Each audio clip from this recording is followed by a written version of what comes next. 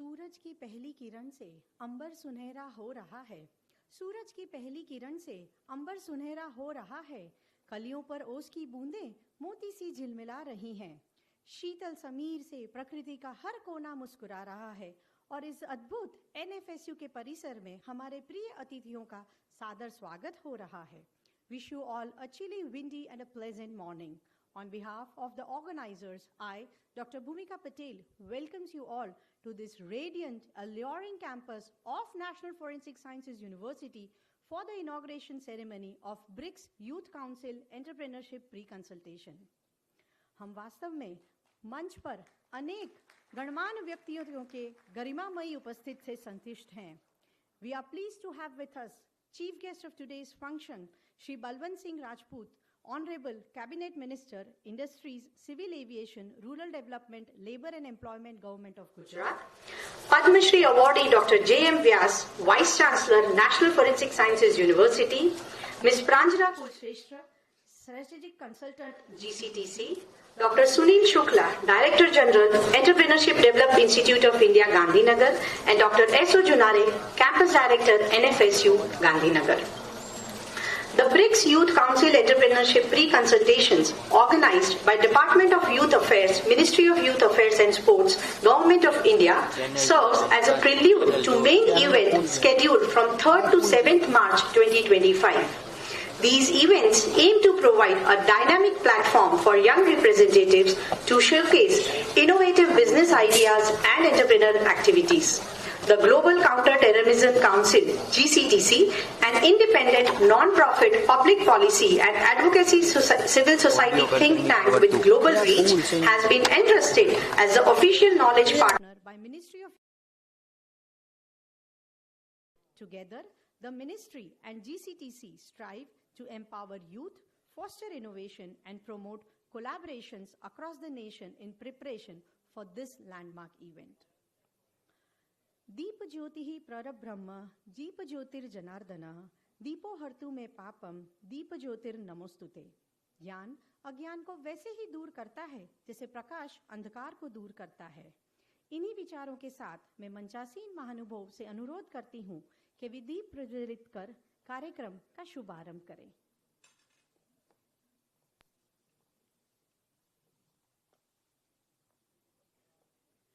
शुभं करोति कल्याणं मारोग्यं धनसम्पदः शत्रुबुद्धि विनाशाय दीपज्योति नमोस्तुते दीपज्योति नमोस्तुते दीपज्योति परं ब्रह्मा दीपज्योति जनार्दना दीपो हरतु मे पापं दीपज्योति नमोस्तुते.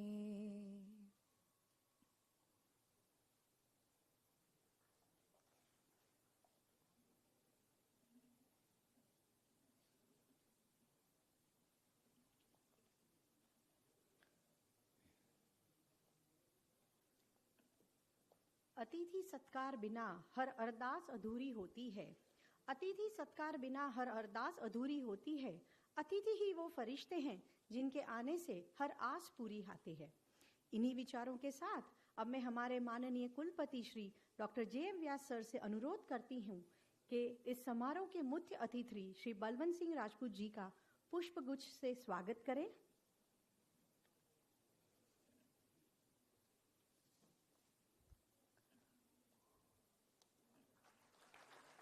उन्हें एक स्टॉल और एक स्मृति चिन्ह भी प्रदान करें.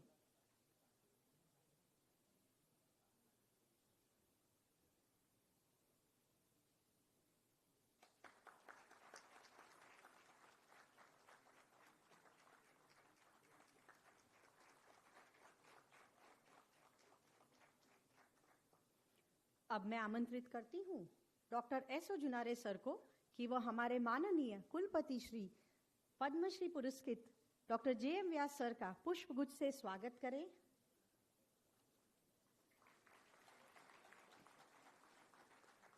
उन्हें एक स्टॉल और स्मृति चिन्ह प्रदान करके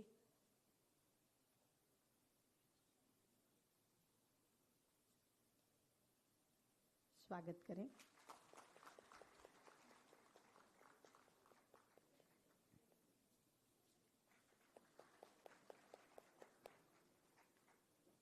अब मैं आमंत्रित करती हूँ डॉक्टर नवीन कुमार चौधरी जी को कि वे आकर मिस प्रांजना कुलश्रेष्ठ जी का पुष्पगुच्छ से स्वागत करें।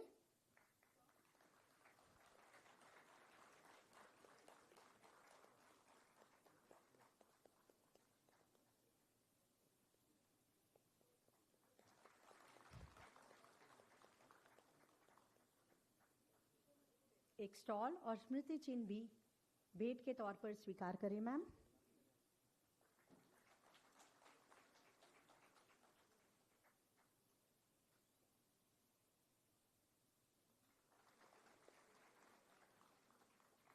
अब मैं आमंत्रित करूंगी श्री सी.डी. जाडेजा सर को कि वे मंच पे आकर डॉक्टर सुनील शुक्ला जी का स्वागत करें।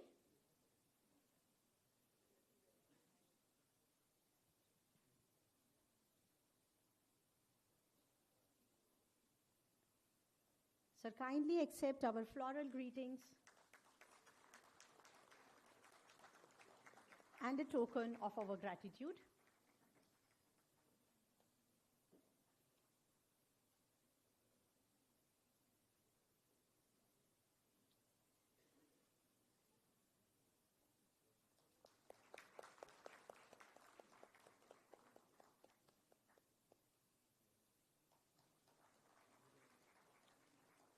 May I now invite Dr. Haresh Barot to welcome Dr. S.O. Junare sir, Campus Director, NFSU, Gandhinagar Campus.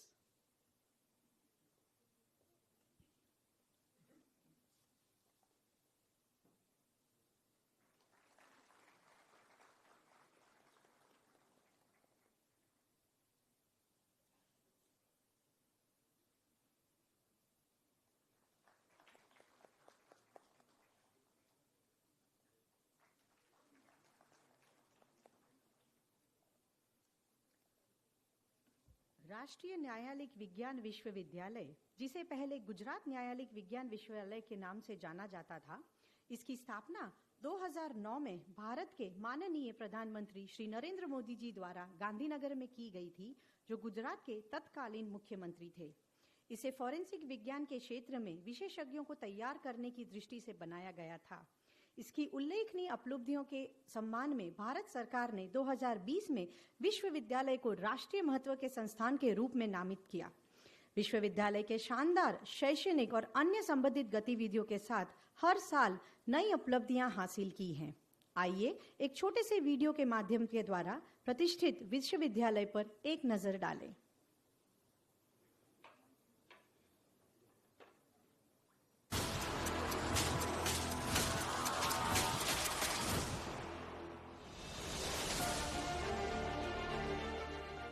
India is prosperous.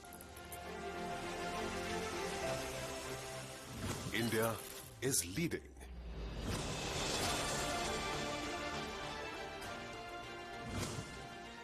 India is future.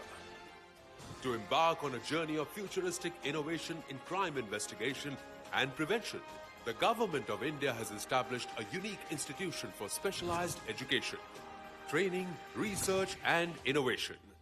Welcome to the National Forensic Sciences University, NFSU.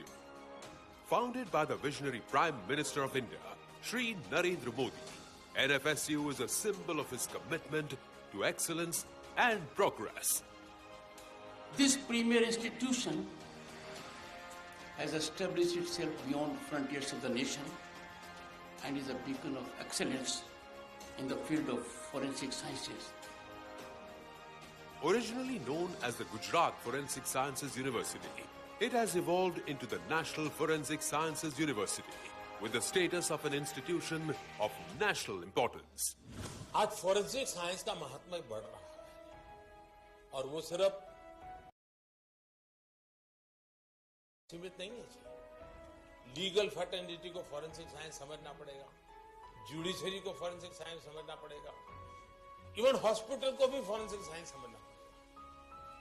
इन सबके प्रयत्न से ही forensic science का उपयोग crime और criminal को सजा दिलाने में बहुत काम आ सकता है और इसलिए हर राज्य में हमें संकलित और संतुलित व्यवस्था हर राज्य को गांधीनगर स्थित नेशनल फॉरेंसिक साइंस यूनिवर्सिटी की और उसकी क्षमता आज दुनिया के 60-70 देश फॉरेंसिक साइंस यूनिवर्सिटी का लाभ ले रहे हैं। हमारे राज्यों ने भी बढ़ चढ़ करके लाभ लेना चाहिए। ये पूरी तरह फ्यूचरिस्टिक टेक्नोलॉजी ड्रिवन व्यवस्था है। Today, NFSU stands as a pioneer in specialized higher education, dedicated to forensic and investigative sciences, an unparalleled institution worldwide. NFSU is one of the fastest growing university in the world, which expanded its horizons with its 8 campuses and 2 academies within a period of 3 years from its establishment. Other than its main state-of-the-art Gandhinagar campus, the campuses at Delhi, Goa, Tripura, Bhopal, Dharwad, Guwahati, Manipur, Pune, and one in Jinja, Uganda have been established. Along with more campuses across the country, the university is planning to expand its horizons internationally. शायद भारत में पहली बार 2-3 जगह पर experiment कर फिर भी मैं कहूंगा, क्योंकि मैं ही कानूनों को पायलट कर रहा था, बड़े साहस के साथ हमने एक निर्णय किया है कि 7 साल और उससे बड़ी सजा के लिए हर क्राइम सीन पर फॉरेंसिक साइंस ऑफिसर का विजिट हमने कंपलसरी किया। और ये फॉरेंसिक साइंस की रचना करने के बाद इतने कम समय में 9 कैंपस और विदेश में युगांडा में भी एक कैंपस बनाने का काम एनएफएसयू ने कर लिया है। ये बहुत, इससे ज्यादा स्पीड से कोई यूनिवर्सिटी बढ़ ही नहीं सकती। हमें विश्वास है कि 9 कैंपस और हम 1 साल के अंदर चालू करेंगे तो देश के हर दूसरे राज्य में कैंपस अवेलेबल हो जाएंगे। और मेक इन इंडिया को भी फॉरेंसिक साइंस यूनिवर्सिटी सार्थक कर रही है। सारी टेक्नोलॉजी को भारत में ही बने।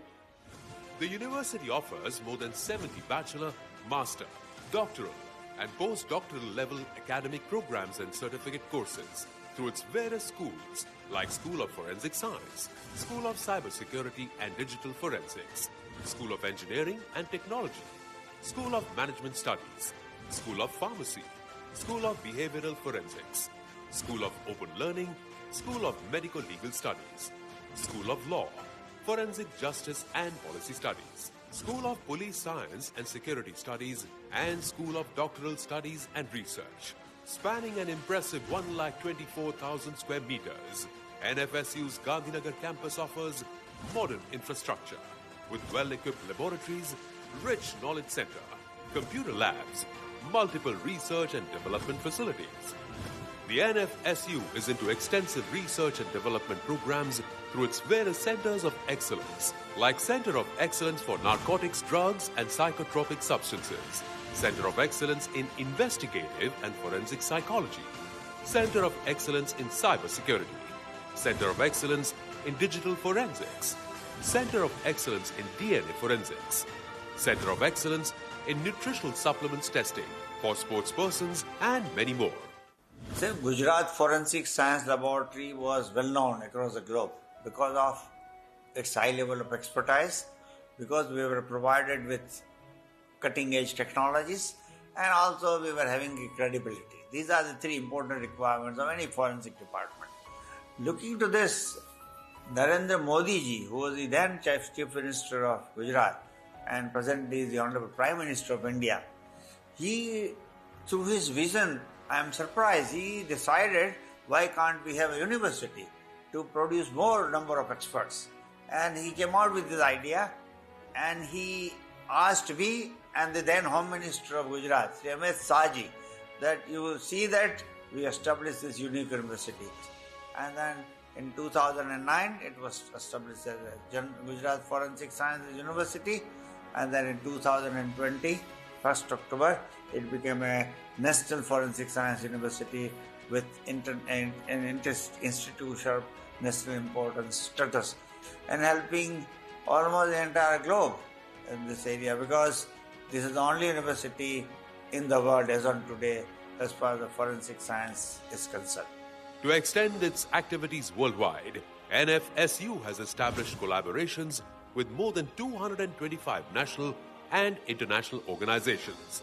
NFSU being the only university of its kind across the globe, it is providing consultancy to national and international agencies in a big way. In terms of their capacity building, the university is dedicated to the future of its students, offering 100% placement assistance through a dedicated placements and career guidance cell, working tirelessly to secure placements for students worldwide. NFSU runs dedicated International Affairs Department to support international students, overseas law enforcement officials, security officials, judicial officials, and others who come for training. Many international students from various countries come for study in this specialized university. National and international conferences, seminars, and workshops are regularly organized for better outreach, acquiring knowledge, gaining wisdom, attaining fulfillment, all through the journey of investigative education.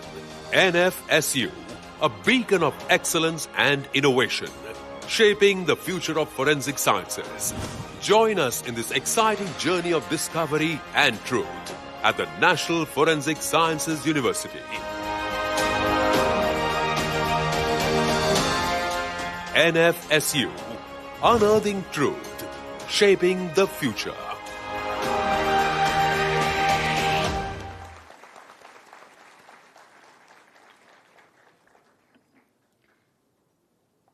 अभी 2 दिन पहले हुए गणतंत्र दिवस के समारोह में doctor एस.ओ. जुनारे sir की तुलना विघ्नहर्ता के रूप में की गई थी। उन्हीं भावों को अभिव्यक्त करते हुए मैं उनका संक्षिप्त परिचय देना चाहूंगी। सर फॉरेंसिक अकाउंटेंट और बिहेवियरल इकोनॉमिस्ट हैं, जो अक्सर लिंग या अंतर सांस्कृतिक परिप्रेक्ष्य के साथ संगठनों और समाज में सुधार लाने के लिए अर्थशास्त्र और मनोविज्ञान की अंतर्दृष्टि का संयोजन करते हैं। सर गांधीनगर परिसर के निदेशक हैं। इन्हीं शब्दों के साथ मैं आमंत्रित करती हूं सर को कि मंच पर आकर स्वागत संबोधन प्रस्तुत करें।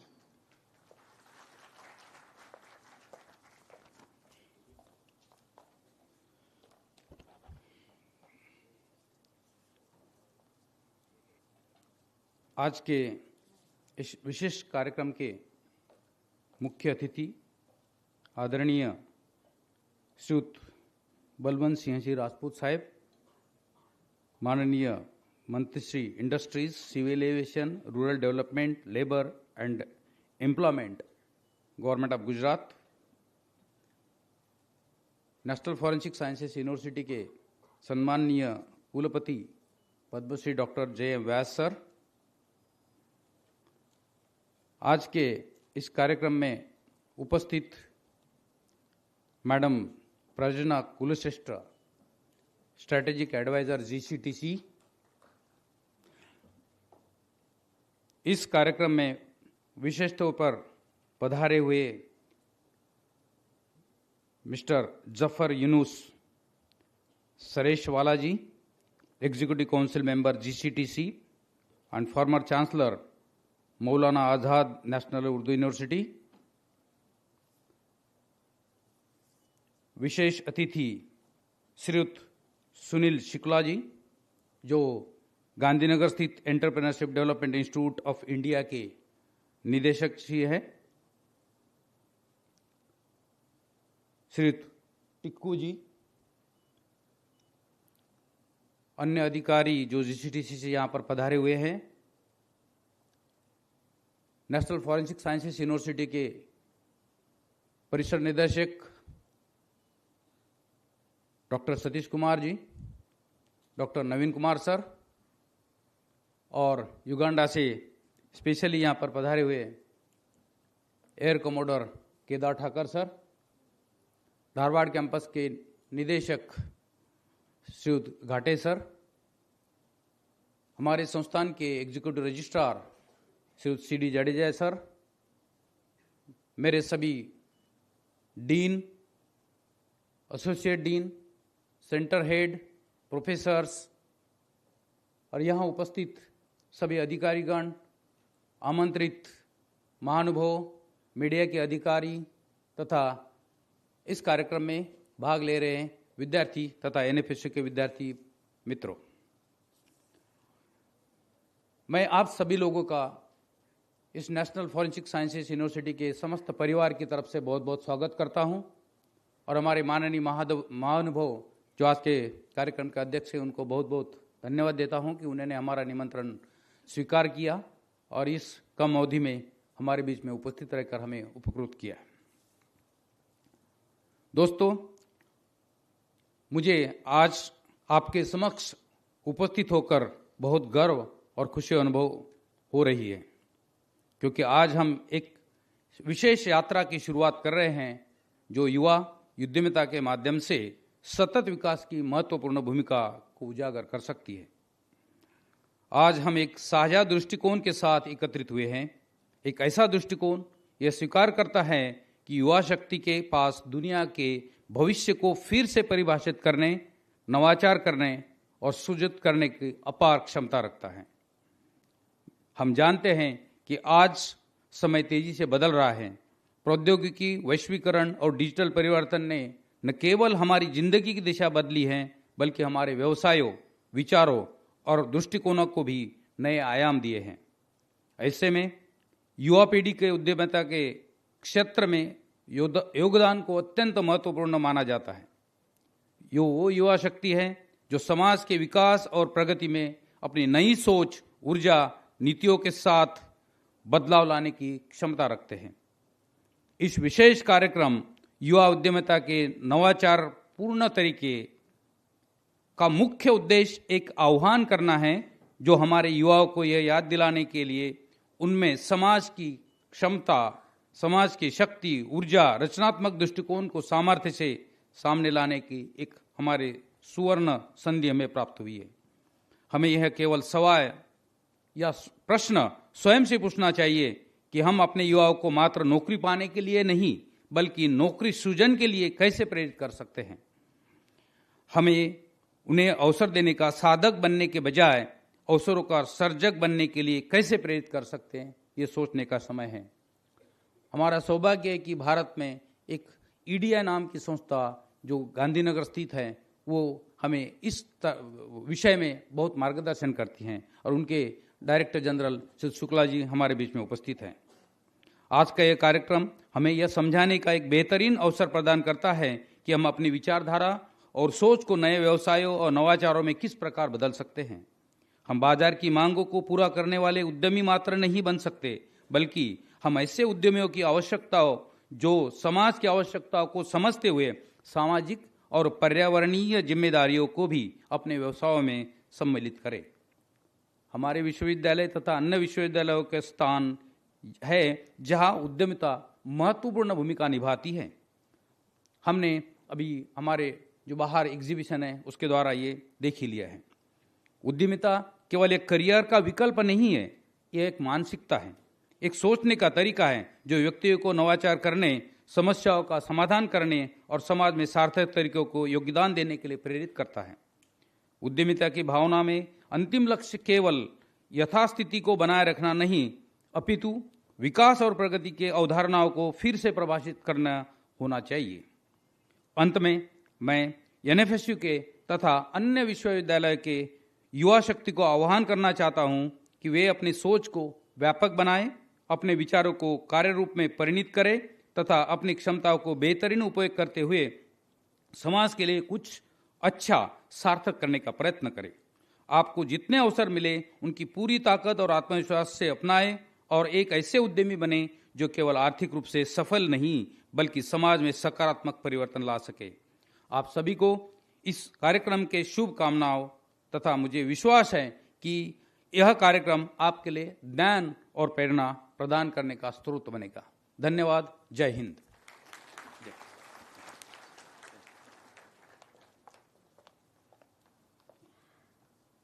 We are pleased to have with us Dr. Paromita Datta, who is a respected academic and a researcher with over 10 years of teaching experience at University of Delhi. She is also a consultant research with GCTC. She specializes in federalism and public policy and has made important contributions in improving understanding and discussions in these fields. I hereby invite ma'am to provide a brief about BRICS Youth Entrepreneurship Pre-Consultation.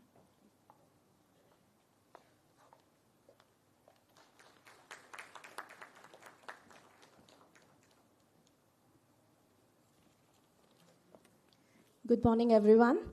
Honorable Chief Guest, Shri Balwant Singh Rajput Ji, Cabinet Minister, Industries, Civil Aviation, Rural Development, Labour and Employment, Government of Gujarat, Padma Shri Dr. J.M. Vyas Ji, Vice Chancellor, National Forensic Science University, Dr. Sunil Shukla, Director General, Entrepreneurship Development Institute of India, Dr. S.O. Junare, Campus Director, NFSU Gandhinagar, Ms. Prajna Kulshreshtha, Strategic Consultant, GCTC, faculty members, officials, members from the media, and my dear students. It is both an honor and privilege for me to address you today at the BRICS Youth Council Entrepreneurship Pre-Consultation event. This event basically underscores the commitment of the BRICS nation towards empowering the youth by exchange of ideas, dialogue, and providing a roadmap for sustainable future. The BRICS Youth Council was established in the year 2023 at the 9th BRICS Summit held in South Africa.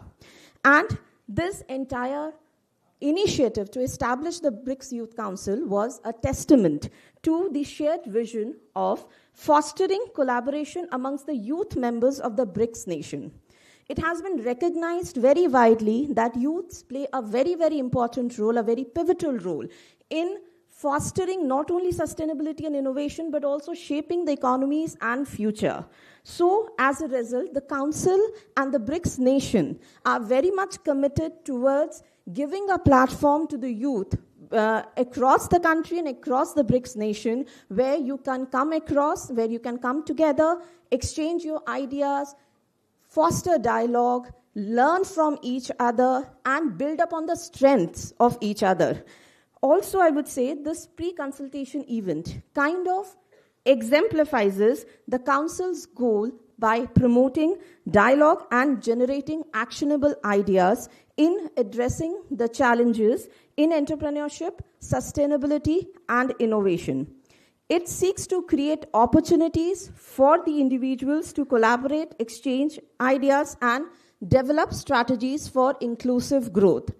For India, this BRICS Youth Council provides a very unique platform to advance the national priorities while contributing to the overall framework of the BRICS. Programs like Make in India, Startup India are a very big example of how Government of India is prioritizing the youth empowerment through economy and through sustainability.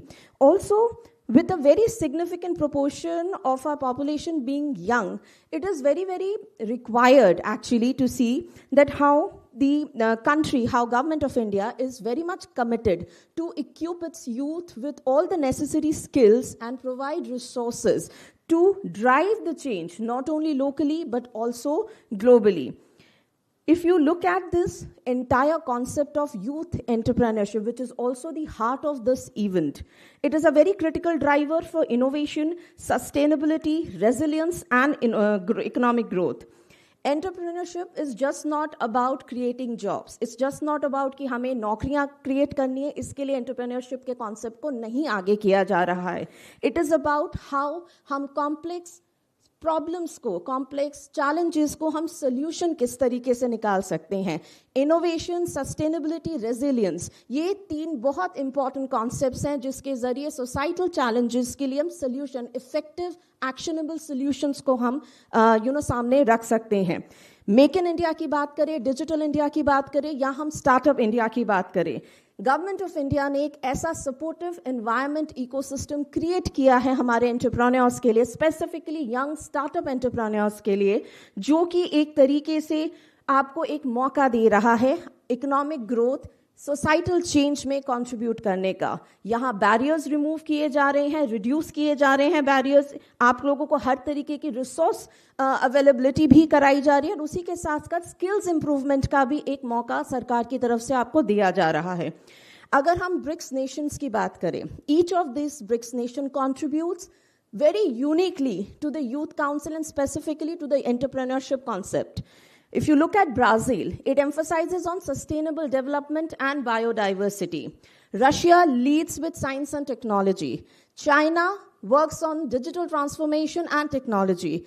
If you look at South Africa, its main focus on youth empowerment and social inequality. But when we come to India, for India, we can say it is providing a very vibrant ecosystem of youth-led innovation and entrepreneurships, backed by government initiatives like Make in India, Startup India, and Digital India. In the end, I would just say that the BRICS Youth Council Entrepreneurship pre-consultation is actually a beacon of opportunity, a platform to reflect the collective commitment of BRICS nations to invest in their youth as drivers of innovation and change. It is very, very important to nurture this spirit of innovation and collaboration, working together to ensure that the youth remains at the forefront of prosperity for the coming decades. Thank you so much, and it's very wholeheartening to see such a huge response here, and welcome to the pre-consultation event for BRICS Youth Council Entrepreneurship. Thank you.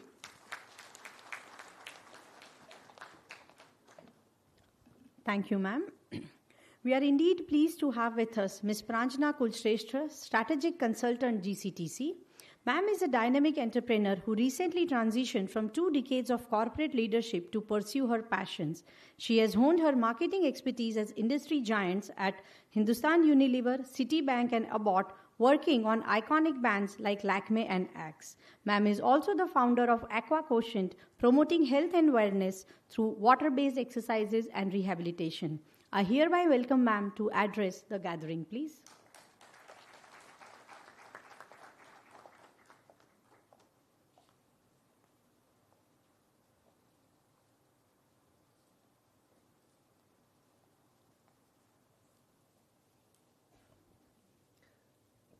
Thank you, Dr. Paromita Datta. That was a rousing speech, and I'm very glad to hear your thoughts.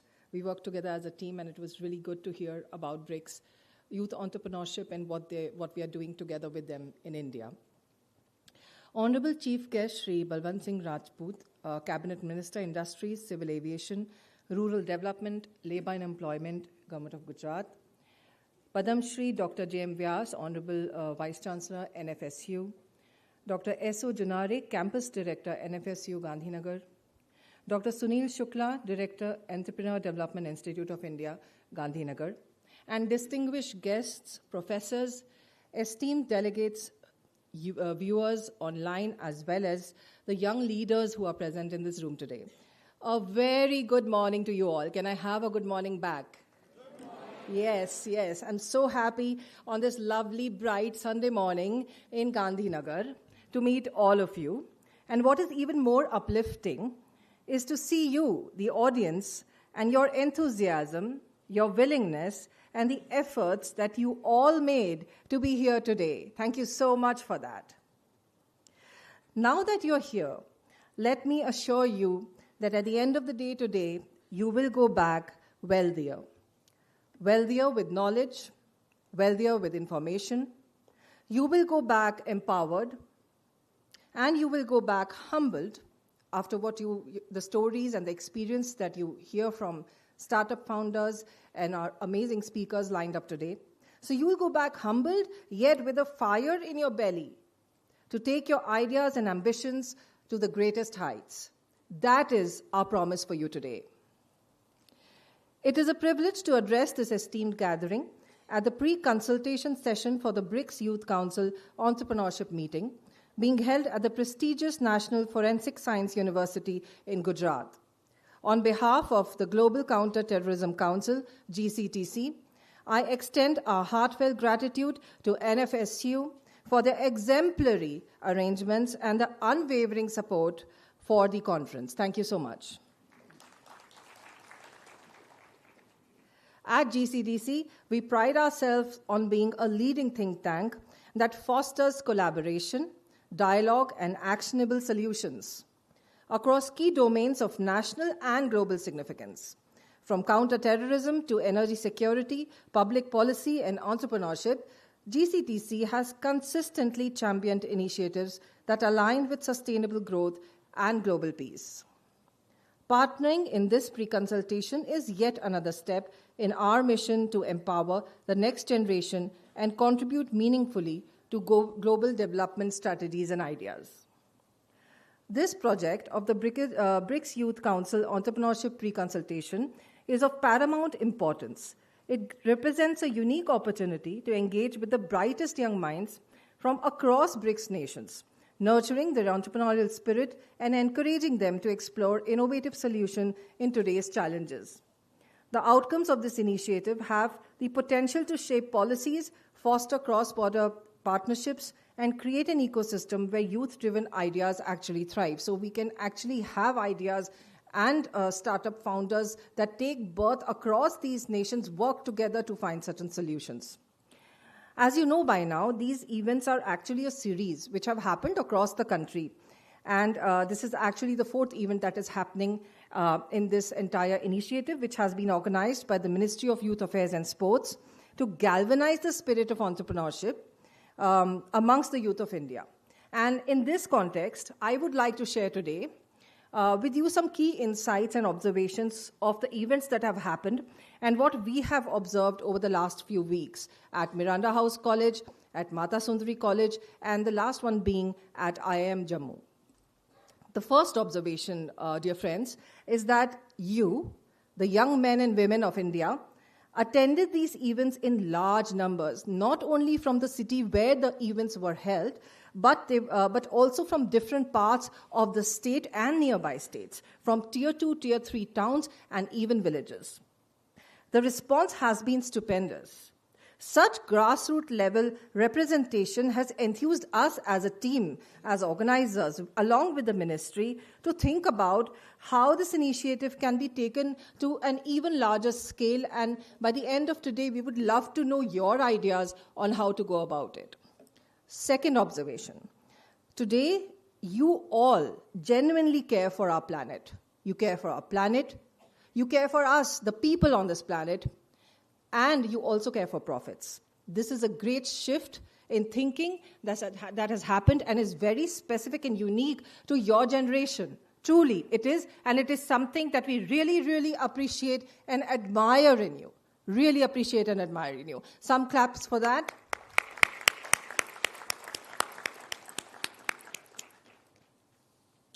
Truly, sustainability, believe you or not, was at the heart of each and every idea that was presented. We had ideas coming up from young students who said that, what do we do with the coffee grounds that Starbucks or Cafe Coffee Day or the other coffee chains across India are disposing of every day? So this whole group of young girls came up on stage and said, we are going to take it up and convert it into biodegradable, sustainable coal, which does 80% less emission but can be still used for combustion and energy purpose. So imagine that. They also converted part of that.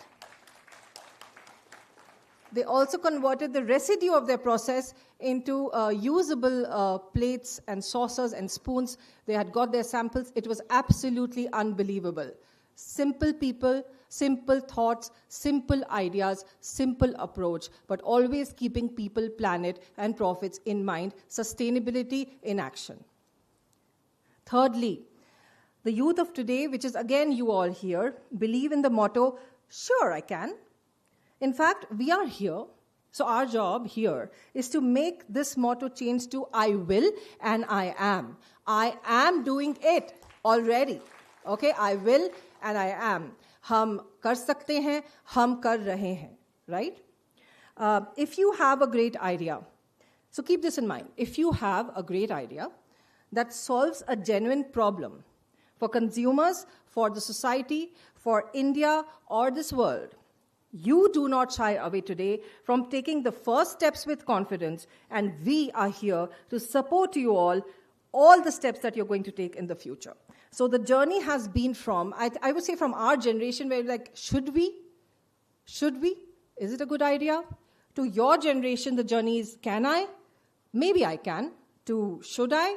To I can, and I will, and I am. All right? Always remember that. That is a uniqueness of your spirit, of what keeps you going day in and day out, or what keeps you, looking at limitations, but at the same time breaking them with a positive approach. So positivity is what you guys bring here along with your sustainable mindset to save what is happening in our ecosystem today. Coming to our favorite state, Gujarat. That's why we are all here. Why Gujarat, right? Gujarat, with its rich heritage of culture and entrepreneurship, is the ideal backdrop for this conversation, actually. From the vibrant craft traditions of Kutch to its leadership in renewable energy, Gujarat embodies the harmony of heritage and innovation. This duality reminds us that our traditions are not merely relics to be preserved. They are dynamic resources that can inspire and inform modern solutions. All right, so keep the traditions in mind, use that wisdom, keep the heritage in mind, use that wisdom directly, indirectly, subconsciously to drive yourself to form modern traditions, right? And that brings us to the theme of the session today, which you would have read in the agenda. Heritage meets innovation. Youth entrepreneurship for reviving tradition and sustainable growth in India. This captures the essence of what makes India and the BRICS nations so unique. As we sit here at the intersection of heritage and innovation, we must ask ourselves 3 questions. Question number 1, how can we empower youth to revive and modernize traditional industries? You guys have to take the industries forward. You guys have to take the traditions, mold them again to suit modern requirements. How do we integrate sustainability into these efforts? And how can technology and entrepreneurship make local traditions relevant in global markets? The answer lies in the energy, the creativity of the youth present here today. You are the bridge, actually. You are the bridge between the wisdom of our past and the possibilities of our future, isn't it? You are the bridge. And we are so glad that we have this bridge to take India forward. I would like to take this opportunity to once again thank the Ministry of Youth Affairs, Government of India, for providing this platform and for their tireless efforts in fostering youth-led development, and NFSU, the institutional partner for this fruitful collaboration. I would also like to thank again and personally thank Padam Shri Dr. J.M. Vyas, who made this possible in Gujarat. GCTC is indeed proud to be part of this journey as a knowledge partner. As we deliberate today, the whole day today, let us remember that the fusion of heritage and innovation is not just an idea. It is not just an idea. It is a responsibility for you guys today. And yes, I will leave you today with our motto, always remember, I can, I will, I am. Thank you.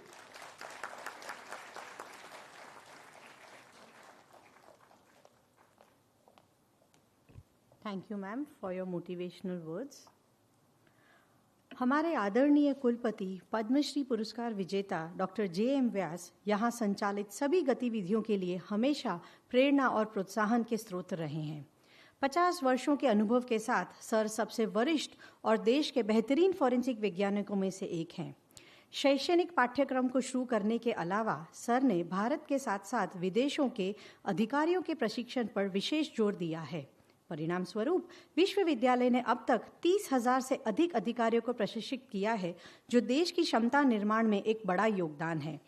इससे भी बड़ा योगदान 70 मित्रविद विदेशी देशों की क्षमता निर्माण में है, क्योंकि इन देशों के अधिकारियों को नियमित रूप से प्रशिक्षण दिया जाता है, जिसकी काफ़ी सराहना की गई है। लंबे और शानदार करियर के दौरान सर को अंतर्राष्ट्रीय एजेंसियों द्वारा विशिष्ट अंतर्राष्ट्रीय फॉरेंसिक वैज्ञानिक पुरस्कार जैसे distinguished international forensic scientist award, life time achievement award, humanitarian forensic award इत्यादि मान्यताएं प्रदान की गई हैं। राष्ट्रीय मोर्चे पर सर को अन्य पुरस्कारों के अलावा सर्वोच्च नागरिक पुरस्कारों में से एक पद्मश्री से सम्मानित किया गया है। सर, आपकी उपस्थिति सदैव ही हमारे लिए प्रेरणादायक होती है। मैं सर को आमंत्रित करती हूं कि वे सभा को संबोधित करें।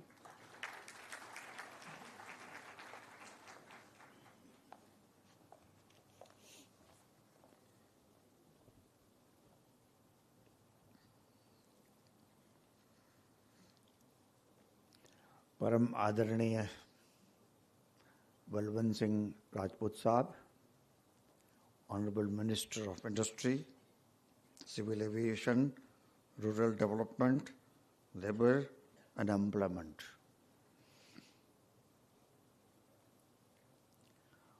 Pranjana Kulusreshta ji, Advisor GCTC, Dr. Sunil Shukla ji, my good friend, who is Director General of EDI, Dr. Professor S.O. Junare, the Director of Gandhinagar Office, all invited guests, dignitaries, GCTC family members, and dear participants who have come from different parts. I'll try to adjust Hindi and English both so that it becomes understandable.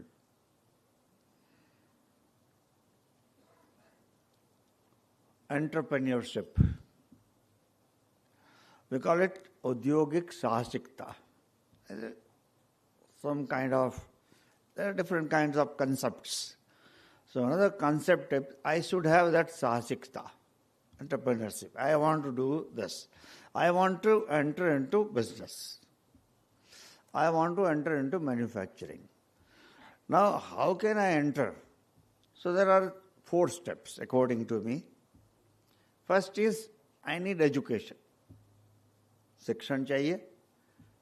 I have to study. After completing the education, what I am supposed to be doing, I have to go for research. I have to do research. Research in the area I am comfortable with, so I will do some research. Research is followed by innovation. Research may say something comes out, and then I go for innovation based on my own research. And then innovation gets converted into startup. Or startup also is not the end, then startup goes to manufacturing. Yes, steps. These are the steps.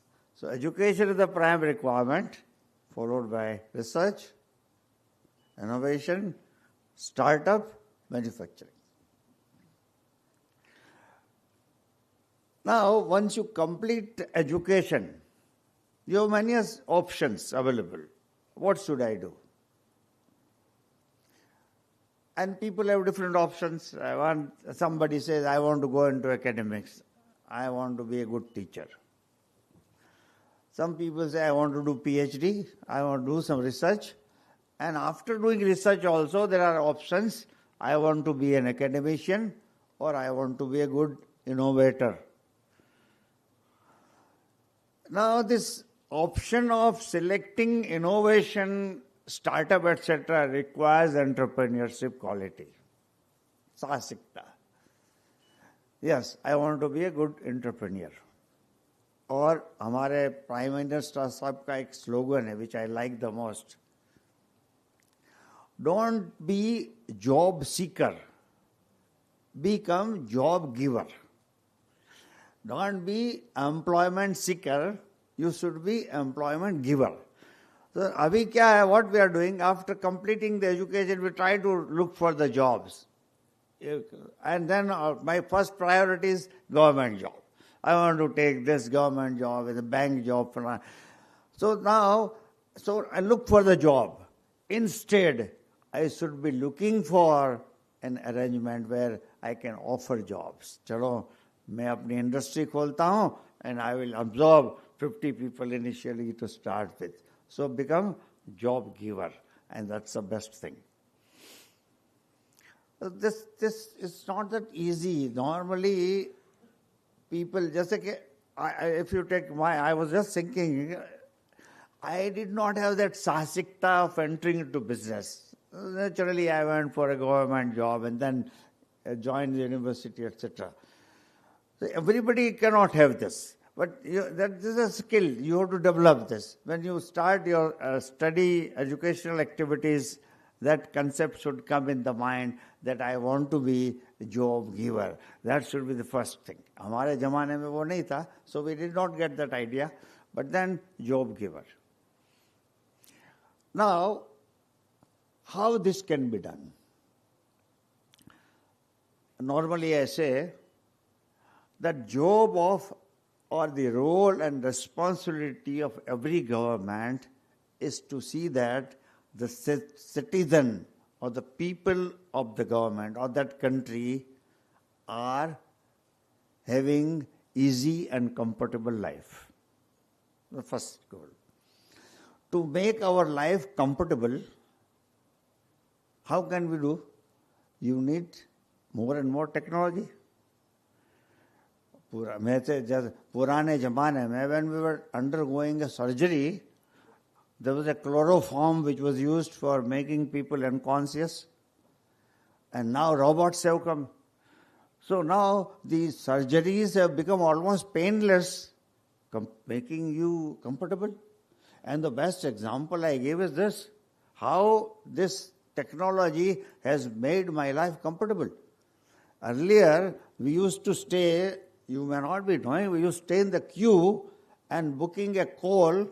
And if you want to talk to somebody outside your city, if you have to make a call to Rajkot from Gujarat, Ahmedabad, you go to a telegraph office, register your call, wait in a queue, and when your number comes, you are given only 3 minutes.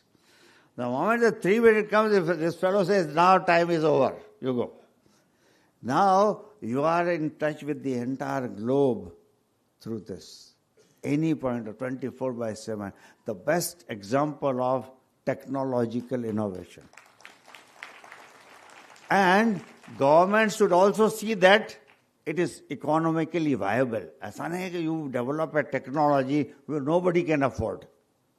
So government's role is also to see that the technology you develop is economically viable. People can afford. This is again a best example.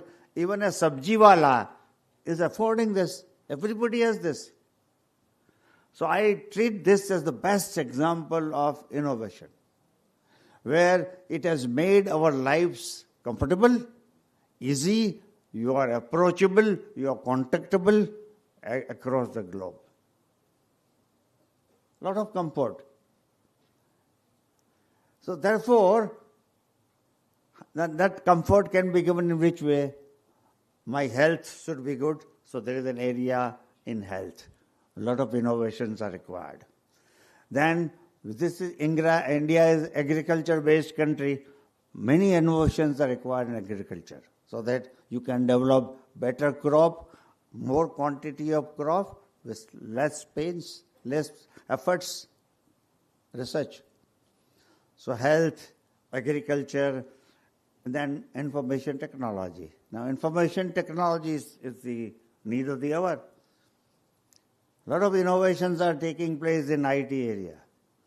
You take it cybercrime investigation, you take cyber security, all kinds of activities. Now everything is done through digital systems, digital devices. A lot of innovations. So depending on your temperament, you decide you want to go into agriculture, you want to go into IT, you want to go into health sector, which sector you are comfortable with. And then develop your mindset so that you do research in this, you do some innovations, and also you enter into manufacturing. This is what is required. I am happy. I'll tell you, the stalls we have kept, there were so many students who were ready to join, but it was all NFSU, I said, no, that will give a wrong impression. This exhibition is only for NFSU. I said, no. So let us get people from outside. So there are 14 stalls. 8 stalls are for NFSU, and I am happy all our students who have done this innovation after research, they have gone into startup, they have entered into manufacturing. They are doing business, and each student has given jobs to at least 15-20 people. They are doing it on a small scale, and then they can become good industrialists to start with. Do this. So this is what we are promoting in this university. Do research and innovations and become good entrepreneur. Now coming back to this BRICS, almost, as I think it has been discussed, but I will tell you in very simple language. BRICS, you know, is a group of countries. They meet regularly, and it is headed by each head of the country. Our Prime Minister is also there.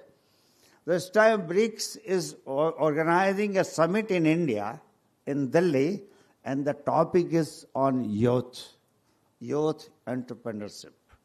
This is the topic. So now this BRICS meeting is going to take place in March, first week of March. Now to educate people and to promote this and create awareness amongst youngsters within India, the youth ministry, because this time BRICS summit is going to be organized through Ministry of Youth. Youth ministry decided to organize pre-BRICS meeting conclaves to educate people to what is this entrepreneurship, to give more idea on this, etc. And then the youth ministry selected GCTC. Now GCTC, you may not be knowing, it is a global counter-terrorism council.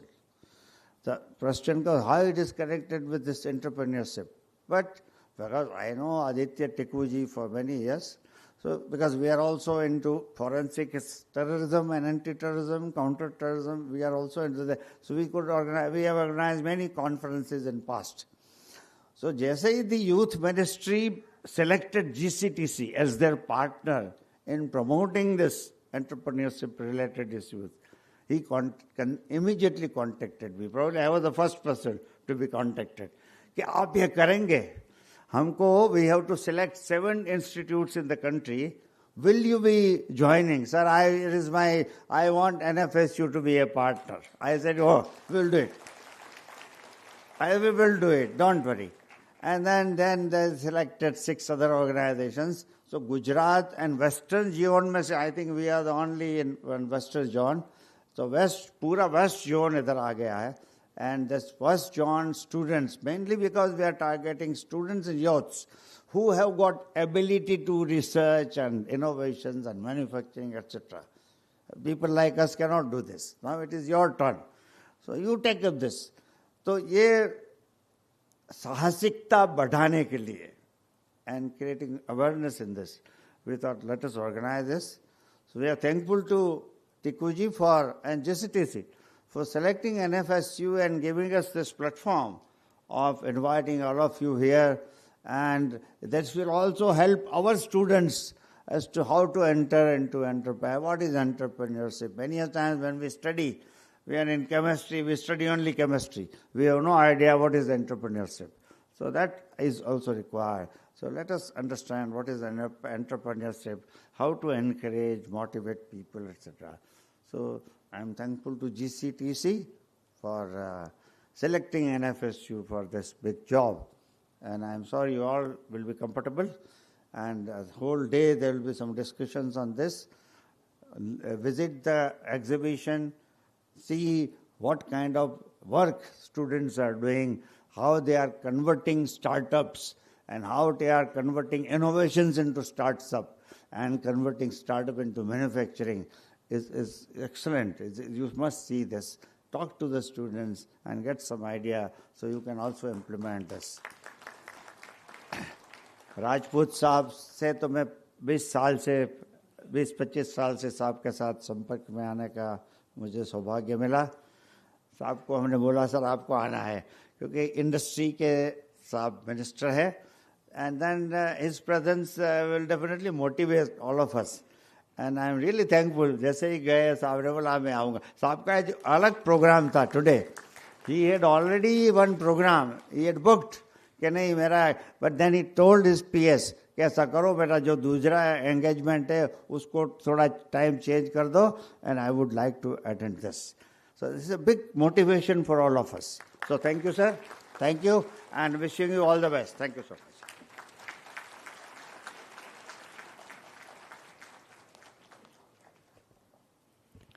Thank you very much, sir, for your encouraging words of wisdom.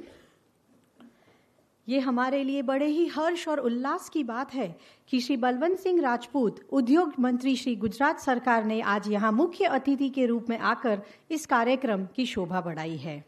आपने वर्ष 2000 से 2006 तक पाटन जिला क्रय विक्रय संघ के अध्यक्ष के रूप में अपनी सेवाएं प्रदान की हैं. लायंस क्लब मेहसाणा द्वारा संचालित सार्वजनिक अस्पताल में ट्रस्टी के रूप में एवं बहुचर जन सेवा ट्रस्ट द्वारा संचालित गोकुल सार्वजनिक अस्पताल के प्रधान ट्रस्टी के रूप में सर की सेवाएं निरंतर जारी हैं. गोकुल एजुकेशन फाउंडेशन के संस्थापक तथा ट्रस्टी के रूप में लगातार सर की सेवाएं जारी हैं। आप गोकुल ग्लोबल विश्वविद्यालय के प्रमुख एवं बहुचर केवलवनी मंडल के मैनेजिंग ट्रस्टी भी हैं। भारतीय प्रोसेसिंग सहकारी संघ संस्थापक अध्यक्ष के पद पर 1998 से 2006 तक आप आसीन रहे हैं। आपने solvent extraction association of India west zone के चेयरमैन एवं गुजरात राज्य औद्योगिक विकास निगम के अध्यक्ष के रूप में अपनी सेवाएं दी हैं। सर बिंदु सरोवर ट्रस्ट सिद्धपुर के भी प्रमुख हैं। सर गुजरात सरकार द्वारा बहुचराजी टेम्पल ट्रस्ट के ट्रस्टी के रूप में भी दायित्व निभा रहे हैं। इसी के साथ आइए तालियों की गड़गड़ाहट से स्वागत करते हैं मंत्री श्री जी का कि वह मंच पर आए और उद्घाटन संबोधन करें।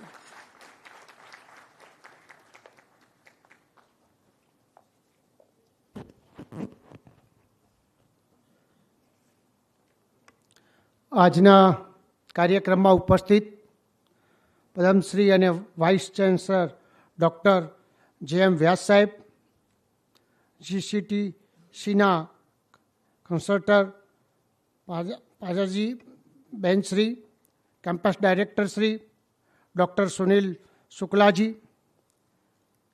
NFSUના ફેકલ્ટી, વિદ્યાર્થી ભાઈઓ, સ્ટાર્ટઅપ અને મીડિયાના મિત્રો,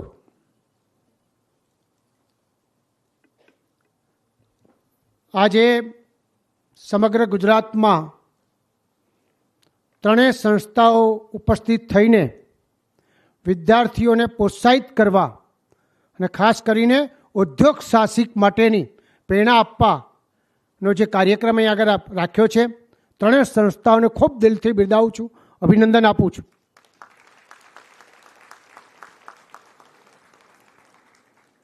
સમગ્ર ભારતની અંદર આદરણીય પ્રધાનમંત્રી નરેન્દ્રભાઈ મોદી સાહેબ આપણા દેશમાં સૌથી વધારે યુવાઓ છે અને વિશ્વમાં જ્યારે આપણા સાથે આટલા બધા યુવાઓ હોય ત્યારે એમને કેવી રીતે પ્રોત્સાહિત કરી શકાય એના બાબતની સખત ચિંતાના ભાગરૂપે આજે 7 જગાએ ભારતની અંદર અનેક પ્રકારના કાર્યક્રમો થવાના છે.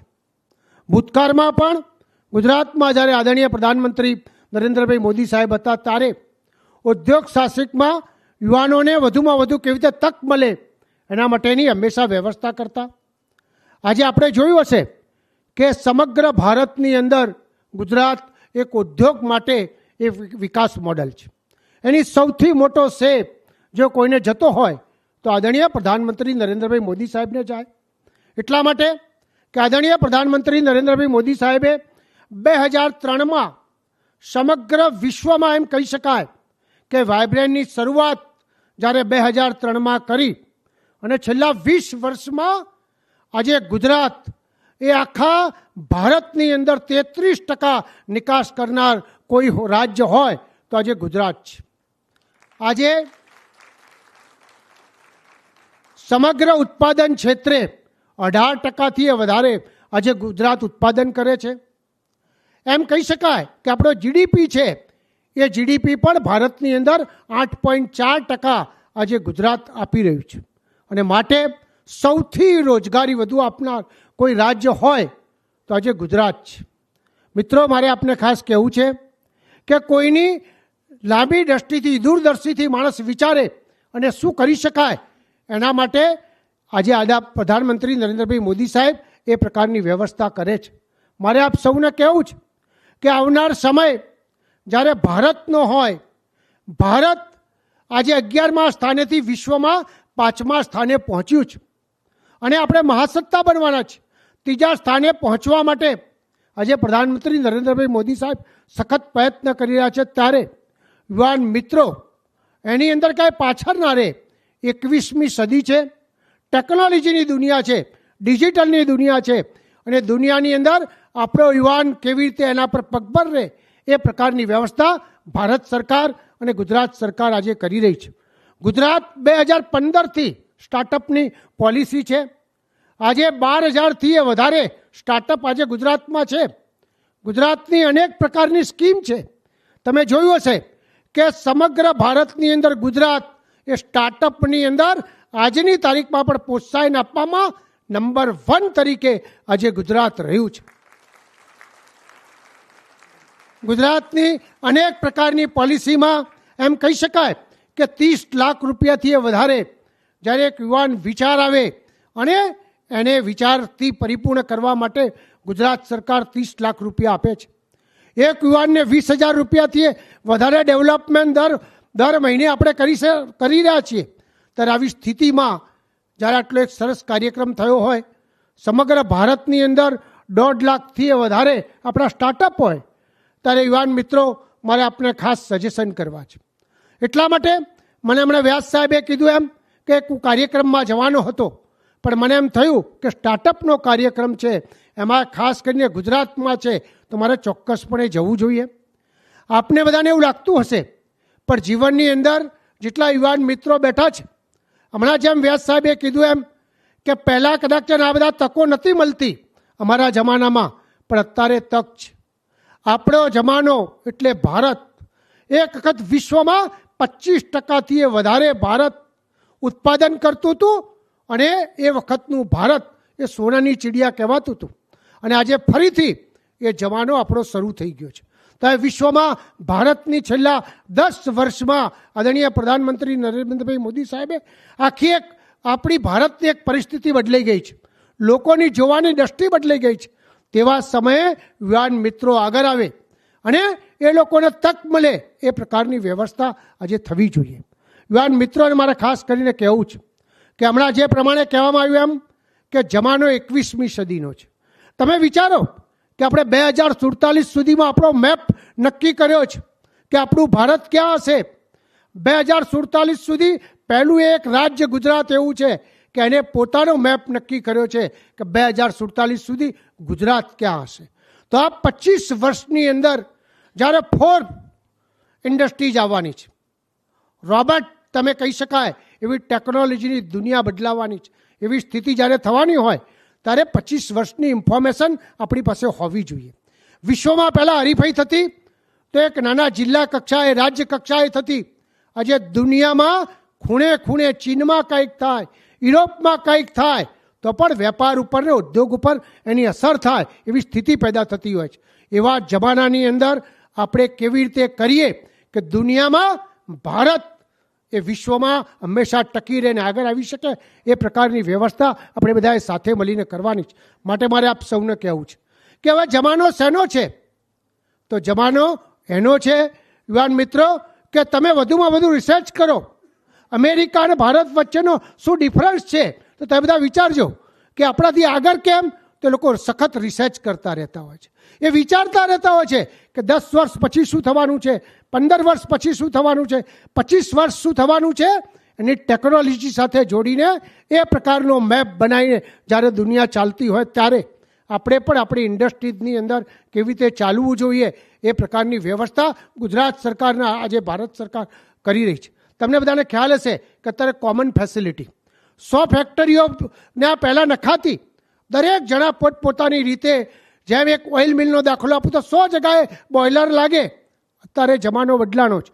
એક બોઇલર નખાય અને 100ને આપણે સ્ટીમ આપી શકાય એ પ્રકારની વ્યવસ્થા થઈ શકે એ પ્રકારની કોમન ફેસિલિટીનો ડેવલપમેન્ટ જમાનો આવ્યો છે. પડતર કોસ્ટ કેવી રીતે નીચે આવે એ આપણા માટે બહુ જરૂરી છે. અને બધા યુવાન મિત્રો જો તમે નક્કી કરો મનથી કે આપણી કોસ્ટ નીચે આવે તો જ આપણે એની હરીફાઈ કરી શકાય, એના ડેવલપમેન્ટ કરી શકાય, એ પ્રકારનું આગળ આપણે જઈ શકાય એ પ્રકારની વ્યવસ્થા આપણે કરી શકાય. તમે કદાચ બિરલા શેઠની એક બુકમાં વાંચ્યું હશે કે એમને એક જણાએ કીધું કે તમે આટલા મોટા માણસ કેવી રીતે થયા. તો હંમેશા એ વિચારતા મારી પડતર કોસ્ટ કેવી રીતે નીચે આવે, હું સારી ક્વોલિટી કેવી રીતે બનાવી શકું, હું કેવી રીતે સારી વ્યવસ્થા કરી શકું. એ પ્રકારની વ્યવસ્થા કરીએ તો આપણે ચાલીએ. ત્યારે સરકાર આપણી સાથે હોય, આટલા બધા જ લોકો આપણને ભેગા થઈને માર્ગદર્શન આપતા હોય, ત્યારે આપણે પણ એની અંદર કંઈક ને કંઈક રીતે જેમ કહેવામાં આવ્યું ને કે ભૂલી જાઓ જવા કે ભાઈ આપણે નોકરી કરવા માટે જ ભણીએ છીએ. નોકરી આપવા માટે પણ આપ સક્ષમ છો, તૈયાર છો કે આપ પણ ઘણા બધા લોકોને નોકરી આપી શકાય એવી વ્યવસ્થા થઈ શકે. માટે નાની નાની વ્યવસ્થાઓ ઉત્પન્ન થાય. મેં હમણાં સ્ટાર્ટઅપ મિત્રોને મેં જોયા, આજે ખેતીથી માંડીને અનેક ક્ષેત્રે ક્રાંતિકારી કામ જ્યારે સ્ટાર્ટઅપના લોકો કરી રહ્યા હોય ત્યારે આ ગુજરાત એક એવી ભૂમિ છે, આ ગુજરાતમાં જે વિચાર આવે અને એ પરિપૂર્ણ થાય એ આજે સમગ્ર વિશ્વ ગુજરાત સામે જોઈ રહ્યું છે. ત્યારે ગુજરાત સરકારની પોલિસી, ભારત સરકારની પોલિસી, માર્ગદર્શન આ બધું જ મેળવીને આપણે પણ એક સાહસિક ઉદ્યોગકારો થઈએ એવું આજે મન બનાવીએ, સંકલ્પ કરીએ. અને સંકલ્પ આપણો 25 વર્ષ સુધી, ઘણા બધા મિત્રોને કહું છું, મેં માત્ર 60 રૂપિયામાં શરૂઆત કરી હતી. આજે એક સારી ક્રાંતિકારી રીતે અનેક પ્રકારની ઇન્ડસ્ટ્રી છે અને મેં જોયું છે કે આવનાર 25 વર્ષ જ્યારે દુનિયામાં આપણા હોય ત્યારે તમારા બધાના સહકારથી આપણે સામાન્ય રીતે એમ કહેવાય છે કે 25 વર્ષ પહેલાં ભારતની જે સ્થિતિ હતી અને આજે આપણી જે સ્થિતિ છે, હું તમને આંકડા આપવા બેસું તો ઘણા બધા ડિફરન્સ તમને એમ લાગે કે આટલું બધી આપણે પ્રગતિ કરી શક્યા. એવી સ્થિતિ થવાની હોય ત્યારે તમારે બધાને પણ એક મનમાં સંકલ્પ કરીને કે મારે પણ એક ઉદ્યોગપતિ થવું છે, સાહસિક ઉદ્યોગપતિ થવું છે. અને એની સાથે સાથે સ્ટાર્ટઅપ સાથે કંઈક ને કંઈક નવી વસ્તુઓ જોડી શકાય, કંઈક ને કંઈક એવી સિક્યોરિટી આઇટમો કરી શકાય જેના કારણે ઉદ્યોગોમાં પણ કામ આવે. આજે ટેકનોલોજીમાં ઘણી બધી ટેકનોલોજી આવવાની છે અને ટેકનોલોજી દિન પ્રતિદિન બદલતી રહેતી હોય છે. 5 વર્ષે 10 વર્ષે પહેલાં હમણાં સાહેબ મોબાઈલ બતાવતા હતા, પહેલાં આપણે જુદો હતો. આજે એમ 6 મહિને 12 મહિને મોબાઈલની આખી ટેકનોલોજી બદલતી જતી હોય છે. એવી સ્થિતિમાં જ્યારે કામ કરવાનું હોય ત્યારે વિદ્યાર્થી ભાઈ બહેનોને કહું છું, ગુજરાત સરકાર તમારી છે, ભારત સરકાર તમારી સાથે છે. આપણે બધા સાથે મળીને કંઈક ને કંઈક એવું ક્રાંતિકારી કામ કરીએ કે આવનાર ભાવિ પેઢીને પણ આપણે ઉપયોગિકતા થઈએ. આજે વિશેષ નહીં કહેતા, આપ સૌએ આટલી મોટી સંખ્યામાં જ્યારે ઉપસ્થિત થયા છો, અહીંયા આગળ આવ્યા છો અને આખા દિવસ દરમિયાનનો કાર્યક્રમ ચાલવાનો છે, તો આપ ચોક્કસ કંઈક ને કંઈક પ્રાપ્ત કરીને બધા કહે છે કે મા લક્ષ્મી કરતાં મા સરસ્વતી પ્રાપ્ત કરવી ને એ દુનિયામાં સૌથી મોટું એક અવસર હોય છે. અને મા સરસ્વતી જ્યારે આપણને અહીંયા પીરસવા આવી હોય તો જેની પાસે મા સરસ્વતી હશે તો લક્ષ્મી ચોક્કસપણે મળવાની છે. મને પણ સાહેબે જે તક આપી એ બદલ આપનો આભાર. ભારત માતા કી જય.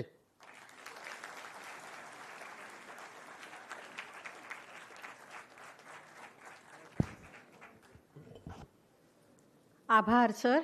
તમારો સંબોધન ખરેખર અમારા બધા માટે બહુ જ प्रेरणादायक હતું.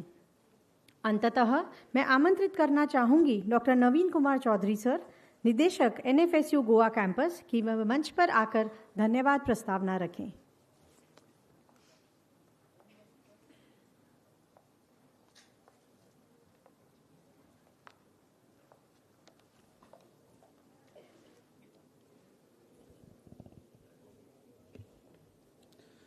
परम आदरणीय माननीय मंत्री श्री बलवंत सिंह राजपूत, कैबिनेट मंत्री, industries, MSME, civil aviation, cottage और रूरल इंडस्ट्रीज, लेबर तथा एम्प्लॉयमेंट, गुजरात सरकार और आज के मुख्य अतिथि माननीय पद्मश्री डॉक्टर JM व्यास, कुलपति नेशनल फॉरेंसिक साइंसेज यूनिवर्सिटी, तथा हमारे मार्गदर्शक doctor Prajna Kulshreshtha, strategic consultant GCTC, doctor Promita Dutta, वरिष्ठ प्रोफेसर, दिल्ली विश्वविद्यालय, doctor Sunil Shukla, director general, entrepreneur development institute of India, Gandhinagar, doctor SO Junare, campus निदेशक, NFSU Gandhinagar, Shri CD Jadeja, executive registrar, NFSU Gandhinagar, campus directors, deans, faculty members और आज सभा में उपस्थित सभी गणमान्य अतिथिगण एवं मेरे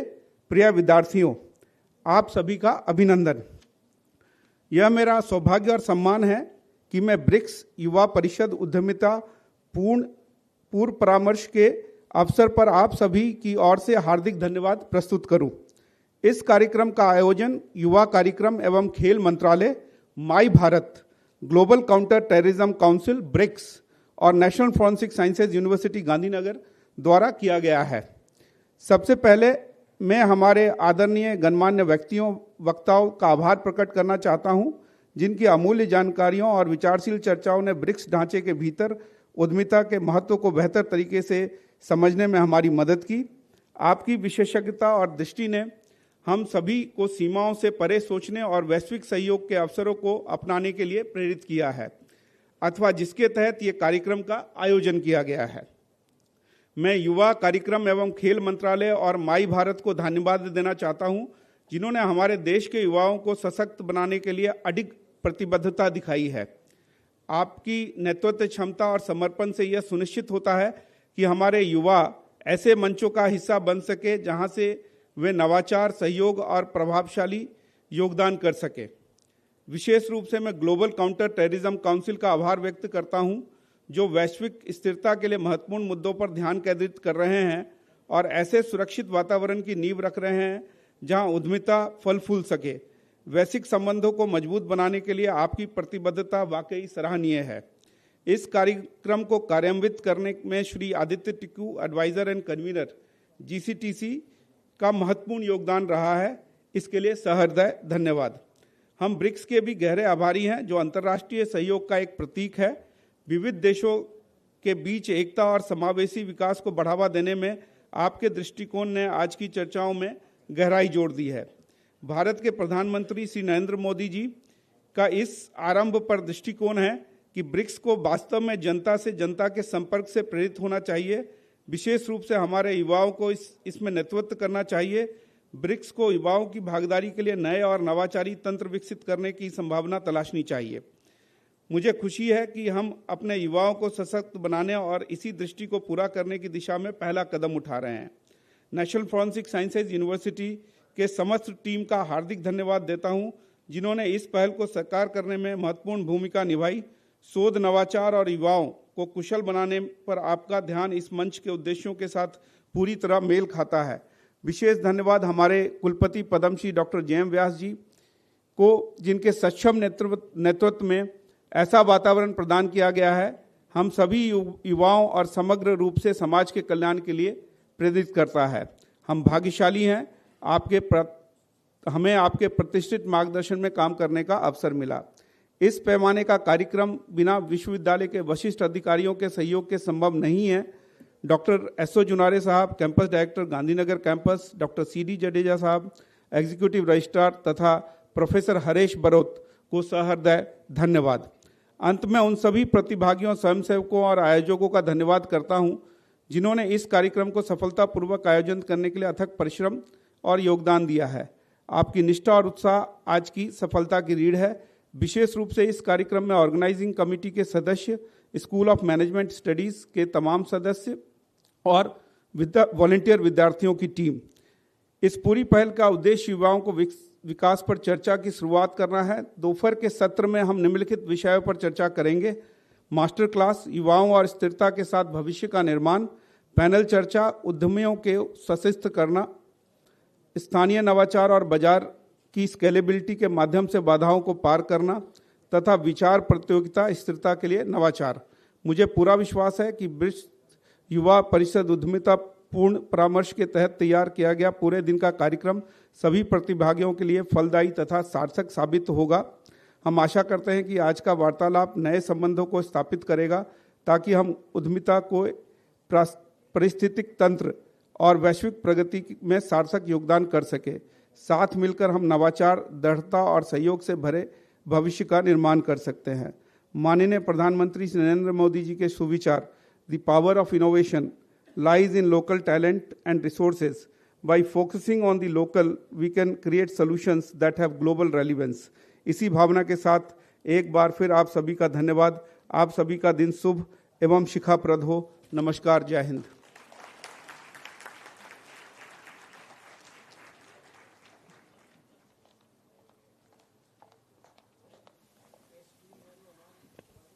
समारोह के अंत में मैं आप सभी से अनुरोध करती हूं कि राष्ट्रगान के लिए कृपया खड़े हो जाएं।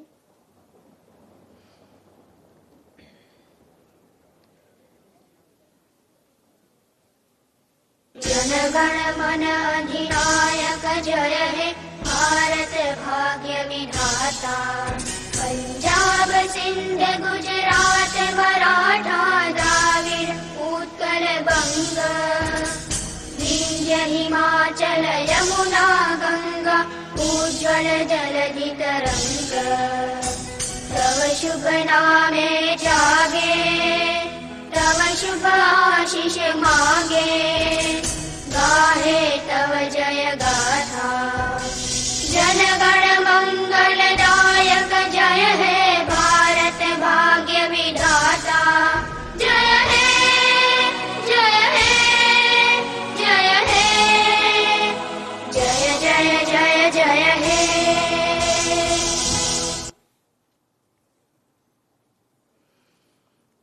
I request all of you to kindly be seated as the guests leave.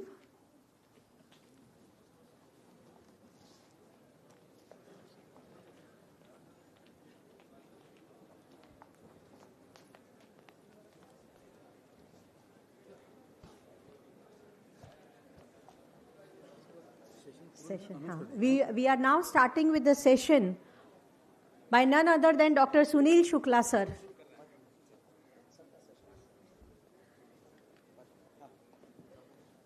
I request all of you to be seated and we are starting the session. I now hand over the podium to Ms. Shubham Thakral.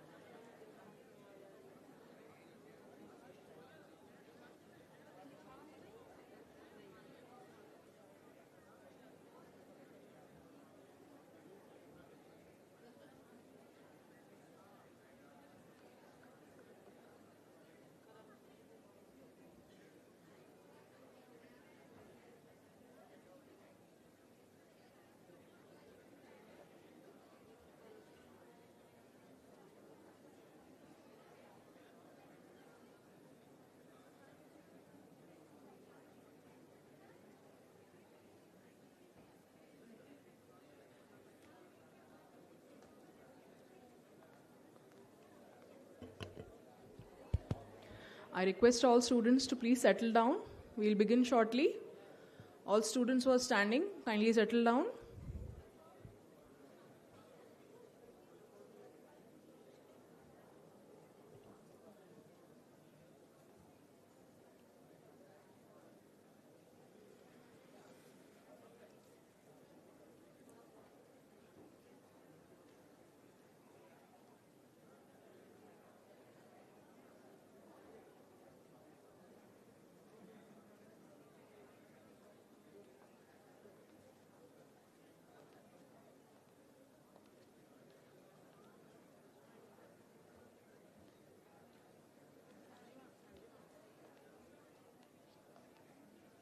Yes, ma'am. Yes, ma'am. Yes, ma'am.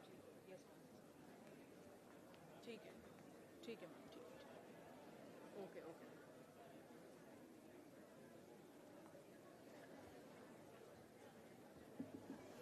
I request all students to please settle down quickly. Students, all those who are standing, kindly take your seats.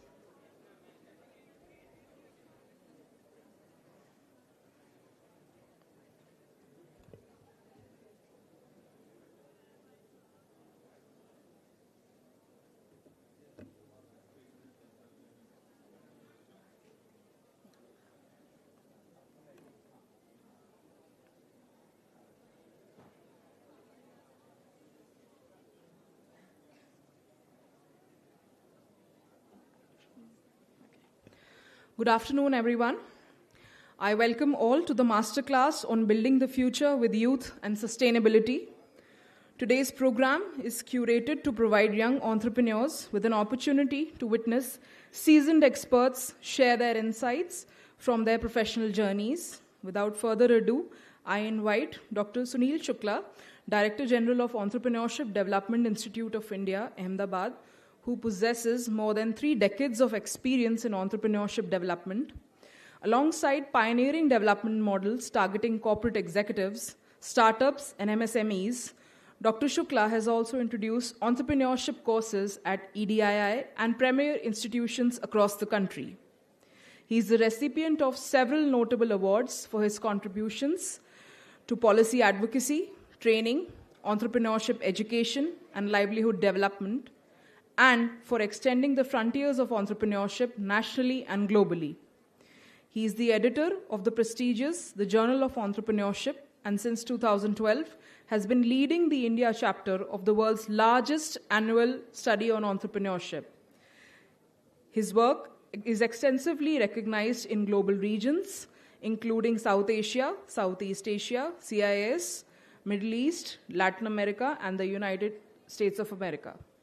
I request Sir to come on stage, and I also request Professor Dr. Asha Srivastava, Dean, School of Behavioral Forensics, to please felicitate Sir.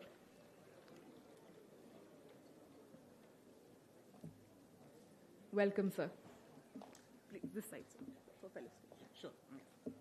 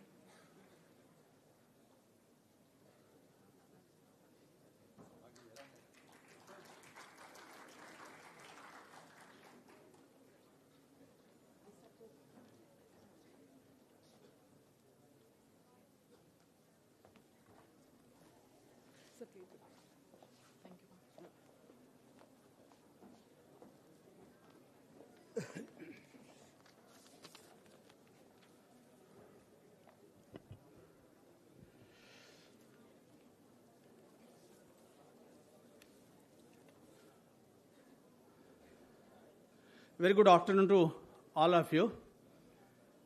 I'm grateful to the National Forensic Science University, Honorable Dr. Vyas specifically, and all of you for inviting me on this occasion. As we have heard in the inaugural session, certain critical aspects of entrepreneurship. Dr. Vyas himself talked about Udyoga Sahasik, that it is the sahasikta which is important in running an industry or starting an industry. Yes, indeed. And we have seen that entrepreneurship has grown significantly during last couple of years, more specifically during last 10, 11 years. If I give you the statistics, for last 10 years, we had about 450 registered startups by 2014. The number has grown phenomenally to more than 1.6 lakhs. I don't know what would be the percentage. From 450 registered startups on DPIIT portal, we have today more than 1.6 lakhs. The incubation centers, which are established in most of the institutions and which provide common facilities, mentoring, guidance, hand-holding, hardly they were 50 in numbers, which has increased to about 1,200 incubation centers in the country, in higher learning institutions, technology institutions, and centers of excellences. Out of these startups, those who are valued in terms of above $1 billion unicorns, the number is 117 as of January 2025. I'm not sure how many of you had heard the term unicorn until few years ago. By the time Corona came, we hardly had about 32 unicorns. Now you can add about 70-80 unicorns have been added during last about 5 years. Every university or college today has an activity on entrepreneurship. Either they have courses or seminars, workshops, and an awareness has been created about entrepreneurship, startups, thinking about MSMEs, because ultimately we would like startups to mature in terms of MSME. And you know that how important the contribution of startups and MSMEs are in the country's economy. MSMEs are the largest employment generator after the agriculture in our country. Very, very important role that they play. So lots of things are happening. If you look at the places from where or the sectors where these unicorns have emerged, the consumer sector has the largest number of unicorns, about 57, dealing directly with the consumer, offering services, values. Enterprise application 38, retail about 37. Bangalore or Karnataka is the largest destination, most preferred ideal place, about 48 to be precise, unicorns have emerged from Bangalore. Mumbai about 20. Gurugram also is fast emerging. Gujarat is very fast catching up on the startup spectrum. As our honorable ministers have shared the information with you, in terms of Niti Ayog's startup ecosystem ranking of all Indian states, Gujarat for the last 4 years, last 4 times, 18, 19, 21, 22. I think 1 year because of COVID that rating didn't take place. But 4 successive ratings, Gujarat has ranked on top, number 1 in startup, creating startup ecosystem. Much credit goes to different departments led by our Honorable Chief Minister, whether it is Education Department, they have Incubation Center, I have you would be knowing, Industry Department has iCreate, SSIP scheme is there, Nodal Institution scheme is there. So many schemes are there to facilitate and provide a perfect ecosystem for entrepreneurship and startup ecosystem and mentoring, guidance, hand-holding. Probably the number of incubation centers in Gandhinagar, Ahmedabad belt is the largest in the country. And that is providing the perfect recipe for growth of startups in the state. Though we are yet to see the emergence of unicorns, but that's not the only requirement. How it is broad-based and whether youth have adopted entrepreneurship, that is more important, and which is happening here. If you look at the funding of startups, last year, Indian startups attracted $13.2 billion investment, which is about 22% in addition to what they attracted in the previous year. So that is growing. And the collective valuation of all the startups, if you add in India, it is an enviable track record of about $350 billion US. 350. And because of that, India is rated as the third largest destination after US and China in terms of startup ecosystem or startup number of startup ranking. In 2023, India received about 90,000 patent ranking, and overall patent grants were also equal or little more than that in the number. So lots of things are happening. Indian youth is also thinking of this alternate, challenging career, knowing it fully well that entrepreneurship is not a smooth career. It's not a smooth ride. It's full of bumpy rides. Knowing it fully well, they want to try out, they want to test the water, and their participation only keeps on increasing. During my introduction, it was stated that we conduct Global Entrepreneurship Monitor, that is supposed to be the largest study on entrepreneurial dynamics in the world. Global Entrepreneurship Monitor. For last about 12 years, we have been doing it. We are leading it in India. And about 50-60 economies every year participate. And we try to find out that what is the situation in work for entrepreneurship. Some statistics you may like to note that in the country where India is highest, 75.5% youth are seeing good opportunities to start a business in our country. Youth. More than 3/4 of our youth, they perceive that there are good opportunity and this is the right situation to start a business in India. The confidence level has increased and India has ranked 5th among 51 countries so far participation of youth in new enterprises is concerned.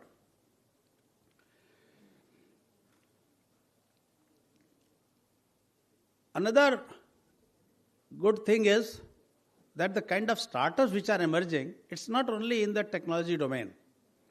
Though one of the definitions for technical region is that it has to be tech savvy, it has to be scalable, it has to be viable, it has to be replicable, all those things are there. But about 53% startups are still in the non-technology field. Technology is taken as an enabler. It could be agriculture, it could be arts, it could be culture, it could be anything, any kind of startups which can also add value. If we look at the BRICS situation, because BRICS country also participate in that survey, India is highest in perceived opportunity. Within the BRICS countries, 81%. Indian youth feel that it is easy to start a business, relatively easy, about 81% again. They feel that yes, I am capable, again highest in the BRICS countries. And when we are talking of sustainable businesses, one of the criteria for sustainable businesses is that established business ownership rate which is about 12.5%, 12.4%, the highest in all the BRICS countries. It means about more than 12% businesses have continued for years. So we can say that yes, they are all sustainable businesses. Brazil is also very high in terms of entrepreneurial intentions of the youth. And it means that they are ready or about to launch or about to consider. More than 70% of the respondents, mostly youth, they feel that they know someone who started a business, and entrepreneurial intention about 50%, 48.7% they are going to start a business. And one of the main indicators, total early age entrepreneurial activity index, Brazil is ranked highest, about 18.7%. India in that year, last year, it is about 12%. Brazil is very, very high. China also, if we see, China, the fear of failure among youth is very high. About 64.5% of Chinese youth feel that we want to launch, we want to start a business, but they have fear of failure either because of knowledge, ignorance of business opportunity, or because of various other factors. In terms of Indian youth, the percentage is little lesser than China. It is about 62% as compared to 64% of China. So lots of things are happening. Now, if we look at how today's youth are coming forward, adopting entrepreneurship, there are several indicators or several characteristics which are playing critical role. But three things are very, very important in terms of grooming their thinking, in terms of shaping the kind of businesses they create, and in terms of sustaining the businesses. By adding entrepreneurial intensity, that how entrepreneurship is added. We all know the process of entrepreneurship is you explore opportunities, that what is the demand, what is the supply, what is the gap, identify an opportunity, assess risk versus reward, mobilize resources, all those things are fine. But how can you add value to that enterprise, make it sustainable, make it growth oriented? That is the challenge. There are three characteristics which play a very, very important role, and these are innovativeness of the business idea, proactiveness of that idea, and risk taking. That how proactive you are, whether you are the first mover or not, how important it is. Most often, those who have started initially, those who are having the front mover or first mover advantages, such businesses create lots of enthusiasm, interest, and they are able to take that lead. Also, innovativeness, not necessarily you always need to have radical innovation or breakthrough innovation only, but some element of innovation either in terms of the product or in terms of the process or content, that is also very, very important. We have seen that businesses which have not been innovative, they have vanished, even existing businesses. Lots of businesses we remember. Until few years ago, we have seen that Nokia used to be the market leader, where it is today. They somehow missed the boat in terms of being innovative. Or even Titan, in our case, that has taken the place of HMT watches. HMT used to advertise as timekeepers to the nation. Where are they? So being innovative also is the need of the hour. Innovative, proactive, and risk-taking. When we say risk-taking, there are two kinds of specific risk in terms of entrepreneurship. One is called sinking the boat risk. As an entrepreneur, I have launched an enterprise, I have launched a business, even though I have done everything, but somehow that business failed, unfortunately. It means my money is lost, my effort is lost, money has gone to the drains. That risk is called sinking the boat risk. My boat is sunk. The second risk for entrepreneurs is, I kept on calculating whether I should launch this business or not. I kept on analyzing, consulting the experts. In the process, spent too much time thinking about making a decision. In the meantime, someone else came, launched the business, and made it a success. This is called missing the boat risk. I missed the boat. Our young friends would know that more than sinking the boat risk, it is missing the boat risk which is more important for entrepreneurs. If something has to be done on time, it has to be done on time. But with a word of caution, that business is not premature. You are doing it, you are the front mover, but with full preparation. If I ask you a question, that which company launched the first pocket calculator? Any answer from the students, audience? Which company launched first pocket calculator? Not Casio. There is a lesser known company called Bowmer, B-O-W-M-A-R, later on you can check. Bowmer launched the pocket calculator which created lots of interest, lots of enthusiasm. But Bowmer couldn't ensure the supply of the microchip needed to make the calculator, and it was Casio which picked up the demand. The lesson is that ideally I need to be the first mover, proactive, but with full preparation. I can't afford to miss the boat. But word of caution is full preparation. Otherwise, you will only prove to be a learning ground for others. Another example is similar. We all enjoy IPL. Which organization gave T20 cricket format? Any answer? Which organization gave T20 concept? बताइए. Yes, somebody said that. G, ICL, a lesser known organization now, Indian Cricket League, established by Dr. Subhash Chandra of G Group, GSL, who had engaged Kapil Dev, set aside 100 CR, who proudly announced on television that we are going to start a T20 cricket tournament, and in some corner, somewhere, Lalit Modi was listening to it, and within 15-20 days, he came up with his BCCI-supported IPL, which has become a hit. So you need to know that the idea that you have, you work on that idea, and try to develop it. When you have modest control on the outcome and the resources, make it public. And that is the reason that you also need to take help of IPR, protecting your ideas. Otherwise, idea is yours, someone else will benefit, simply because they have much better resources. I have been interacting with students in different institutions.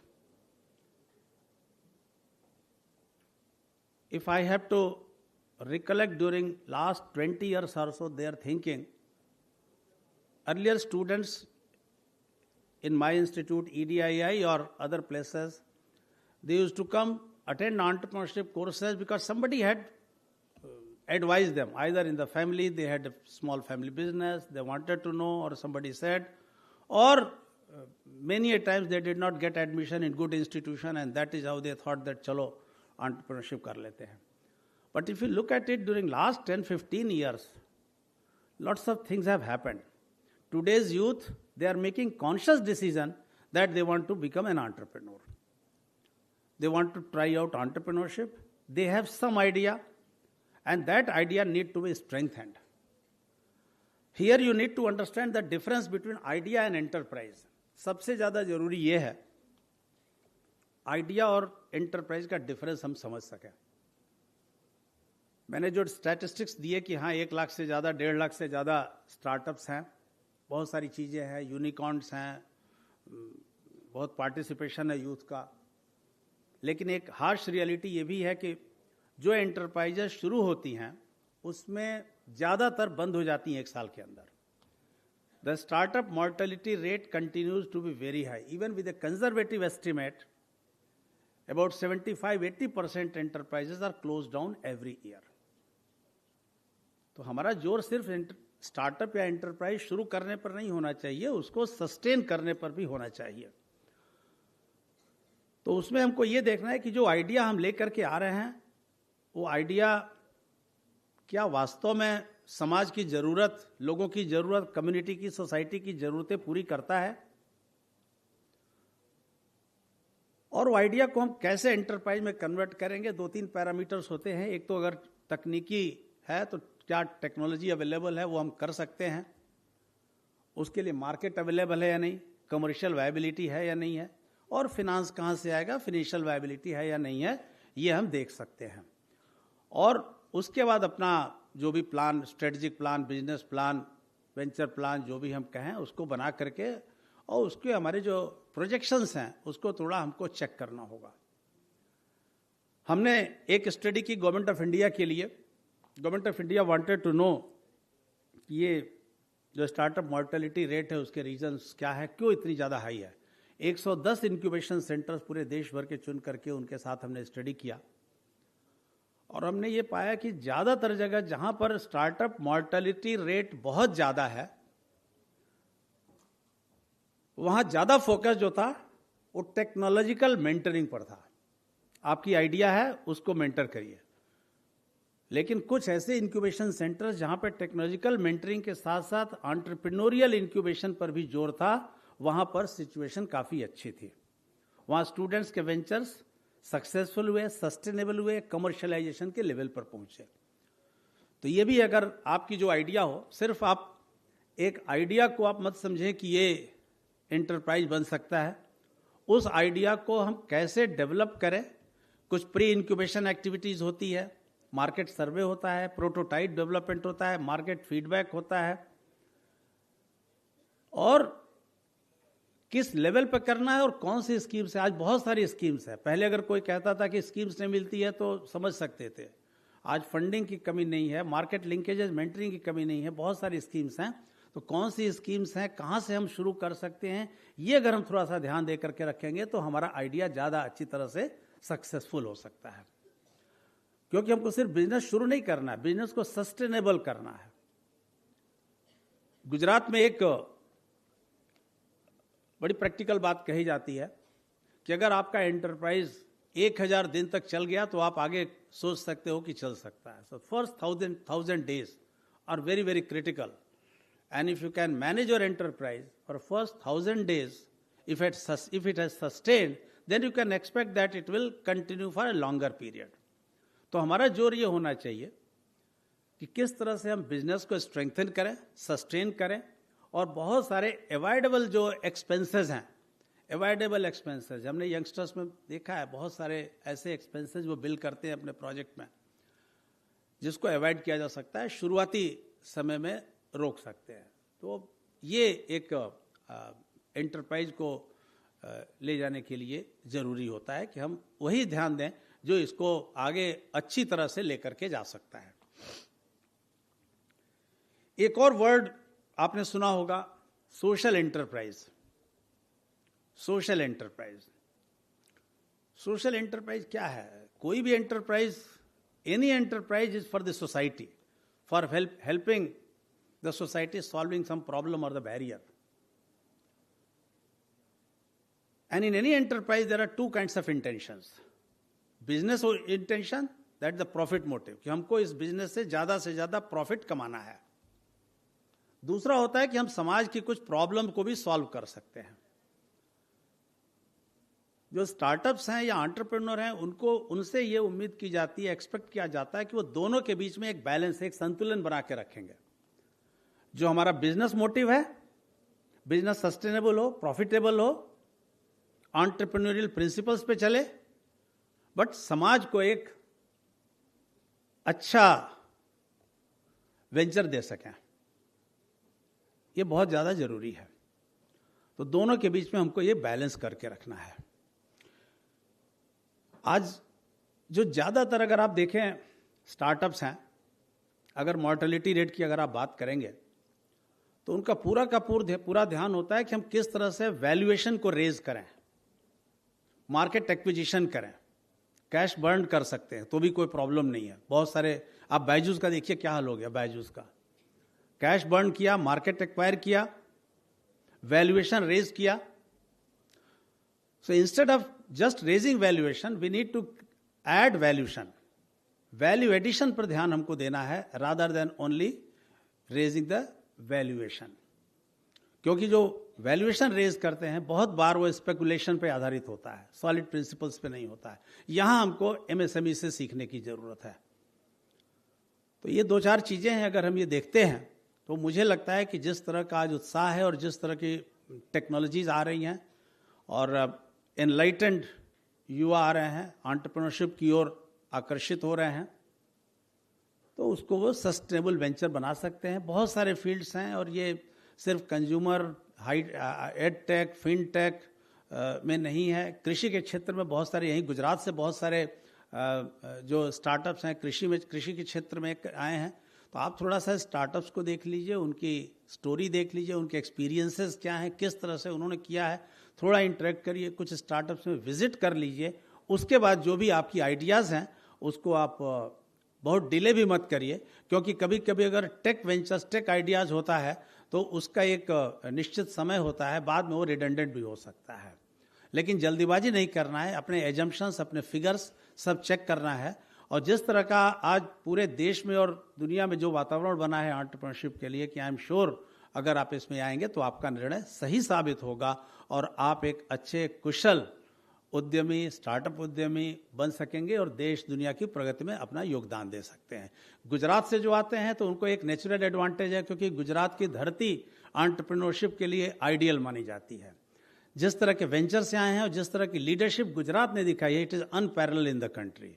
So those of you who are from here, you have natural advantages. Those who are from other places, you can also learn from the experiences of Gujarat, and I am sure that you will reach the heights of the success. Thank you so much for giving this opportunity to me.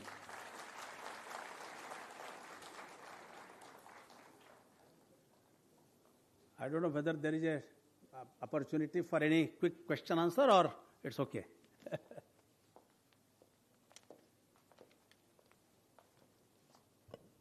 Is there anybody who wishes to ask Sir any question? Okay, so I think we'll proceed with the next session.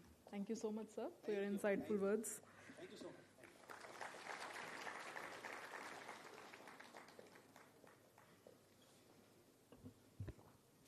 I now invite Mr. Rushit Soni for a plenary session on entrepreneurial journey, challenges and opportunities. Mr. Soni is our alumni and the co-founder and director of Forensic Cybertech, Ahmedabad, Gujarat, since May 2020 till present. He has previously been a digital forensic consultant at the government and digital forensic analyst trainee at the State FSL, Himachal Pradesh. I welcome you, Mr. Rushit. Please come. I also invite Professor Akshat Mehta, sir, to please felicitate Mr. Rushit.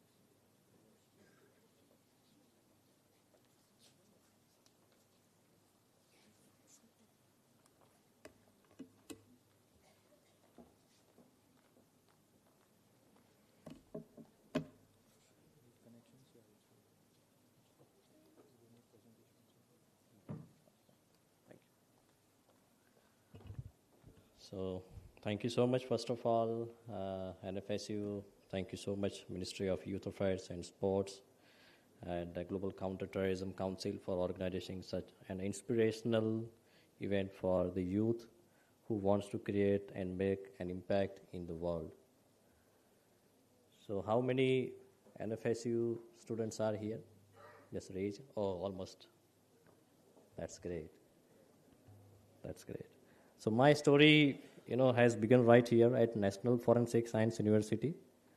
For me, NFSU always been more than just a university. It has been my second home, and it's absolute honor to stand here and host this session. And thank you for inviting me. And special thank to Navin sir. In my journey, I never seen a mentor like Dr. Navin Kumar Chaudhary sir, because I have started my journey in 2020. I will let you know how it will be difficult from the starting phase. So I see many young and bright faces in the audience, and I can already sense the potential in this room. Trust me when I say this, you are sitting in one of the most transformative phases of your life right now, and the opportunities in front of you are limitless. My story began right here at Gujarat Forensic Science University, and now proudly known as a National Forensic Science University. For me, NFSU has always been more than just a university. It has been my second home. It's where I discovered my love for research and development, and it's a place that shaped me into who I am today. I graduated from NFSU in 2016, and big dreams, even bigger ambitions, like every fresh graduate. I was ready to conquer the world, or so I thought. I started applying for internships and jobs, sending out resume after resume. I must have applied dozens of companies. And you know what I got in return? 5 long months. I didn't get a single offer, not one. So meanwhile, some of my batchmates were getting placed in well-known companies like through campus recruitment, and I will be honest, I was disheartening. Imagine sitting at the home, refreshing at, every 10 minutes, waiting for that one email and getting nothing except spam offers from the credit cards. So during that time, I applied for a student visa to pursue a second graduation to the US. Guess what happened that time? Again, rejected. Not once, not twice, but 3 times rejected from the US Embassy. Probably I thought I was trying to move there permanently. So at this point, I felt like, life was testing me, but let me tell you something. These moments, the ones that feel like failures, not the end. They are the beginning of the something greater. I didn't know at this time, but every rejection, every closed door was pushing me toward the path I was meant to walk. Finally, I got a job from the law enforcement agencies, and I was a contractual role, but it was an opportunity. I grabbed it with both the hands and give everything I had.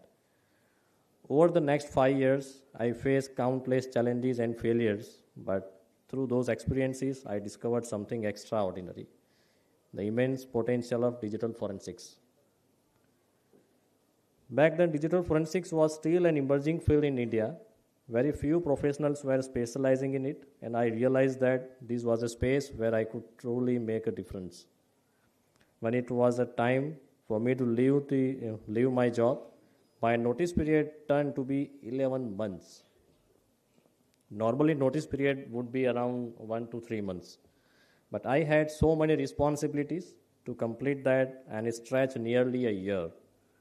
So during this time, I was already laying foundation of my startup, and I would work 8 a.m. to 6 p.m. at my job, and then 6 p.m. to 11 p.m. on my startup company. It was exhausting, but it was driven by a vision.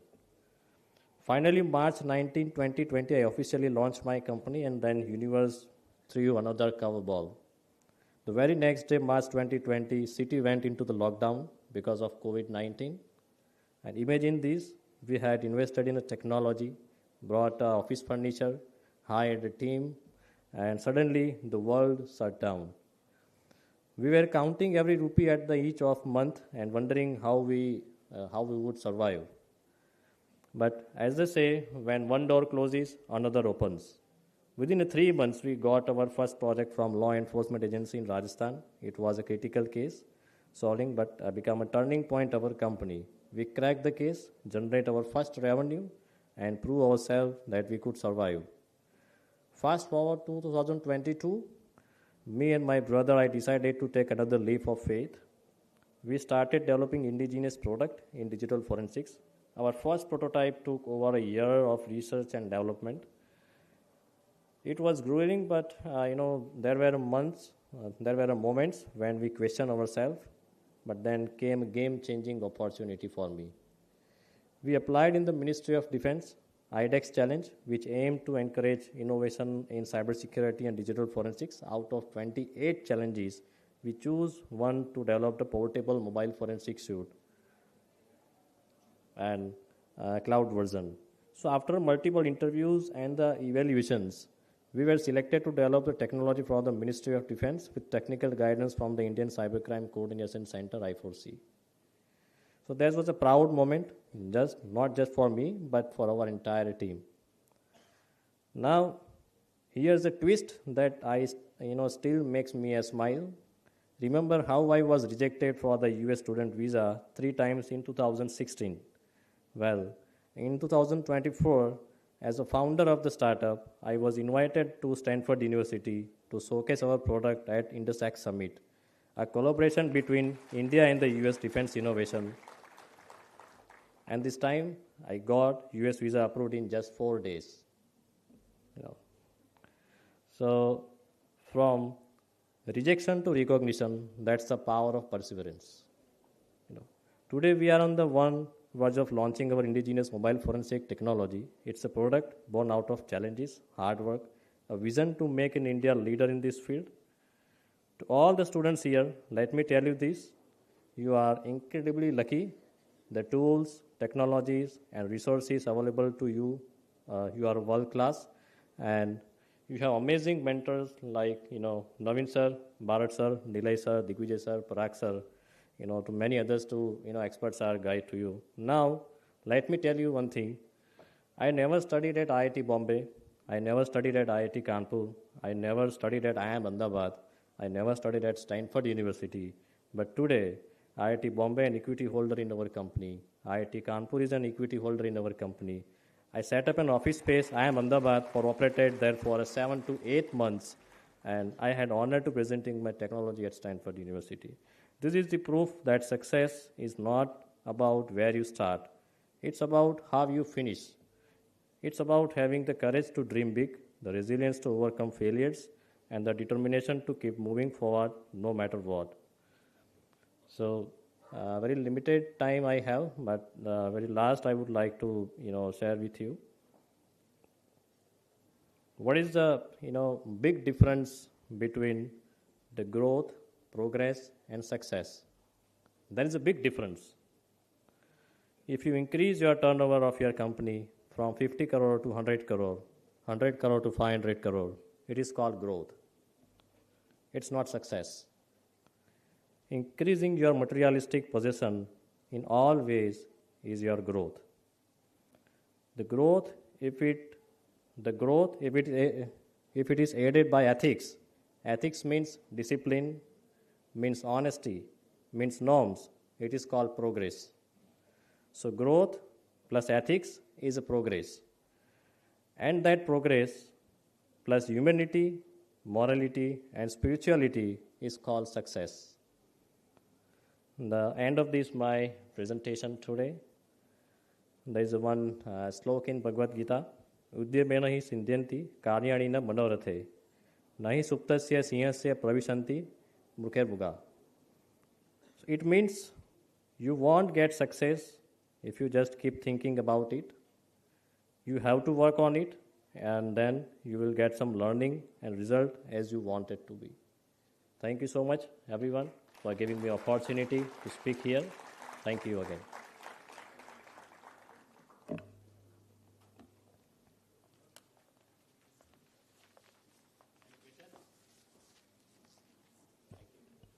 Thank you, Rushad.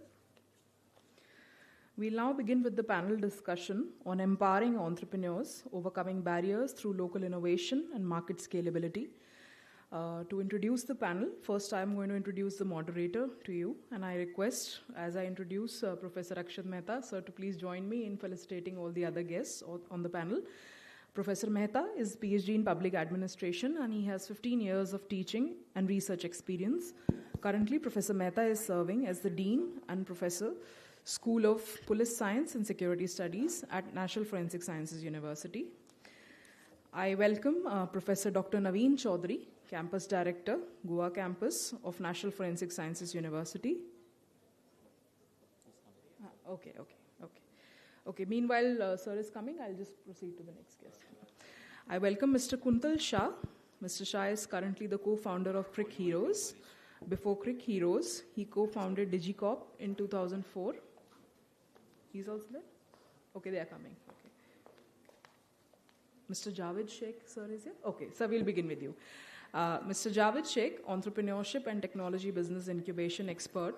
With over 14 years of experience in entrepreneurship development, technology, business incubation, and government fund management, Mr. Javed Sheikh has established himself as a seasoned professional in this field.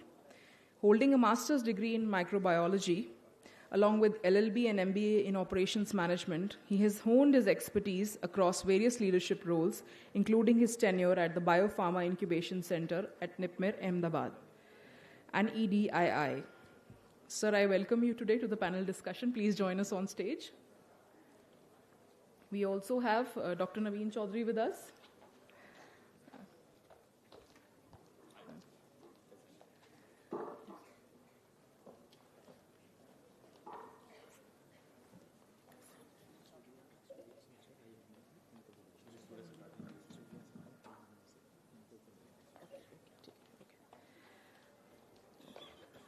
Professor Dr. Naveen Chaudhary is the campus director of Goa Campus, National Forensic Sciences University, who also holds strategic administrative positions at the National Forensic Sciences University Gandhinagar campus, where he is the Dean of School of Cybersecurity and Digital Forensics and Director Training and Skill Development. He has extensive experience spanning over 3 decades in engineering education, research, and government, which include a tenure of Director at Ministry of External Affairs, Government of India, and Faculty and Head of Department at Military College of Telecommunication Engineering, Madhya Pradesh. He's worked extensively on formulation and implementation of policies and techno-legal frameworks in the domain of cybersecurity, e-governance, and forensic science, being actively involved in promoting startup ecosystems for developing low-cost indigenous cyber forensic solutions. So we welcome you today.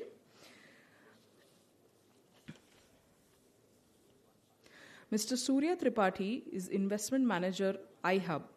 He is working with Gujarat Student Startup and Innovation Hub as an investment manager, looking about collaboration of VC and capacity building of startups. He started his career as an entrepreneur with hot and cold stamping foil, followed by running a firm, VH Shah Associates, for MSME and startups. He works closely with Defense Innovation Organization and Indian Armed Forces. We welcome you to the panel discussion, sir.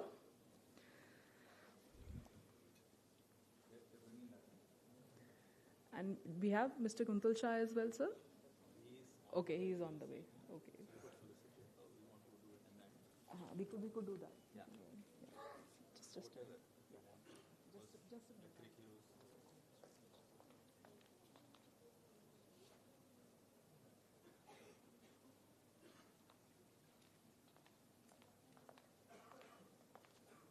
Akshat sir, I request you to felicitate all our guests today. Professor Naveen Chaudhary.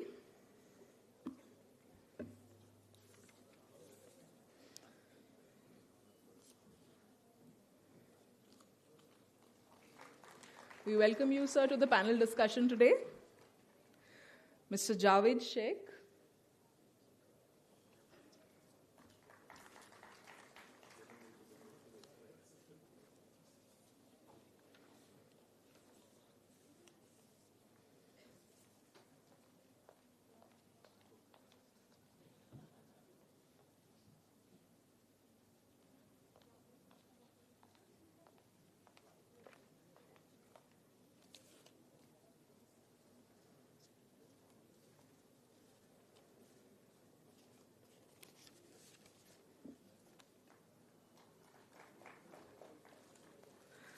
Mr. Surya Tripathi.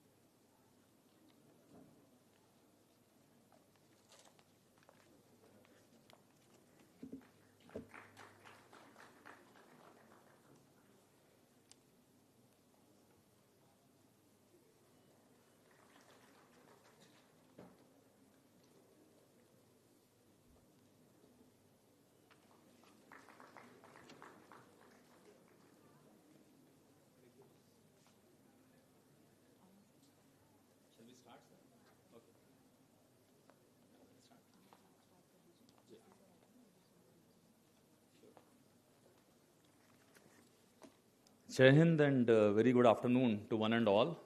This would be one of the most exciting sessions of the day. You know why, right? Because lunch would follow after this session. Not just because of that, but we have one of the most exciting and one of the most experienced panels you could have ever imagined. Those who represent the aspirations of India, those who have been mentoring the aspirations of India, they all are here actually. We are just waiting for one more panel member to arrive who has also come out with very wonderful idea and innovation, whose scalability has gone and touched millions and millions actually. And that too about a sport which we have all grown up while playing and we were following like anything. I'm referring to it's not a national sports of India, but nevertheless, when you look at the game of cricket, how do you call it actually, is itself a very, very interesting proposition. So someone who has come out with a very wonderful innovation on that regard would be joining us. And one submission out here before we set the tone for this entire panel discussion is that we want the youth of this nation to be interactive. And we want, one of the purposes of this entire pre-consultation leading up to the major event taking place in Delhi for BRICS would be that you would all be asking questions, right? I mean, each of the panel members, Naveen sir was asking me, Surya Tripathi ji was asking me, Javed Sheikh ji was also asking me that we hope the youth would get involved into this panel discussion and then only it will make sense to conduct this very, very important dimension. Now, the entire idea of this panel is to touch upon empowering entrepreneurs, right? Now, how do we build up this culture of entrepreneurship? This is something I thought I'll take up as an opening kind of a round with the permission of all the co-panel members out here. And Naveen sir, we'll start with one broad idea, which is that as far as India is concerned, how we can develop a culture of entrepreneurship in India. And more importantly, once it is developed, how can we sustain it also? So this is one broad opening kind of an round where all the panel members would be requested to maybe have a 2.5 minutes kind of an opening remarks about the culture of entrepreneurship in India. How do we develop it and how do we sustain it? It falls under the broad theme of empowering entrepreneurs in India. And more importantly, I think, because Naveen sir, being the first speaker out here, I would also like him to throw a bit of light, having been on the leadership roles of NFSU, multiple hats which he is donning. Can he also touch upon the very fact that how NFSU sir has been contributing as far as this entire culture of entrepreneurship and sustaining and developing it is concerned.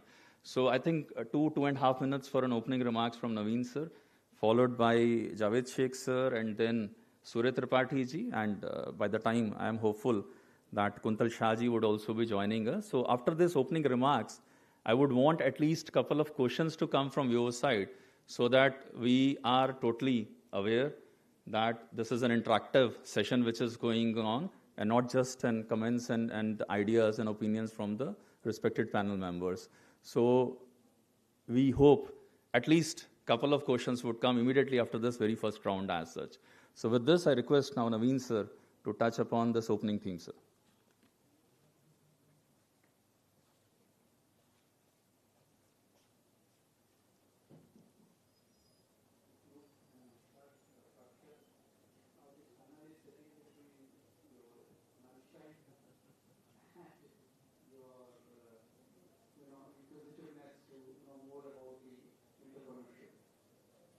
So, for any entrepreneurship growth anywhere in the world, not only in India, first and foremost is institutional support.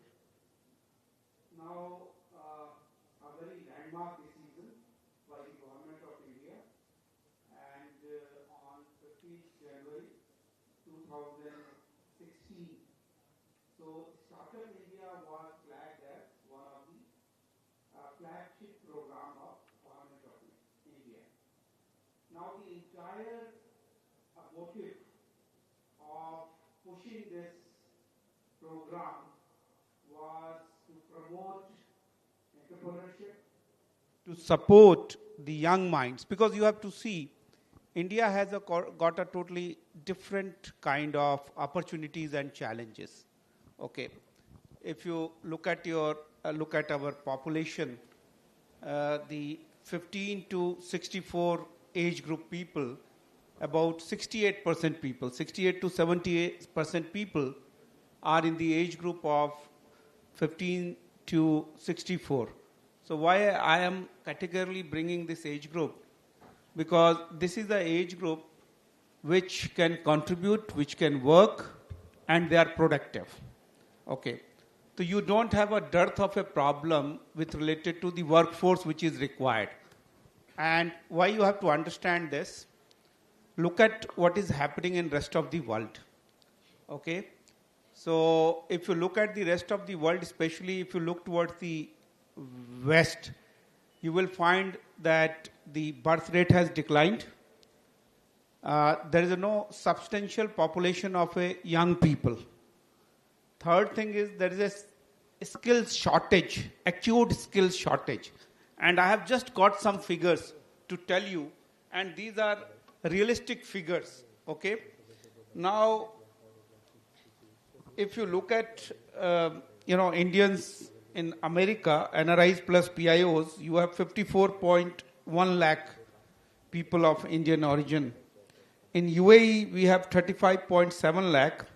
In Malaysia, we have 29.1 lakh. In Canada, we have 28.8 lakh. In Saudi Arabia, we have 24.6 lakhs. And most of these people, they are into a skilled work category, or they are into a category of job which you can say a white collar job. Okay. So now when you look at it, you find that from intellectual capital of the world, Indians are gradually contributing towards a much larger objective, especially when the crisis is of skill shortage, but then that is also bringing up the opportunities. Okay. So now you can see that already institutional support has been put in place in the form of a Government of India program, Startup India, and figures are very encouraging. From 500 startups in year 2016, now the latest figures, because as of most of the young people may not be knowing, or maybe you may be knowing, that 15th of January has been designated as a national, startup day. Okay, how many of you know? Please raise your hand. Now, in this 9 years, how many startups in India? Anybody can give me any figure quickly, not looking at mobile. Okay, so we have around 1.79 lakh startups now. Okay, so now this would have not been possible without the institutional support. Okay, so now second more interesting thing is that the women are also coming up in a big number. Women leadership is coming up in a big number. About more than 73,000 startups have at least one woman director on board. Okay, so when the woman learns, she educates the entire family. That there is a saying.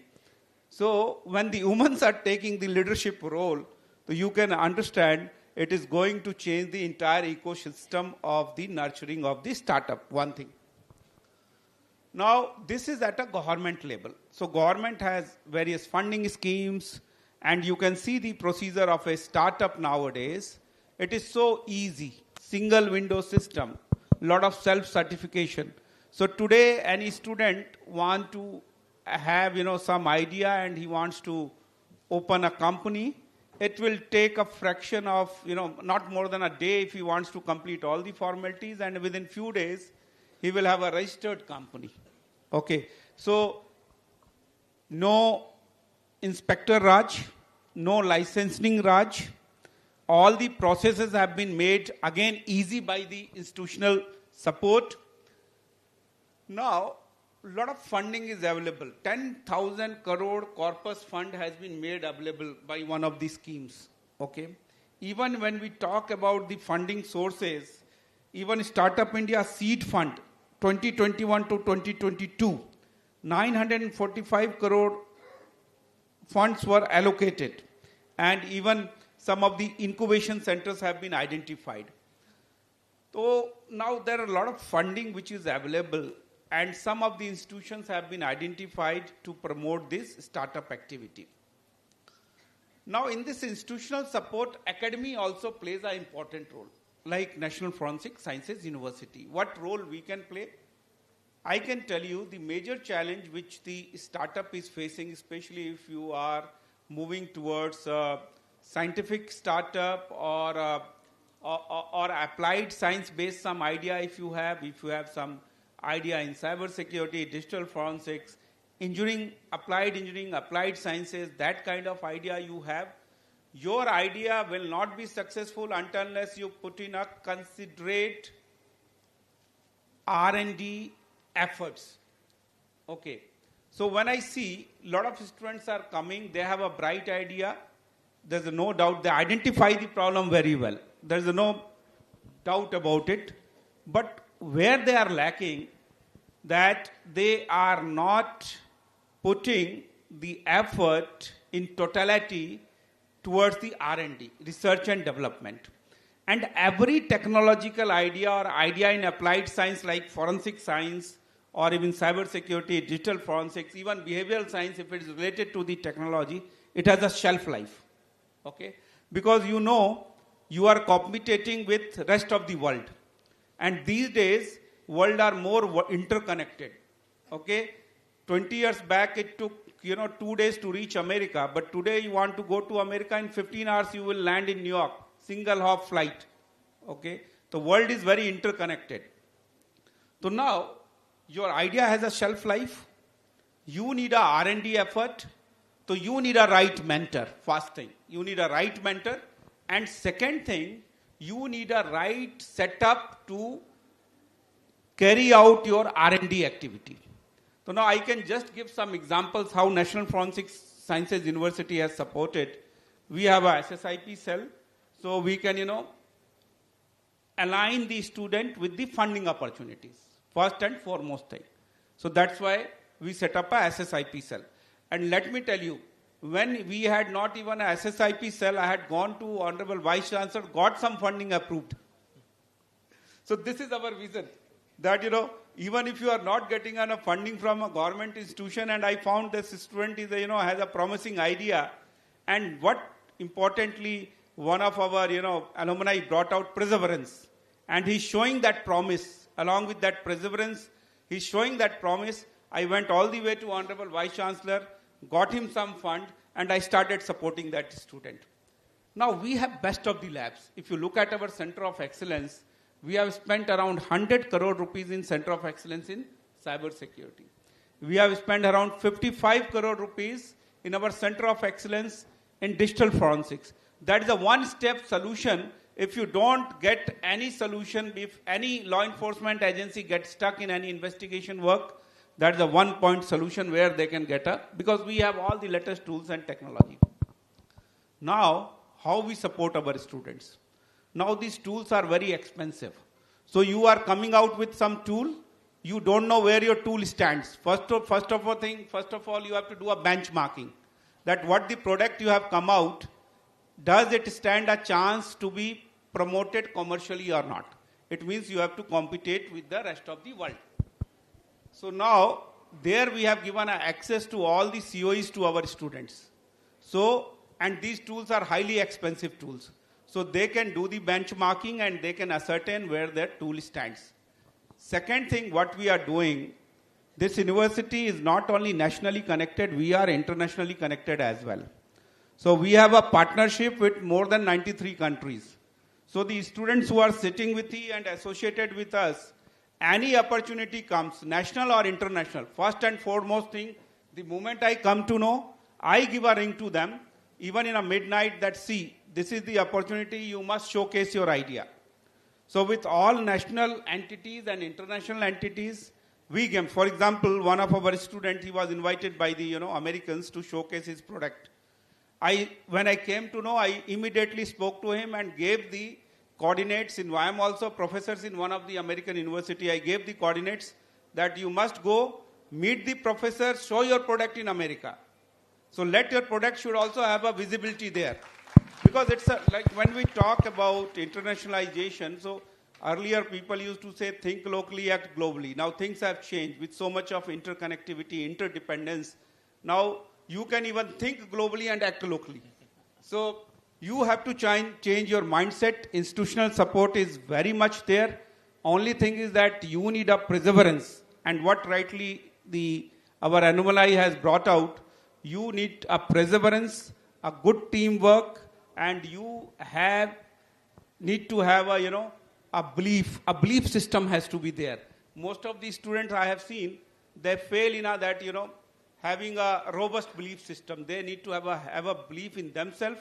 They need to have a belief in their team, and then they should choose a right mentor, guru, right mentor, and our entire things are accessible. We will support them. Thank in, you. Thank you. Thank you so much, sir. Wonderful opening remarks to set the tone for this panel discussion. We are following it up with our second panel member, Shri Javed Sheikh ji, who will be touching upon the same idea that how do we develop the culture of entrepreneurship and how we are able to sustain it also. So broadly, as far as empowering entrepreneurship and entrepreneurs in the country is concerned, what are your opening remarks on this theme? Yeah, so thank you Ministry for organizing this event, and thank you NFSU for the invitation. Sir has rightly pointed out that DPIIT under Startup India Mission has done enormous activities to promote startup and innovation in the country. I just want to highlight some of the things by Gujarat as well. Okay, so Gujarat is having good number of startups. So I can say 13,000 plus startups are DPIIT recognized in Gujarat, and numbers are more in terms of non-recognized as well. Okay, because Gujarat is having a potential youth empowering policy, which I can say student startup innovation policy. Okay, how many of you are aware about SSIP? Okay, so how many of you have any idea apart from your curricula?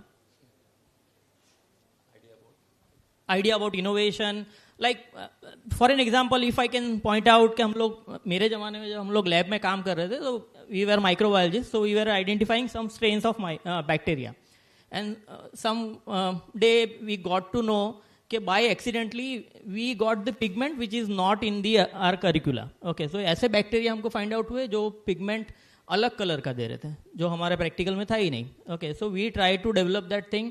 And then it went to some extent. Okay. ऐसा आप लोग अपने lab में काम करते हैं तो आप लोगों को कुछ ऐसा कोई ख्याल आता है? Okay. So let's say आप लोगों को ऐसा ख्याल आता है, तो ऐसे ख्याल को आगे ले जाने के लिए आप लोगों को सबसे पहले क्या चाहिए? Yes, guidance, mentors. Okay. सबसे ज़्यादा ज़रूरी है दो चीज़ें. One is the infrastructure, which is a laboratory. Okay. And access to that laboratory. And second one is the funding. Okay, because until and unless you have funds in your hand, you cannot develop your khayali kida into some sort of reality. Okay, so for that, I am fortunate that NFSU has opened their door for every sort of innovation, which is from student and which is from individuals as well. So Gujarat is having more than 50 plus incubators as a Section 8 company across different districts. And Gujarat is having 297 plus HEIs, okay, education colleges who are the SSIP institutions. Okay, so these institutions are doing the promotion of entrepreneurship. They are supporting the startups and individuals. Like आप लोगों के पास अगर कोई idea है तो उसको develop करने के लिए आपको 2.5 लाख तक का amount 2.5 lakh rupees to your individual account, not college account, not faculty's account, in your personal account आपको मिल सकता है. और इसके लिए भी आपको कोई गवर्नमेंट ऑफिस में जाने की जरूरत नहीं है. Okay, so you can directly reach out to your SSIP coordinator, your faculty, and the internal committee can approve the fund to your account. Okay, you just need to develop your innovation. So this is the thing which Gujarat has started from very early, okay, 2017. Okay, and it is a second edition of SSIP wherein most of the students are encouraged to develop the innovation, and the institutions are also quite open to support in terms of infrastructure, in terms of mentoring, because the right set of mentoring कि भाई ये नहीं करना चाहिए, ये करना चाहिए, this is very crucial at very early stage of innovation development. So these are quite interesting topics from Gujarat which supports the youth-based innovation in Gujarat. Thank you so much. We'll now take it up to our next panel member. We have someone who's representing iHub, the kind of support which for the Gujarat students has been coming forth on a continuous, sustained kind of a basis as far as startups and innovation is concerned. So Mr. Surya Tripathi ji, could you throw some light upon this entire idea that how can this culture of entrepreneurship be not only developed but sustained also? How do we empower entrepreneurs? Sure. Thank you so much. Thank you so much for inviting us and respected members on the dais, of the dais. So as correctly mentioned by Javed ji as well as Naveen ji, we are having, SSIP policy, and right now SSIP policy 2.0 has been launched. So इसके अंदर मैं एक चीज़ बताना चाहूँगा कि institutional support हमने hub and spoke model से create किया है. और अगर आज मैं बात करूँ गुजरात की, तो गुजरात के अंदर ग्रांट पॉलिसी या ग्रांट जो कैपिटल है वो up to 75 lakhs cumulatively available है. So if there is an entrepreneur who is having an idea and he wants to make something, he wants to build his startup, so institution से उसको up to 2.5 lakhs तक का grant मिलता है. उसके बाद में for developing prototype and product उसको up to 10 lakhs तक का grant मिल रहा है. उसके बाद में for growth and scaling he is having a grant mechanism of up to 30 lakhs, which includes जो भी director है, जो co-founder है, जो founder है, if he wants to attend some kind of seminars, attend some kind of acceleration programs, तो उसके लिए add-on policies है. अब up to 75 lakhs of grant capital, only and only grant capital, which is irreversible. उसके अंदर ना कोई equity element involved है, ना कुछ involved है. वो गुजरात गवर्नमेंट या गुजरात का जो इकोसिस्टम है वो एक एंटरप्रेन्योर को देता है. उसके अलावा when we come to the risk capital, and as we say that एक स्टार्टअप तभी सक्सेसफुल होता है when the journey of grant capital to risk capital तक वो जा पाता है. गुजरात गवर्नमेंट का जो सबसे पहला AIF फंड GVFL था, MD सर यहाँ पे साथ में बैठे हैं, they are providing up to 20 CR of investment capital to the startups who are belonging to Gujarat, who have ROC to Gujarat. So Gujarat ecosystem is very well, it is very well mechanized to have a risk capital as well as grant capital. And proudly saying that institutional supports भी इतने अच्छे होते हैं कि we as incubation center of government of Gujarat are getting maximum applications or maximum startups from the institution itself. अगर मैं NFSU की ही बात करूँ तो NFSU से we have cyber security and defense tech startups who are having a ARR of 1 CR or more than that. And I'm proudly saying that they are also our Shrujan grantees who took a grant from us for developing a prototype, and now they are having a very well established company and having a turnover of more than 6 CR to 10 CR. So this is how overall Gujarat ecosystem in the startup is working. Also, like there are several other helps, like we have procurement policies, जो भी startup है उसे directly department procure कर सकता है up to 15 lakhs. So this is something like after you get funding, what is next? If you are not getting business but you are getting funding. So Gujarat ecosystem is having both the things. One is funding and second is business. And as correctly mentioned, जितने भी institutes हैं उनके पास में जैसे आज NFSU के पास में एक lab है. So Gujarat ecosystem is such where you can avail the labs, the tech labs and the fab labs of each and every government as well as the non-government institutions if you are having a small idea. So this is how the Gujarat ecosystem is working. Thank you. Thank you so much, Surajji. As we sit, the tone for this entire panel discussion, I began by mentioning that panel discussion would remain incomplete without a Q&A session taking shape. Now, this was the opening remarks on the broader theme of the panel discussion. It has to be necessarily followed up by a couple of questions from your side. The volunteers are already amongst you, so please feel free to shoot a couple of questions to the panel members out here. Yeah. Who's the first? Do I see a hand there somewhere? The first one out there. Yeah. Which side? Yeah, please. There's a volunteer just behind you.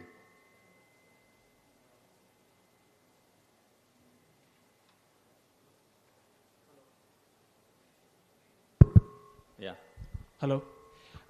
So thank you so much for your insights. I am Astik Trivedi and I own an IT company and I am alumni from NFSU only. So my question is with Naveen sir, that how can I leverage with the infrastructure that our university has? Because I have got customer base, we work internationally, so how we can collaboratively upscale this thing? Now everyone has brought out that Gujarat is a blessed land. Yeah.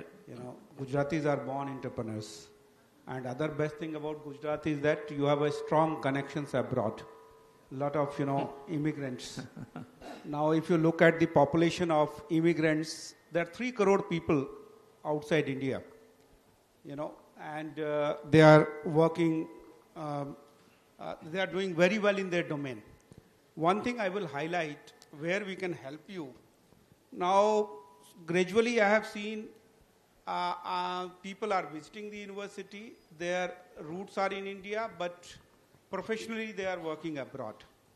So we can align you with some of those people because now they have realized the actual potential of India. So when I say we have large number of STEM graduates, we are number 1 in providing the IT services. Now if we refine our skills like Digital India, Skill India, these programs are already there in place. Now they have to make it a domain specific. For example, the 2 things which I want to highlight here, cyber security is a one area where we can become a leader. Yes. Digital forensics is one of the area where we can become a leader because we already have a talent. Right. We only need to refine our skill set. We already have a skill set in IT. Okay, right. So that skill set need to be refined into an appropriate domain of a cyber security and digital forensics. There are 18, 19 such verticals we have identified. So we can become a leader. Now, second thing is that even if I give an opportunity, for example, I was invited few years back by a Netherlands, and I was part of a delegation. So what I did, I started pitching for my students that I wanted to give them a window so they can showcase their product in Europe. Yes. Products were very good because it was a research-based product. But even I interacted, I also aligned with the Indian community there, some of the Europeans. They liked the product. But then ultimately, things got stuck when they started talking about the compliances, standards, and assurance. Right. Because Europeans have a different compliances, different assurance scheme, and different level of certification. Right. Now, those certifications are not only specific to Europe, but the entire Middle East also follows it.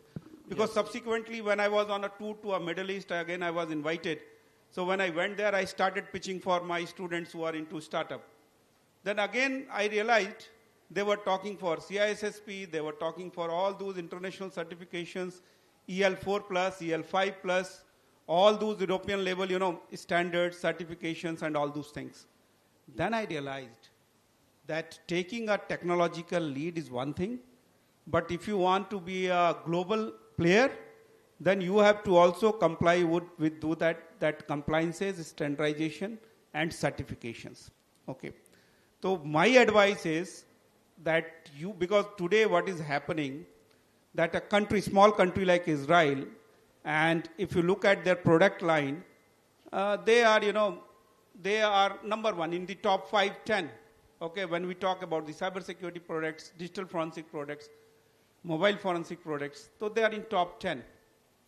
So why? There are two things. First of all, what I said, perseverance, dedicated team, and second thing, they are meeting all those international standards which is required for a product to be promoted. So even if I give you a visibility, even if I align with you, international partner, certain things you have to do at your level. Please meet those compliances which are, because you are from the IT background, you are into IT, product and other things. So meet those compliances, then come to us, and then we will align you with the rest of the, global partners. And let me tell you, in Indians, these startup and other things are in their DNA. And I have got some facts and figure. I'm not saying just like that. Especially opportunities are tremendous. United States of America, Indian American just comprise of 1.35% of the US population, but they contribute disproportionately. They co-founded 72 of 648 US unicorns. They led 16 Fortune 500 companies and own 16% of American hotels. So what I mean to say, just what I said, think globally, act locally, and then we are here to support you. Sir, Second support I can give you access to the lab. So if you have some products you want to do a benchmarking with the global, product line, that also we will support you. Some mentoringship in terms, you need a right guru also. Yes, so sir. we have many gurus here, and I will align you with that. Your idea should, it is a marketable or not. It has a commercial proposition or not. So I can align you with Before that. follow-up question, no, you just stop. If somebody else wants to ask a question, we would like to give an opportunity to that now person. Now you meet me during lunchtime. During lunchtime, I would definitely meet you. Sir. So the next is in the middle. Yeah.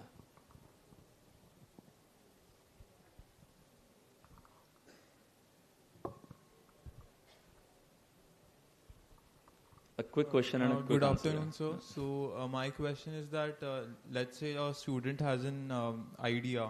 So how does he balance that, idea or like startup with the academics? It's addressed to whom?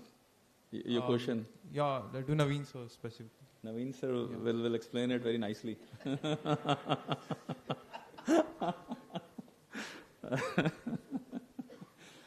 You can meet me in a lunchtime, but then let me tell you, you are which program? BTech, MTech? Yeah, BTech semester 4. Okay, so you already know, are you following me on a social media also? Okay, if you follow me, you see that a lot of students are coming out with some good ideas and they are getting a recognition.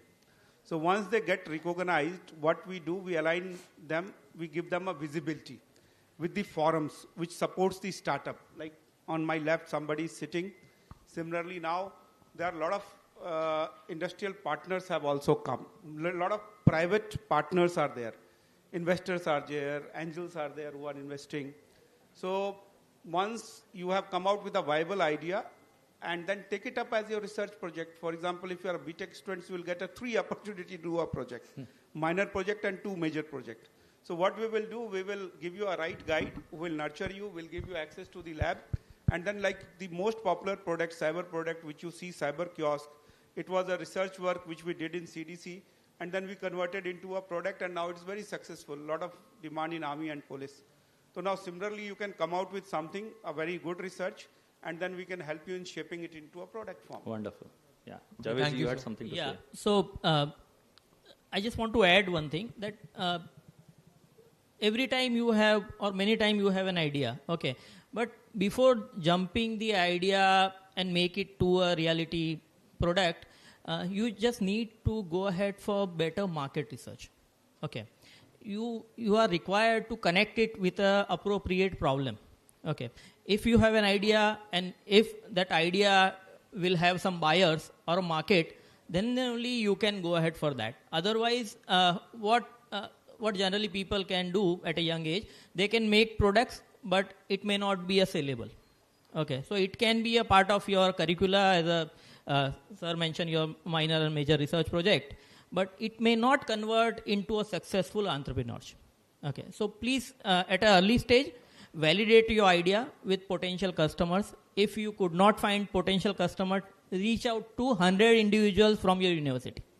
Okay, and share your idea with them. Okay, take their feedbacks. Okay, and faculty will definitely tell you, because in tech domain, faculty are just ahead of you. They are in curricula, they are seeing the latest trends. Okay, so they can guide you that whatever your thought may be a right proposition for a successful enterprise or not. Thank you. Thank you so much. Now we move on to the next segment. The next segment is about the kind of barriers which any entrepreneur would probably come across. Now, since we have a pool of experts out here, they would throw some light upon how can we overcome the barriers which would come in the way of entrepreneurship. Are there any strategies as far as the overcoming the barriers to entrepreneurship is concerned? So maybe 1.5 to 2 minutes kind of a session for each of the panel members. Request, considering the time constraints, we can go ahead with having the opening remarks from Naveen sir and followed by in the same order, sir. How do we overcome the barriers? Not much time, but quickly, point-wise. First thing is that the first barrier is that funding barrier I have seen. When they have some idea, they have no, first of all, they have some idea which they want to roll out into a product form or they want to commercialize it, but they have no idea what is the process involved. So that's why even the previous speaker brought out that what will be that process? Are you prepared to go through that process or not? Okay. So mental robustness is also required. The first barrier is that you have to be mentally strong and you have to be, like for example, our alumni brought out how challenging and difficult it was for him after being rejected by 5 companies, then finally USA refusing the visa and then giving visa in 4 days. So it speaks of the mental robustness. First of all, you need to possess a mental robustness and a belief in yourself. Now funding, coming to funding. Earlier people used to look for a support from the government mechanism. Now I know at least 20 of people in India and abroad, they are ready to spend on your idea if they find that idea viable. Okay?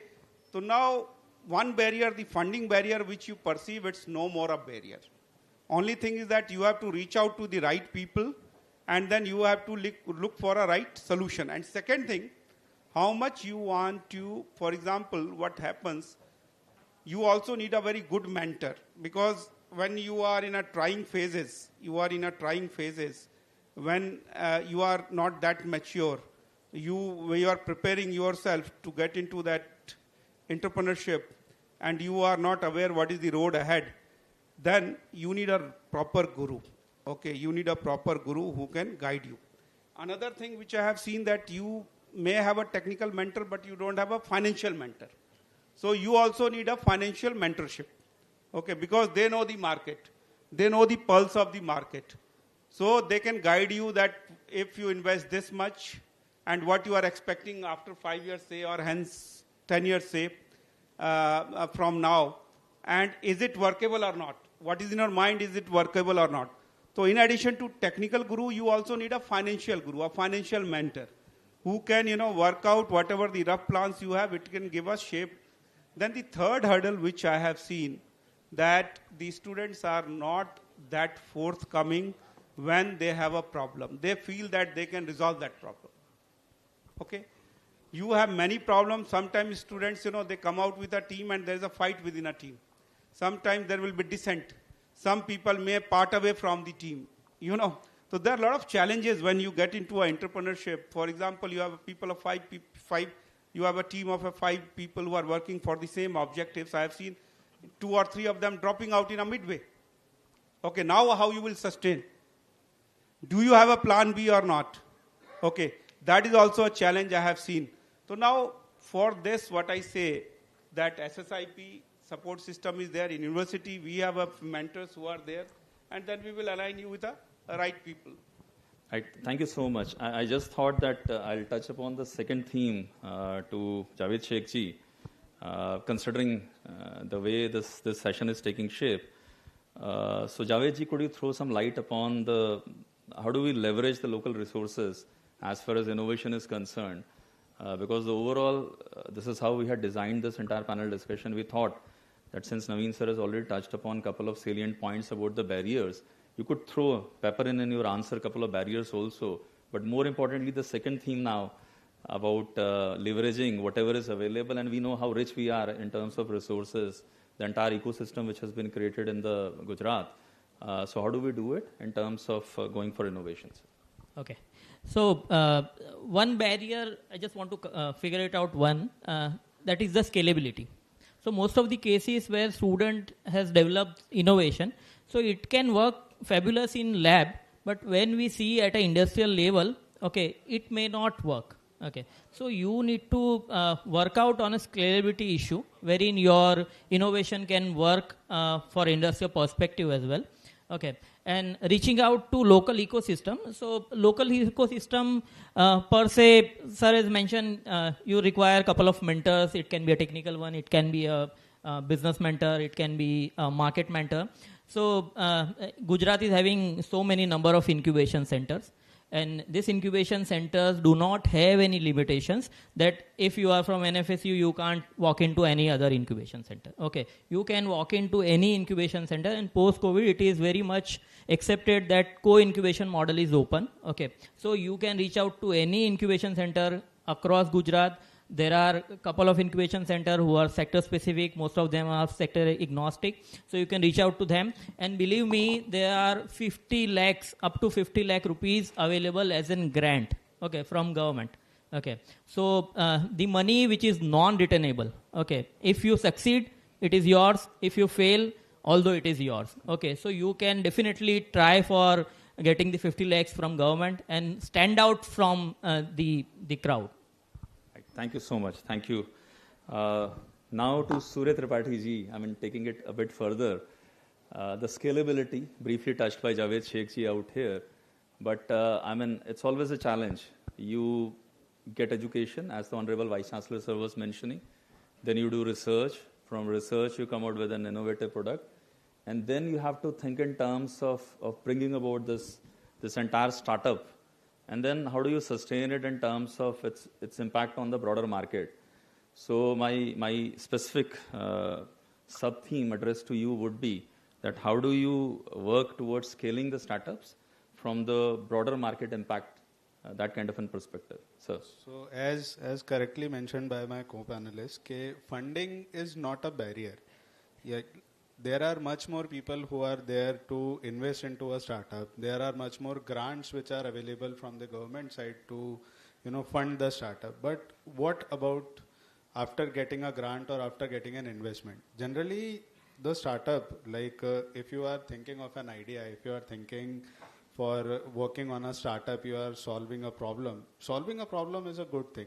But if that problem solving is required in the market, is that problem solving will give you scalability is one question. And second is whatever funds you are getting, whether you are a bootstrap startup having your own funds, whether you are taking the funds from an investor, whether it is a HNI, angel investor or a VC, whether you are taking grants, what is the utilization of that grant or that fund? Whether it is helping you to make your startup, first of all, market ready. If it is market ready, then what about the scalability perspective? Have you done the market research in that? If the market is accepting the product, if it is not accepting the product, then go for the pivots, go for some kind of diversification, as you have seen many of the unicorns and the companies have done. You have seen that Byju's having the asset light model went to asset heavy model and then again going to asset light model. You have seen the OYO getting pivot. So these kind of pivots are required if you want to attain or if you want to have that market scalability. For that, you need to check with the persons with the traction that if the market is accepting the product or not. So this is about scalability. And secondly, there are some of the barriers on the scalability depending on the geographical locations.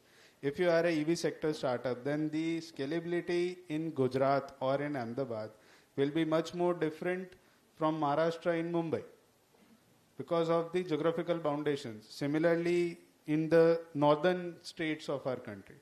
So depending on the market research, depending on the traction, the scalability of the product depends. And then of course, like right now the resources are there, so you can go for the global scalability also, as done by many of the startups.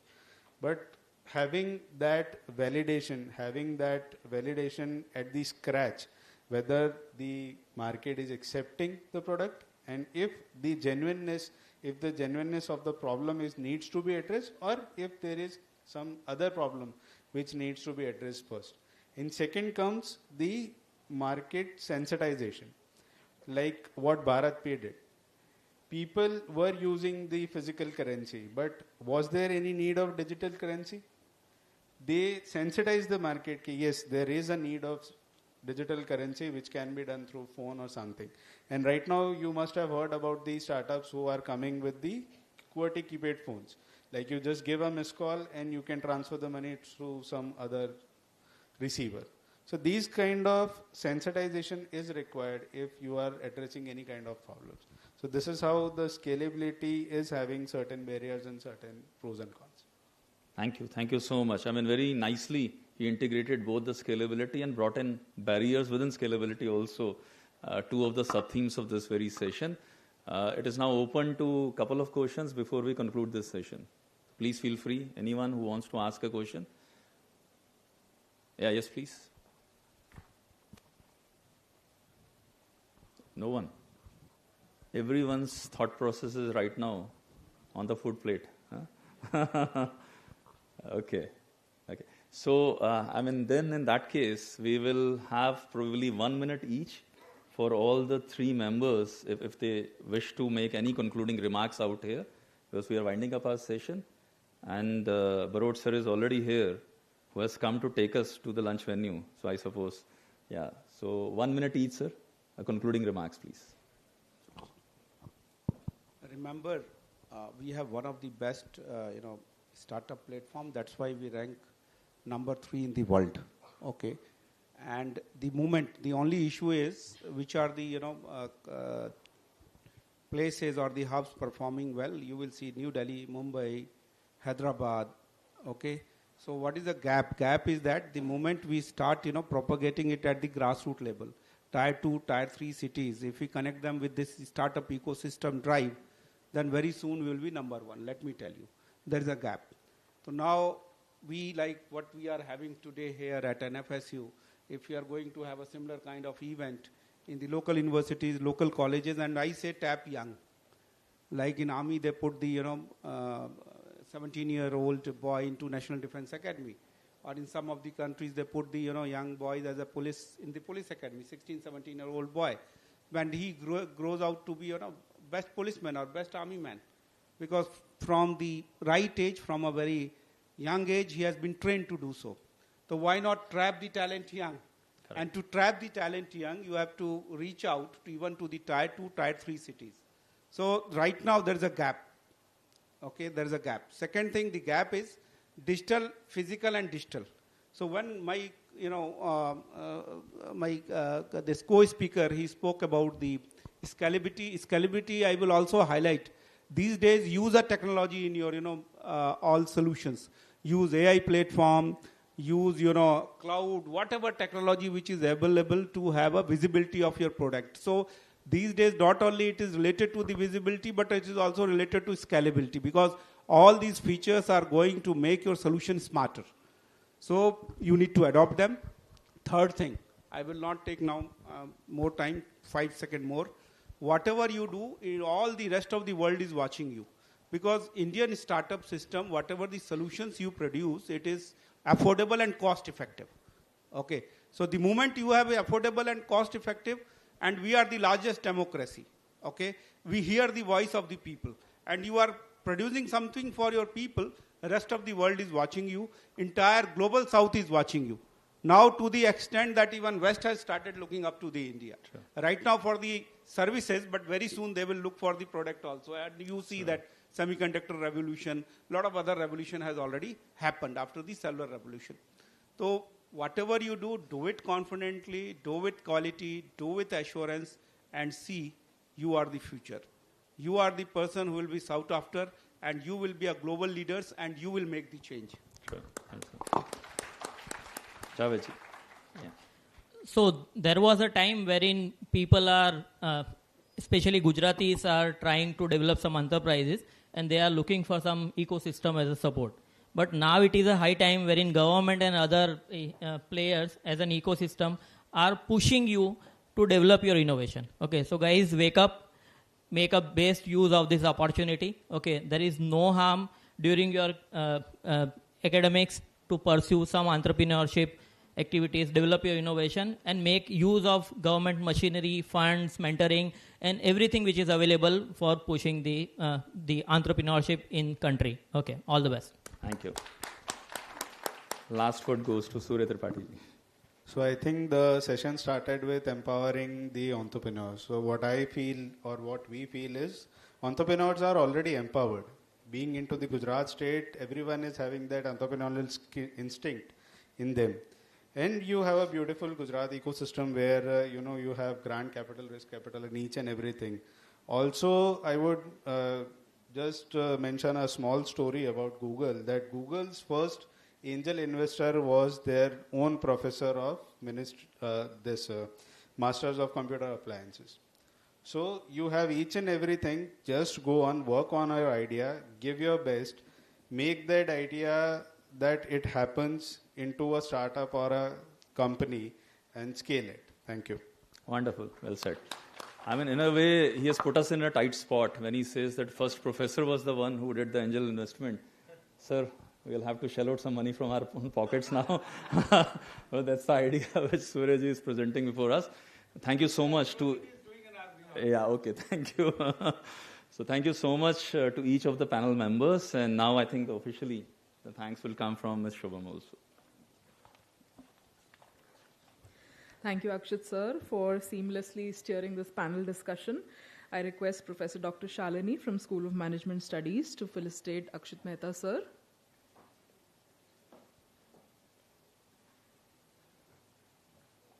Thank you, ma'am. Thank you, sir, once again.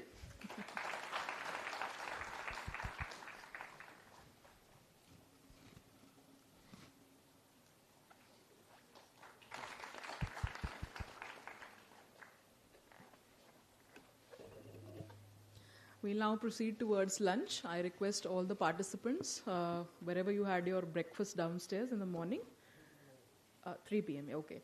Okay, so I'm directed to inform everybody to assemble back over here in the upper auditorium, sharp at 3 p.m. to make up for the time that we've lost. I also request all our guests to please join us for lunch in IGH. Okay.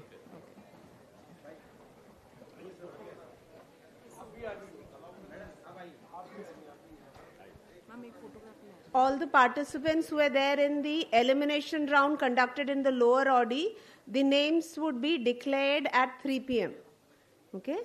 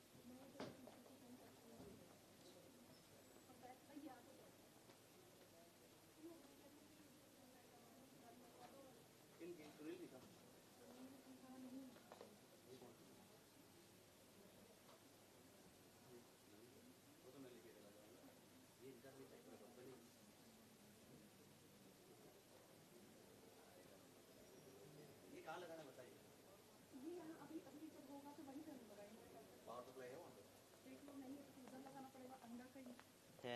है ना? Check कर लो एक बार। यही रख देते हैं ये, है ना मैम?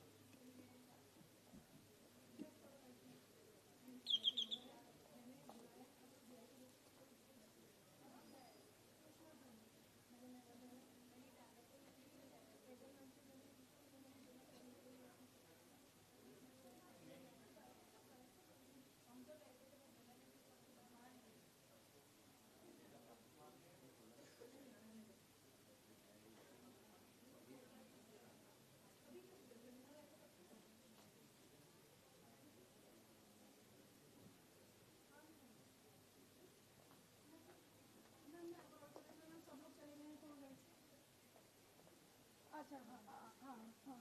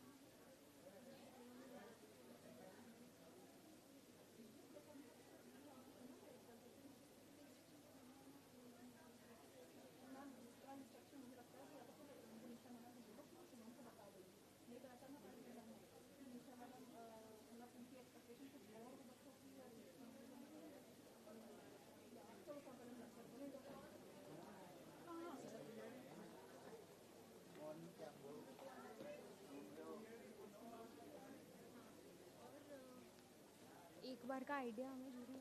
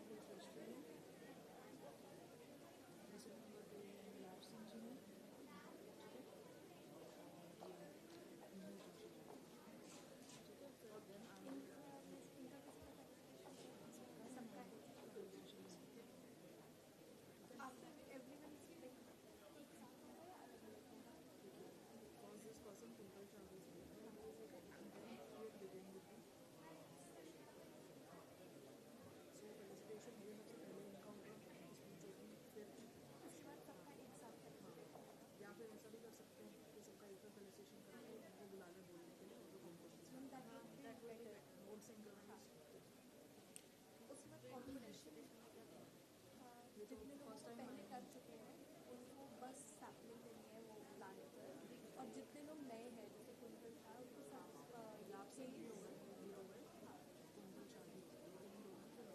हाँ इन तीनों को मोमेंटो सैम्पलिंग और खेस तीनों चाहिए। सो you have prepare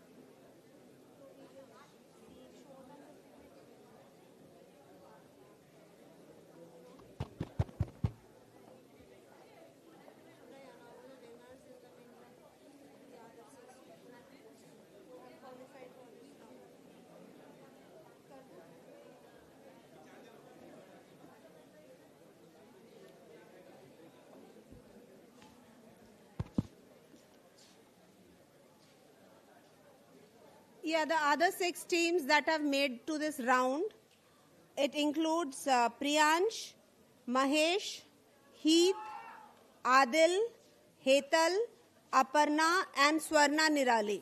I'll repeat the names. Priyansh, Mahesh, Heath, Adil, Hetal, Aparna and Swarna Nirali.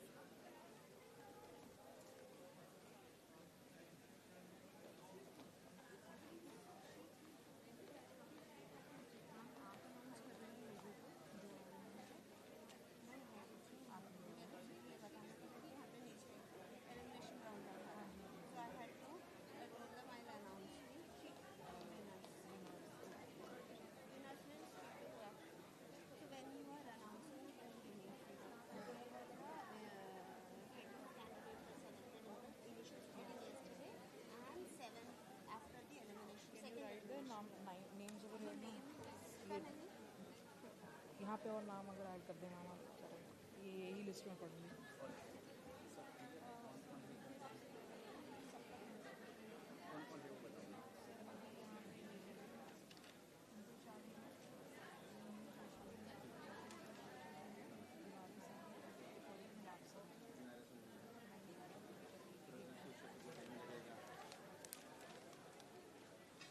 ठीक है बंद है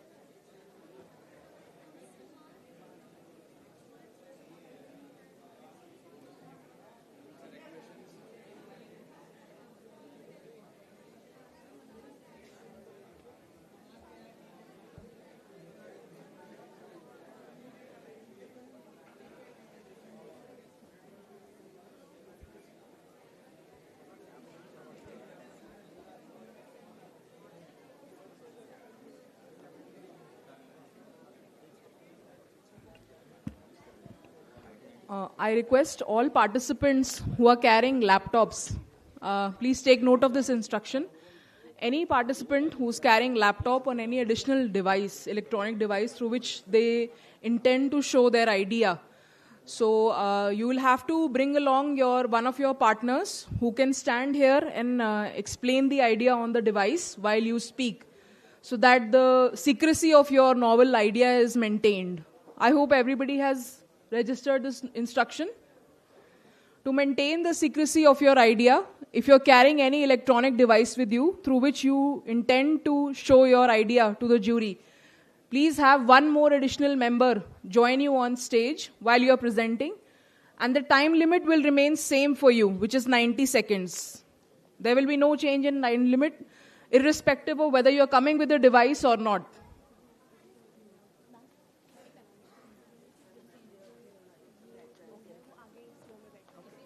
I am announcing the names of the participants. Please listen carefully, all participants. I am announcing your names. And as I announce your names, please ensure you are there in the front row. Towards my right, on this side, please.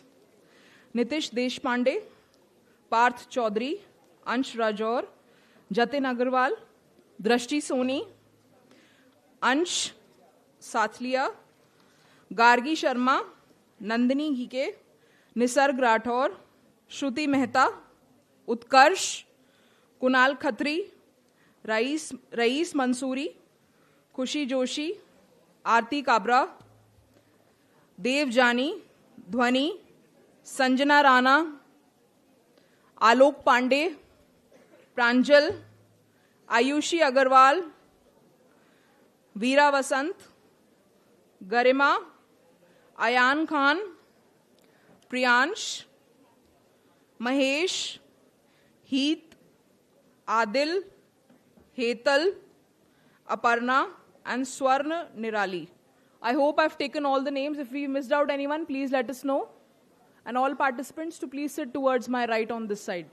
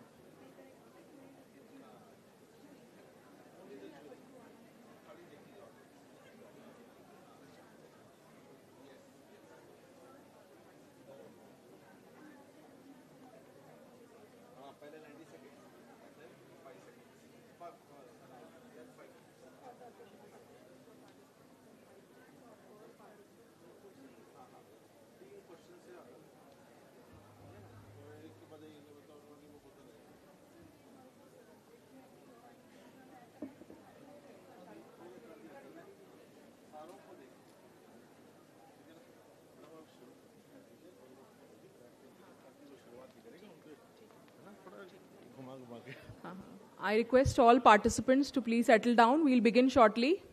All participants, please settle down.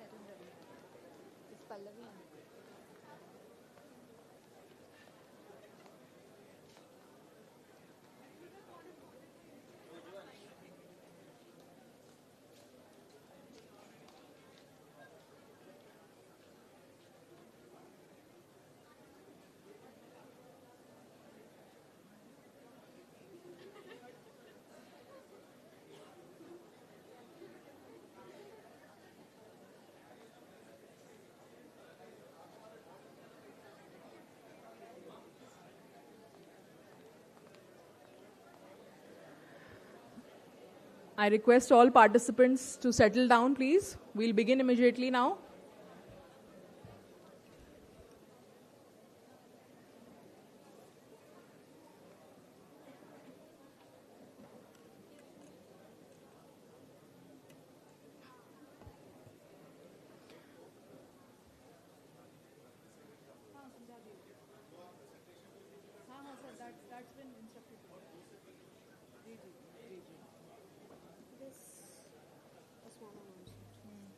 You're doing it? Are you doing it?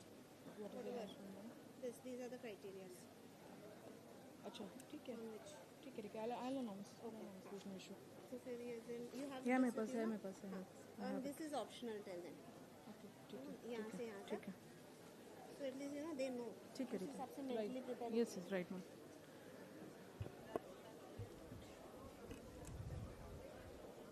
Good afternoon, everyone. I welcome everybody post-lunch to the idea competition.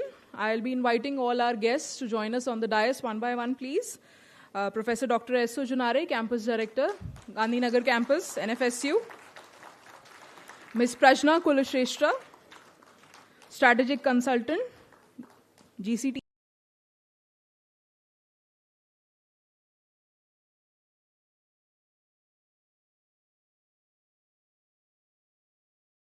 Investor and Startup Ecosystem Mentor. Shri Mihir Joshi ji, CEO, Gujarat Venture Financial Limited. And Shri Surya Tripathi ji, Investment Manager, iHub.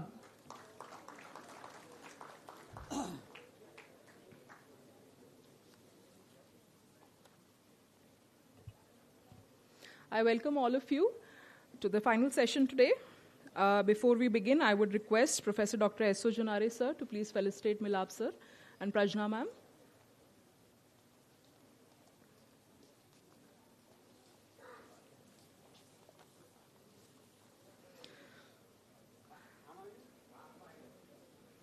Milap Singh Jadeja ji is a sector-agnostic angel investor having a portfolio of 70-plus companies across the globe with more than 2 decades of senior management experience.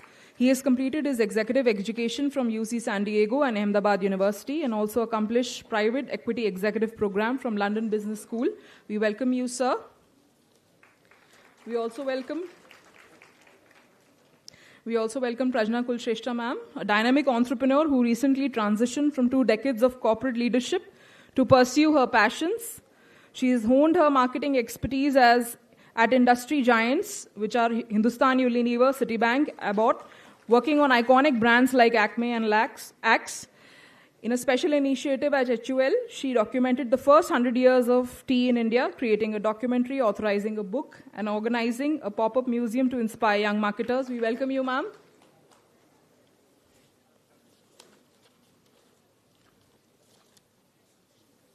We also welcome Mr. Kuntal Shah, who's currently the co-founder of Crick Heroes. Before Crick Heroes, he co-founded DigiCorp in 2004, and he also is an investor and mentor in Bastra and Pet Puja. DigiCorp is a software consulting company and a startup studio based out of Ahmedabad. Crick Heroes is India's first mobile network of grassroots cricket. It bridges the gap between passionate amateur and international cricketers with the help of technology. We welcome you today, sir.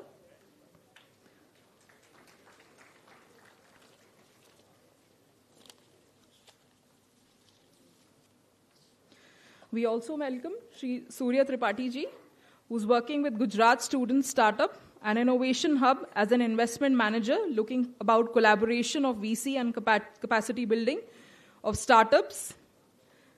He started his career as an entrepreneur with hot and cold stamping foil, followed by running a firm named V.H. Shah Associates for MSME and startups, and works closely with Defense Innovation Organization and Indian Armed Forces.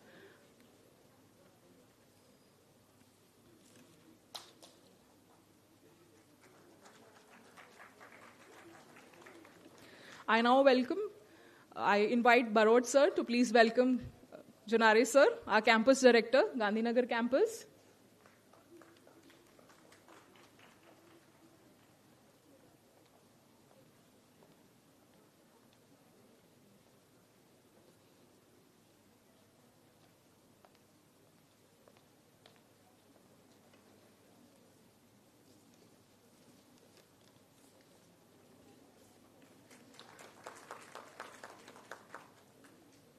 Thank you, Barod sir.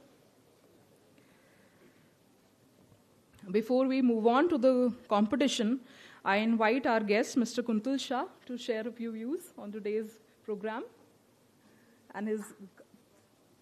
Please, sir. Good afternoon, everyone. Yeah. All right, so I'm really honored to be here. Somehow I was also going to come in the first half but could not come. It seems the event is going really well. First of all, I thank everyone from NFSU for organizing this and inviting me here. So I would not take a lot of time. I just wanted to make few points. First, brief about myself. Maybe before almost around 2003, I was also sitting on this side of the stage, and I was having my graduation being done. Since then, what I have done is I'm busy building tech businesses and learned a lot. One of the themes of the today's event is around entrepreneurship. So first of all, I tell you that being an entrepreneur makes you a much better person. It keeps giving you challenges. So all of you who are looking to present their startup ideas and trying to go on their journey, I wish them all the best, right? While I entered the campus, it was amazed by the way the campus is built. If I talk about my, lot of people were saying, okay, great, I'll say I'm going to US and all. While I came, amazing to learn that there are a lot of students come to pursue their degree here, even from out of the country. Plus, there are a lot of things happening. To all of you, I would just that India is so well. There are a lot of opportunities, and all in the right place at right. So to hear all of your ideas and whatever ways I can give my input. Thank you.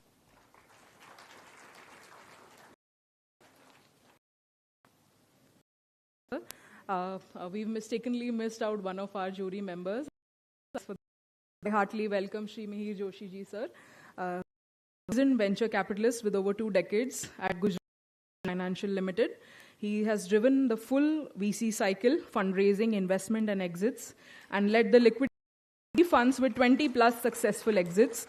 And he has served on board with umbrella like Macron's contribution to key committees, member, a quality WS and CS. Mihir sir brings deep expertise and leadership to the industry. We heartily welcome you, sir.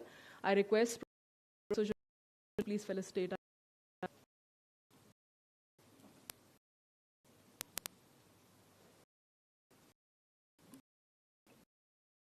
Thank you for joining, member sir, today.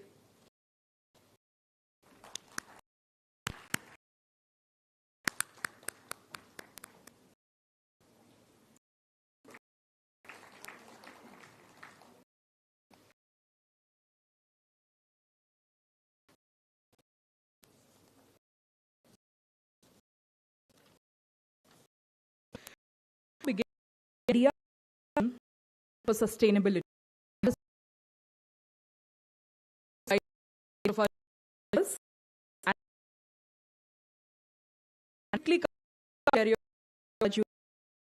I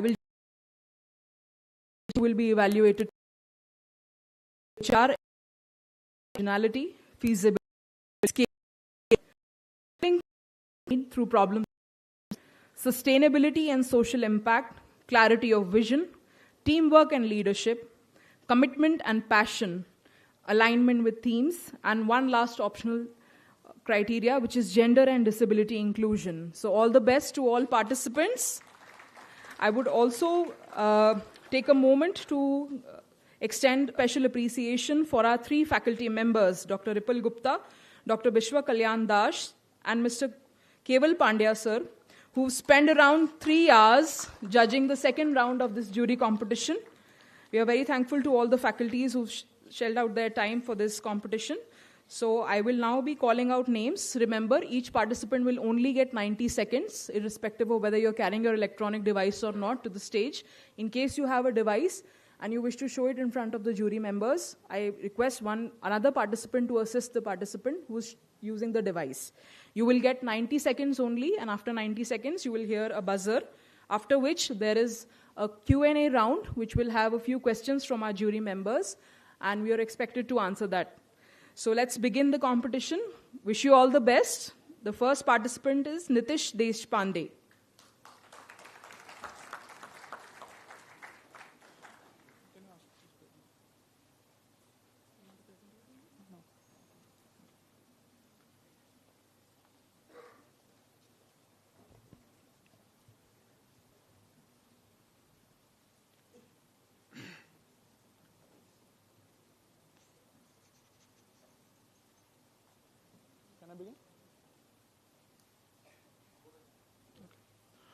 So sustainability is all about striking the right balance. And in today's hyper-digital world, it's nearly impossible for us to strike the right balance without security. Here is where security becomes the core issue whenever we talk about sustainability in the future. For next about 100 years in which we are going to live and communicate and strive with these hyper-digital devices all around us, there is this one core thing which is still insecure. Most of us, you would be knowing that the software programs or the code which goes into all these devices, all across several, from smartwatches to drones and everything else, all this raw code and software programs are the real secret behind the hyper-digital world which we are witnessing today. But there is a gimmick here. only 37% of the actual software development code today actually is a result of secure software development practices, which is also known as DevSecOps, or development security and operations. And the major thing which hinders the developers from implementing this is heavy scripting, configurations and all. So with DevSec Go, here we are automating everything from scratch, so that democratizing security for every developers, so that DevSecOps is not a nightmare, but it's something as easy as just a click. Thank you.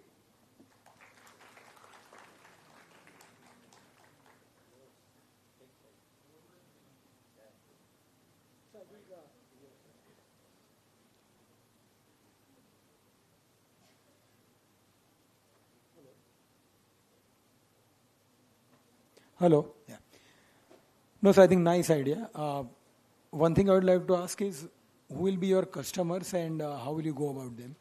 So basically, every firm in which the in-house development capabilities are there, or in-house code development is there, all those are our target market segments. From startups, those are tech startups who are building their own apps. It is nearly impossible for them to look for security as a separate thing, because there are so many things into security. A vast variety of tools into market, separate scripts to run them, separate servers to have them, a lot of configurations which are deeply understood. And it's difficult for a startup to actually hire a security team for it.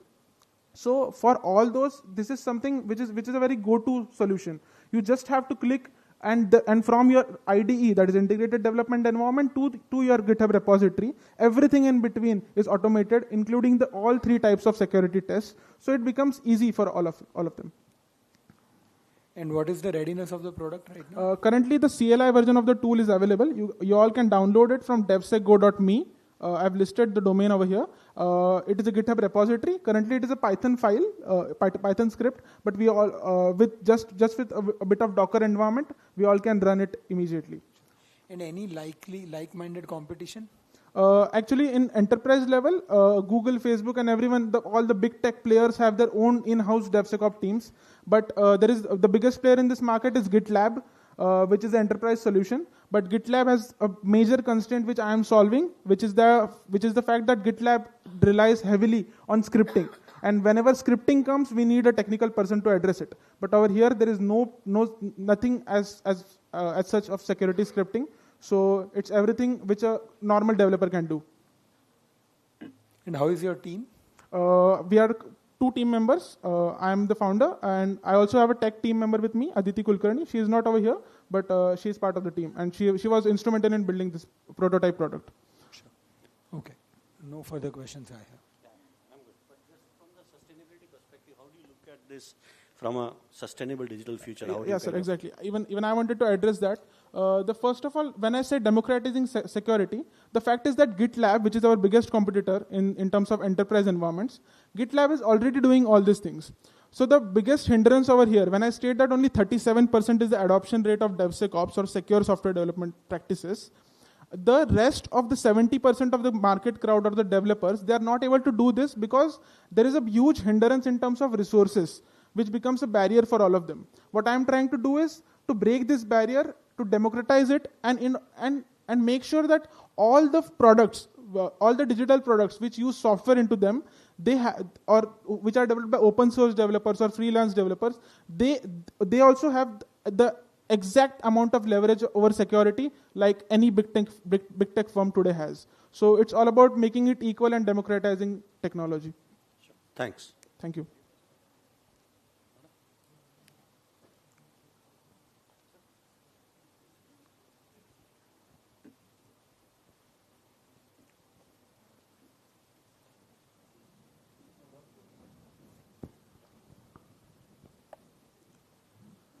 What could be your go-to market?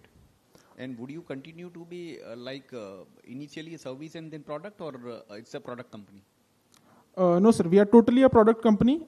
We don't want to get into the service market because DevSecOps as a service again becomes an enterprise thing and again become a barrier for a lot of startups and our core market segment, which is basically freelance development communities, development organizations which work as open source organizations like OWASP and several lot of them.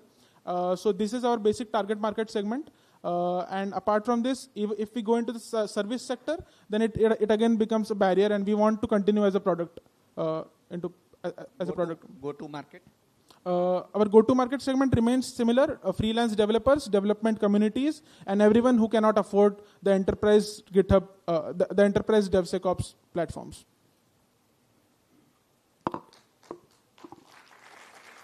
Thank you, sir. Thank you.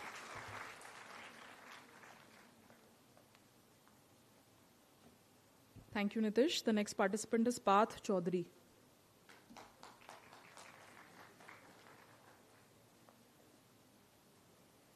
Good afternoon, everyone. Basically, my business idea is around PG and hostel services. Basically मैं college कर रहा था नडियाद में, तो उस time पे कि PG का और हॉस्टल की अवेलेबिलिटी का जानना था इन्फॉर्मेशन, तो सीनियर को मिलना पड़ता था कि कोई वो बोलते थे कॉलेज में मिलना पड़ता था किसी को, स्टाफ को वो बताए इन्फॉर्मेशन कि कहाँ कैसे अवेलेबल है पीजी सर्विसेज और हॉस्टल सर्विसेज, कि कोई कमीशन बेस पे होता था. तो बेसिकली हमारा जो फ्रेंड सर्कल था ना इंजीनियरिंग ग्रुप का, तो सोचा कि क्यों ना हम ऐसे कुछ एप्लीकेशन और वेबसाइट थ्रू ये प्रॉब्लम को सॉल्व करें, कि ऑनलाइन प्लेटफॉर्म पे लाए कि कहाँ कैसे पीजी अवेलेबल है, हॉस्टल कहाँ कैसे अवेलेबल है, कि इजीली एक्सेस कर सके डिजिटली युग के ज़माने में, फिंगर ऑन टिप्स मोबाइल पे अवेलेबल हो. तो बेसिकली ये हमारा सोच था कि हम डिजिटली जाए.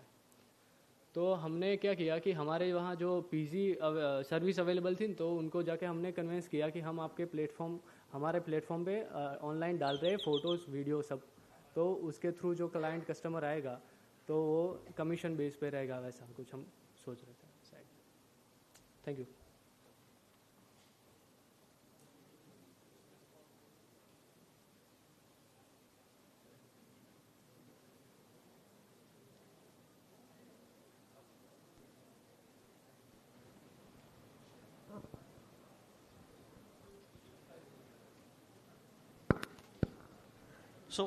So your model, so how do you make money? How do you generate revenue?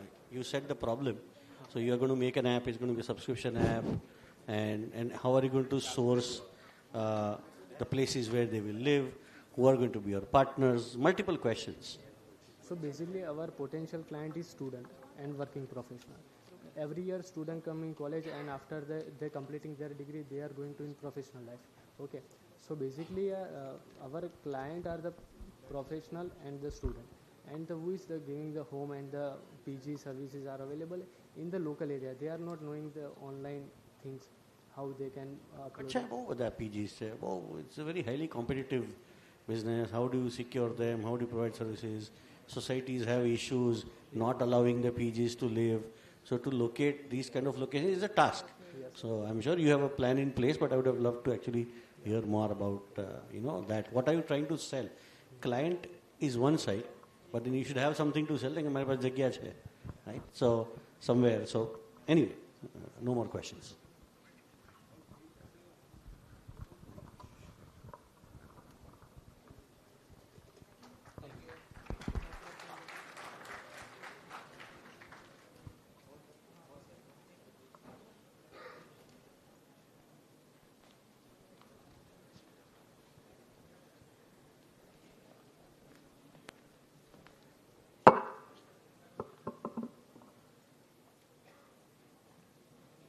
Do we have any questions from the jury members? Okay.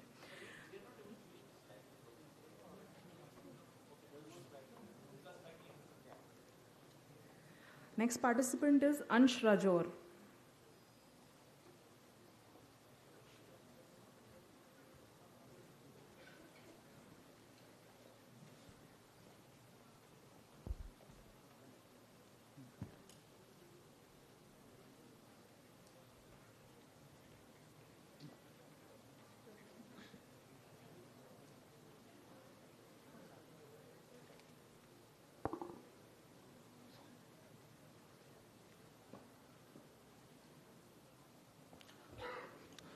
Earth is our mother, and we are children of her, and it's our duty to protect our mother.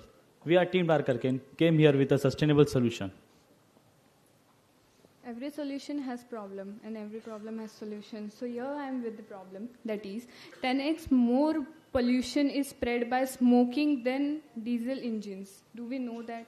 But what's the solution for this? The solution comes, that is smoke safe heaven. And the solution is basically an application which restricts smokers that they can buy only one cigarette a day. And they can't even purchase the second one, and this will reduce much more pollution in our environment. This will directly impact our environment.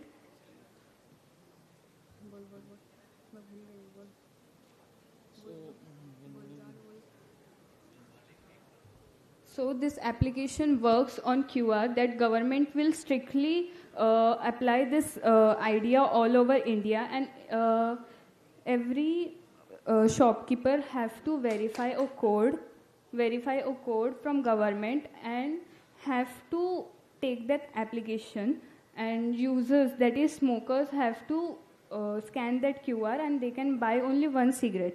And after that, if they try, they can't access the code, and this will track their habitat.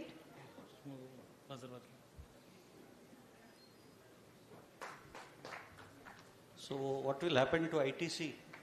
उनका तो जो cigarette बेचते वो कंपनियां क्या करेगी फिर? Sir आपका करेक्ट है, बट एक्चुअली एनवायरनमेंट के लिए भी कुछ करना पड़ेगा. So I know. So it's a good thought. I think it's a good idea or a thought that you have. But then, more number of people die of diabetes, heart attacks.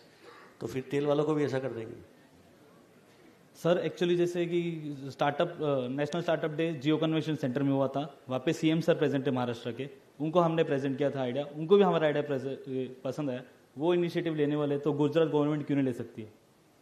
So I think that the government can answer, but the thing is that, see, you need to actually come up with ideas which you can sell. It's a great thought. इच्छा तो सबकी होती है, right? But that, are you able to convert this into a business model, right? You need to think on that perspective. This is a great thing, because I little bit got confused, but then you actually clarified this is about smoking. Yeah. So, I mean, happy to really learn about that. But you need to strategize this more, you need a mentor to guide you कि इसको धंधे में कैसे convert करें. Government support नहीं करेंगी तो क्या करेंगे? Self-motivating NGOs है, उनके साथ में कैसे काम करें? It is no rule, maybe form for that. Hear me out. Sir, don't need to hear me out. Right?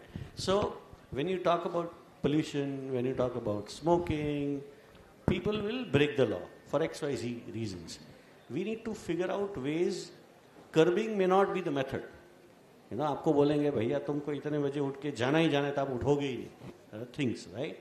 So probably how to make this a commercially viable process or a product which can, and this is about impact, right? It's about impact, right? And how to take it forward. So that's probably best. These are just thoughts and suggestions. So I'm sure if anybody else will.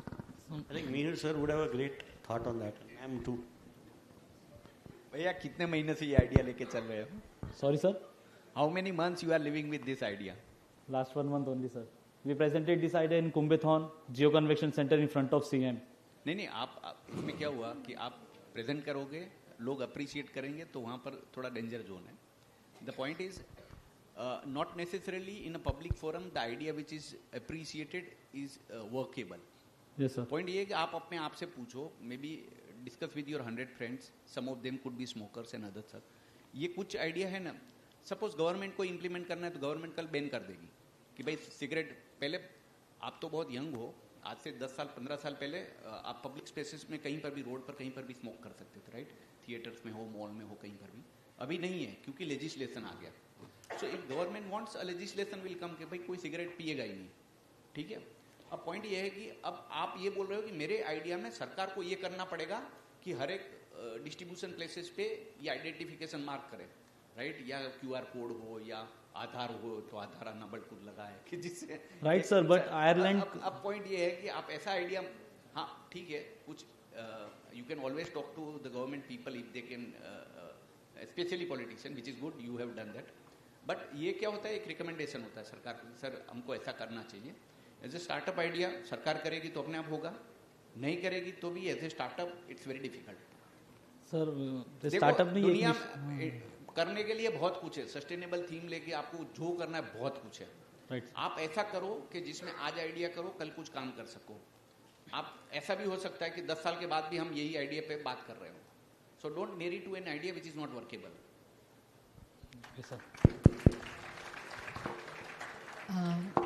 Hi, Ansh, right? Yes, ma'am. And I didn't get your name? Tanvi. Tanvi and Ansh. जैसा कि यहाँ पे jury members ने कहा कि it is definitely a good idea, but you have to work on it. मैं data का आपसे कुछ क्वेश्चंस पूछना चाहूँगी। मैं ये पूछना चाहूँगी कि स्मोकिंग कितने परसेंटेज कंट्रीब्यूट करता है to overall air pollution in India, and if you have done some analysis in terms of cities में कितना है versus smaller towns में कितना? Just PPT.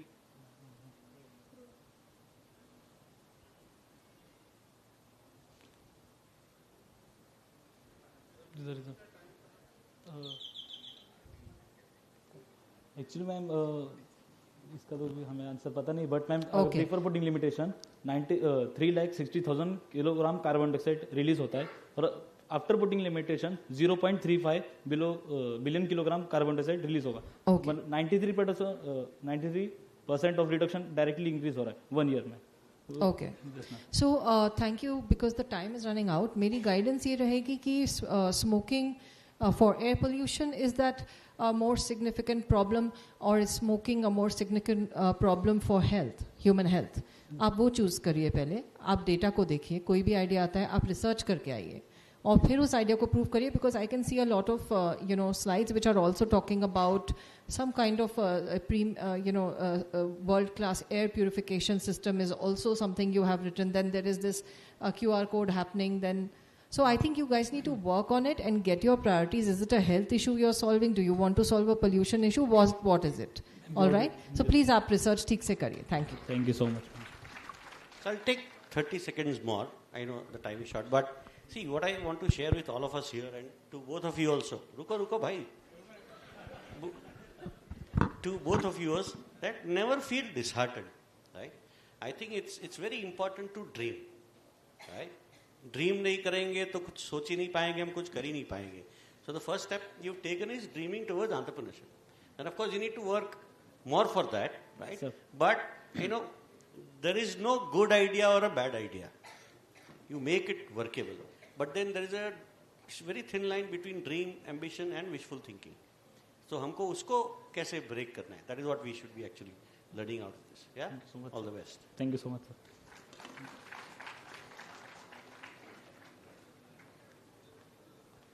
मुझे जोक याद आ गया, कह दूं? I know we have less time, Jujar sir. So, but it is related to smoking. Hence, I actually want to, and there is one guy who was smoking in front of a very tall building. And there is another guy came, भैया कितना smoke करते हो? तो बोले दिन का 5 cigarette पीता हूँ। तो बोले 5 सिगरेट मतलब 100 रुपया हो गया। कितने साल से स्मोक कर रहे हो? तो बोले 30 साल से स्मोक कर रहा हूँ। तो बोले यार इतने में तो अगर डॉक्टर लगाओगे तो सामने वाला बिल्डिंग आपका होता। बोले क्या बात कर रहे हो? तो बोले भाई साहब उस बिल्डिंग आपका है क्या? आप सिगरेट पीते हो? तो बोले नहीं। तो बोले भाई पीने दो ना आराम से। So somewhere you don't know which idea is going to work well. I'm just trying to make it a little bit more engaging ताकि interest रहे इसके अंदर. Thank you, sir.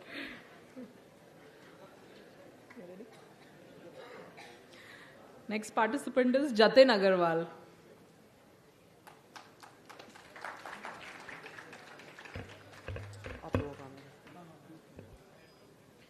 Hello everyone, I'm Jatin Agarwal, presenting here our product, Okinus. So as you know, data piracy and breaches has increased exponentially in today's market, leading to financial losses and frauds. Also, unreliable access control to the data has led to unauthorized file sharing, which is overall causing economical, financial, and ethical issues. So we address these impacts by a proprietary solution through our own algorithm, which we have developed, and it is in the proof of concept phase. So this mainly tackles the privacy and the unauthorized data sharing being done across the internet, which is almost unadministered at this point. And we generally have made a solution in comparison to others, it is faster, it is cheaper, and it is easier to implement overall. And apart from all of this, we see sustainability as a big part of a business. As sustainability, we target 3 E's of sustainability. One is the ethical sustainability, second is economical sustainability, and third is environmental sustainability. To bring facts into this entire thing, a data breach or a privacy breach does cause a lot of environmental damage, because data centers do require a lot of environmental resources to run. So that is something which, if we prevent privacy up to a point, we can eventually achieve a more sustainable environment. And talking about economical sustainability, that is well explained through our piracy and data breach prevention, because data breach do cost a lot to the organizations which have a lot of data of their customers. And lastly, ethical sustainability, we target that by enabling small, medium-sized enterprises with solutions which even, I would say, big enterprises are not able to offer at that level. So we promote them as well. Thank you.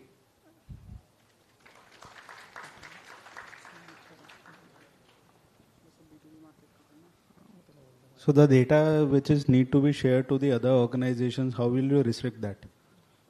Can you explain me the question more? If you are providing cybersecurity solutions for an organization, Okay. and the other data needs to be shared to the other organization, Okay. then how will you filter or restrict that? So that is where the algorithm which we do comes into picture. So if I'll go a bit in a technical domain, we use asymmetric key encryption, which involves 2 keys. The sender has one password or one key. The receiver also has their own key. So we can work with that. So files can be sent that way in transit. And will it be workable on all the products? Like Yeah, each we and are every currently in software? the development of an API. We are on a proof of concept stage right now. The next step which we are doing is an API which could be integrated to any company's workflow, so that this can be made. And if that API compromises, like because of breach or something?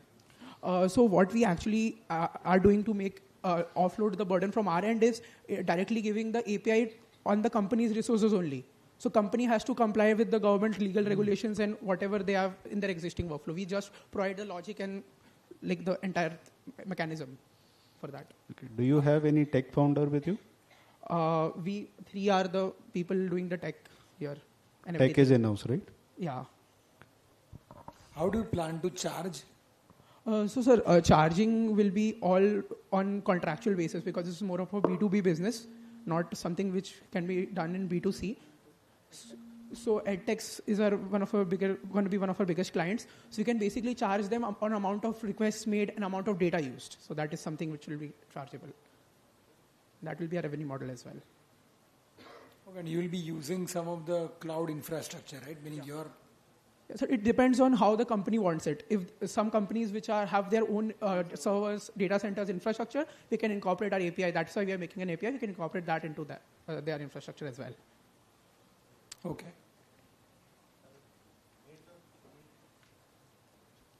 What does the third founder do? Again. Sir, he does mainly the marketing, the development strategy. He can go ahead. Mainly marketing and market research and tech assisting. Excellent. Thanks. Thank you.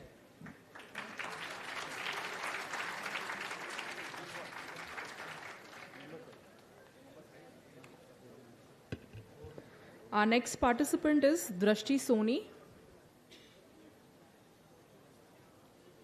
Ms. Drashti Soni, are you here?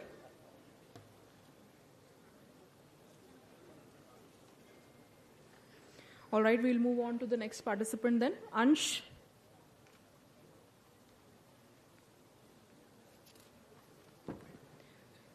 Gargi Sharma. Please come.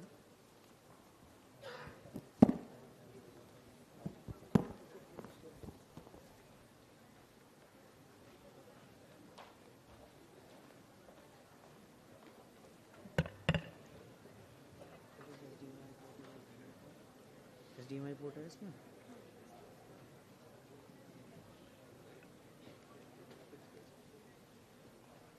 भी हटाना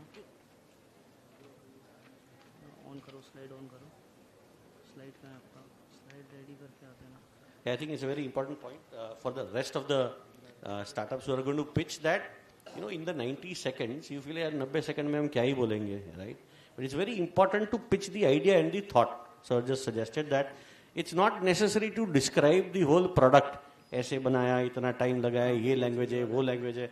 How is this actually going to impact, scale, make money, make a difference, whatever, right? So that's what you need to build in those 90 seconds. Not के फटाफट में कैसे पढ़ के pitch खत्म कर दो, right? So keep that on your mind, the rest of the people who are, kind of coming by.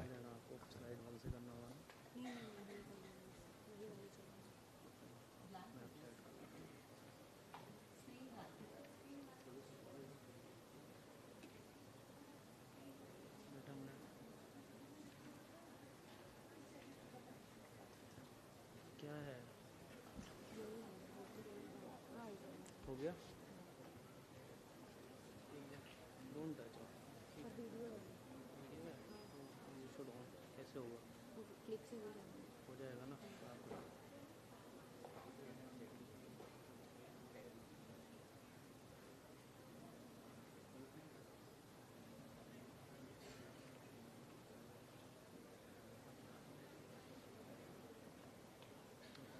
Good evening. I'm Gargi Fadke.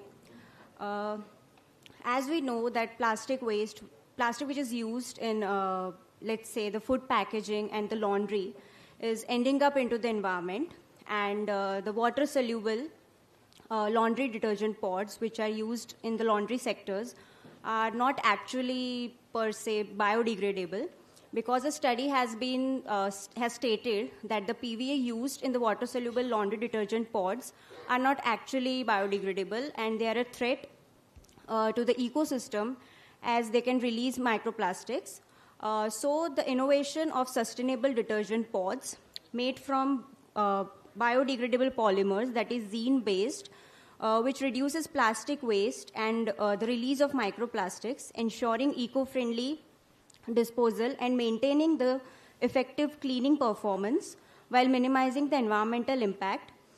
So the zine-based bioplastic film made is not limited to the application of the laundry detergent pods, but it could be also used for toilet blocks, dishwasher pods, and as seed tips in agricultural fields.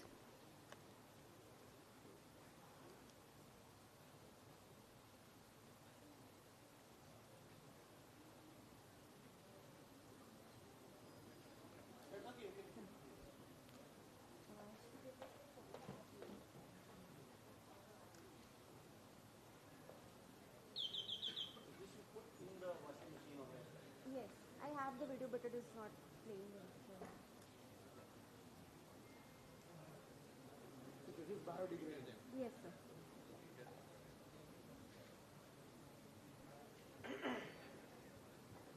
Is it costlier than what? No, sir. I haven't calculated the exact cost, but approximately it would be 10 to 15 rupees per pod. The pods right now available in the market, they are around 15 to 20 rupees per pod.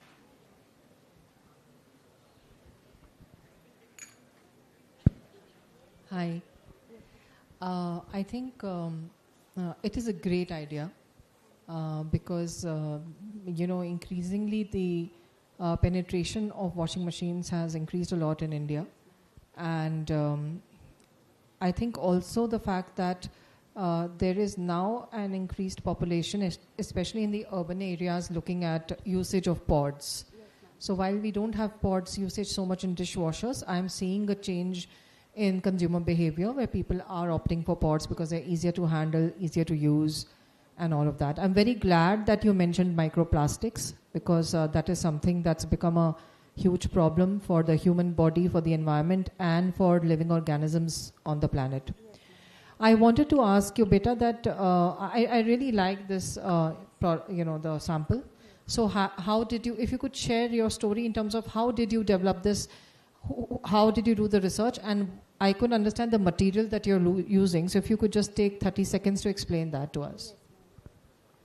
So basically my PhD research is on bioplastic. So I'm working on it, and I wanted to make using biodegradable and natural polymers.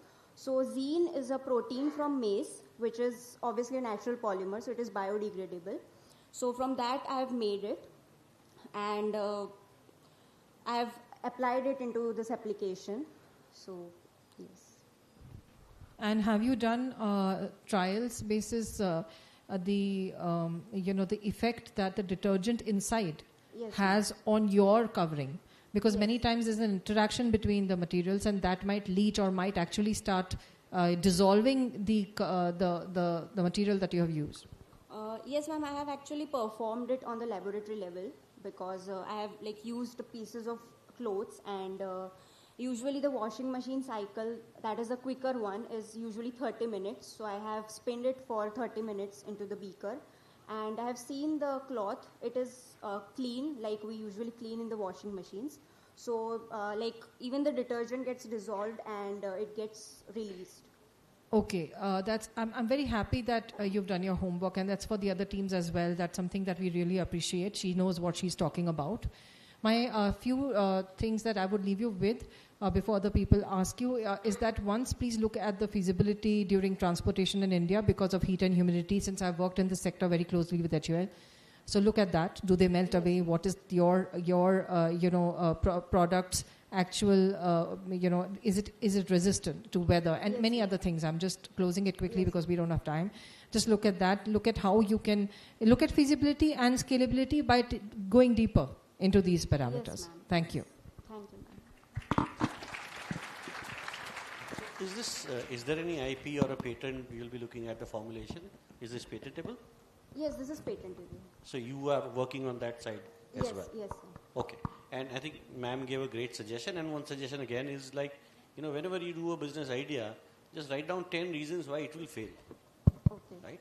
And if you are then able to mitigate that, that will sir. actually give you the end solution. Yes, sir. Yeah? All the best. Thank you, sir. So, what is your plan to make marketing of this product? Particularly, you'll go through some washing machine company or some washing powder companies? Sir, I'm aiming to go to the washing powder companies because, they are the ones who are doing the packaging for the detergents or the powders. So that is the problem. Usually the washing machine is just a machine to clean it. So technically the packaging is the problem, and I'm focusing onto it. Packaging will be that sachet or some glass material? Sorry, sir. You will pack in plastic sachet, or that will be no, sir. some glass material? I am thinking to pack it into a cardboard box because if I pack it into plastic, then the whole purpose won't be fulfilled. But you told the cost will be around 10 rupees to 20 rupees. 10 to 15 rupees. So, do you planning something to reduce the cost so that you can get it at low rate? Yes, sir. We could surely work on it.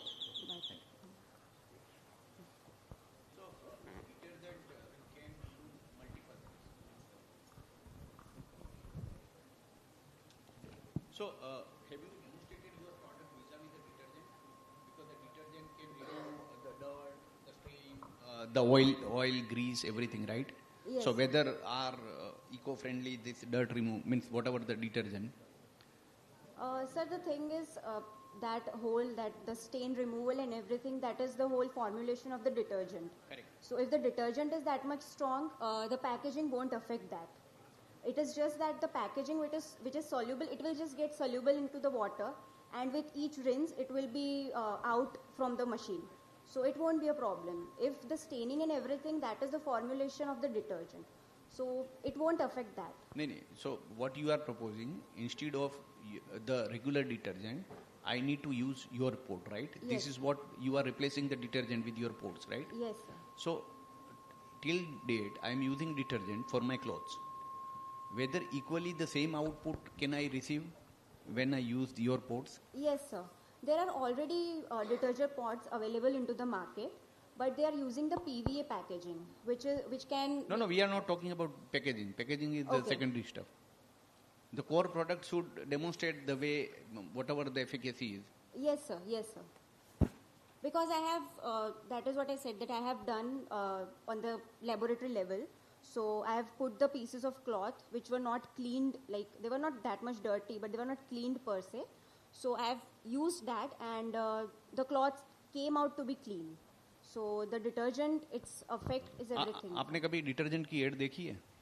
Yes, sir. ठीक है, वो है ना, बहुत गंदे गंदे कपड़े को क्लीन करते करते दिखाते हैं, राइट? कि ये ऑयली कर दिया, कलर वाला कर दिया, मींस कीचड़ वाला कर दिया. सो आपकी प्रेजेंटेशन में सिर्फ ये 3-4 पिक्चर इमेजेस ही होने चाहिए, और कुछ नहीं. Because we were struggling to understand what you are replacing. It's the washing machine or the detergent. But it's good you have worked, and I believe if you have at a laboratory level and personal level, if you have demonstrated the product. Only the thing is, from a concept point of view, it's more of a concept selling. लोगों की जो habit formation होती जाती है ना, तो like for example अगर इसमें so it's good to talk about the climate, but at the end of the day the people don't change habit.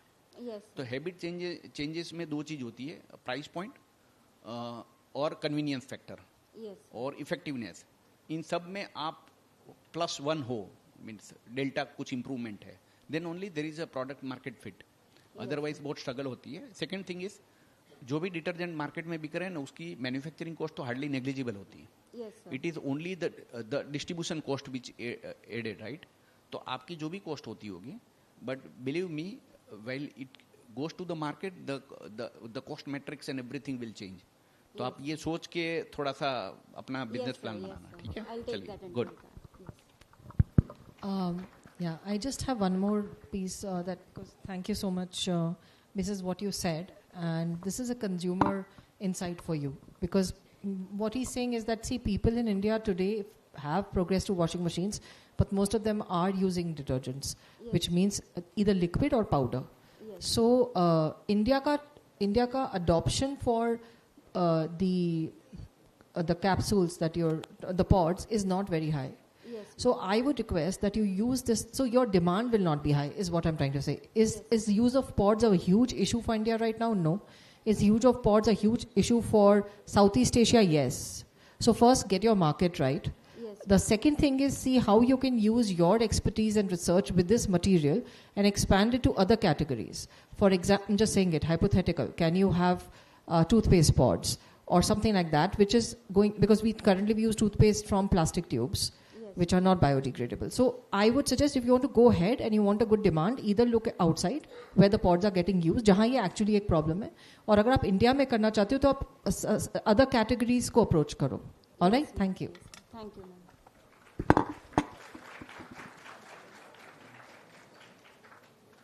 Thank you.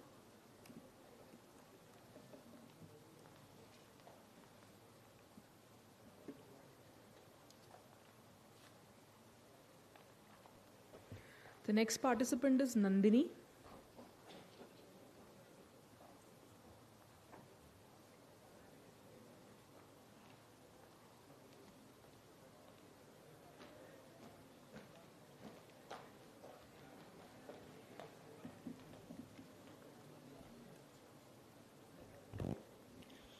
Good afternoon, everyone. Is it true that half of us sitting here want to experience the culture and heritage of India, but are held back by either budget, time, or maybe the fear of Delhi's traffic? What if I can tell you that you can experience the streets of Varanasi, the palaces of Jaipur, and even the depths of an ancient temple just by sitting at your couch, even in your pajamas? Sounds unbelievable, right? That's why we are here today with IndiVersion. Introducing IndiVersion, a VR headset rental service that lets you teleport, well, almost to India's rich cultural and historical marvels, where school can ditch the boring textbooks and history lessons can be way cooler than the chalkboards, where specially abled can relive their cherished memories and senior citizens can seek the blessings of mighty divine without worrying about their knees, where basically anyone can travel through time, minus the jet lags and the travel drama. With an affordable rental model, IndiVersion serves 3 major categories: education institutions, senior communities, specially abled, and curious explorers. And here's the kicker. The market potential is huge. With government collaborations, we are blending EdTech under new knowledge system of government, state tourism, and wellness within endless possibilities. The market is massive and with absolutely zero to no competition. And the best part is our vision. Today we bring India to your living rooms. Tomorrow we are exporting it to the world. Then why wait on boring documentaries and postcards? Join us today at IndiVersion, your passport to India's soul.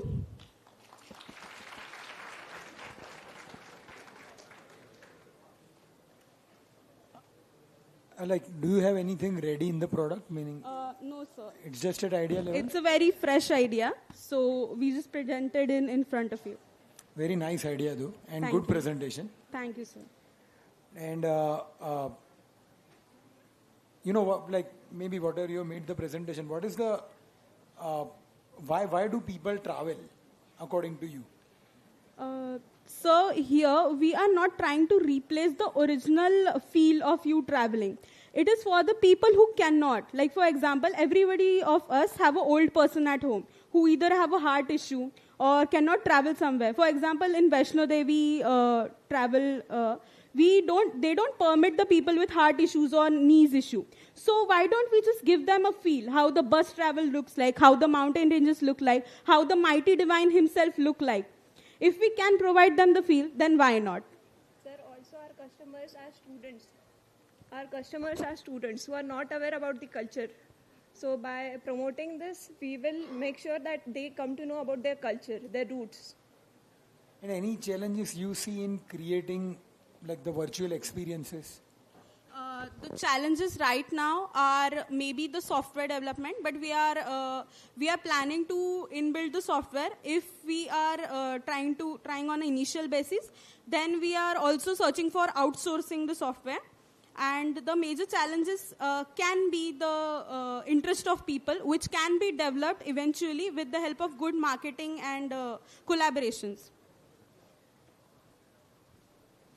No, I think again a very good idea, but again I have a few thoughts and suggestions to give, right? So when you talk about what you're trying to sell is an experience, yes, right?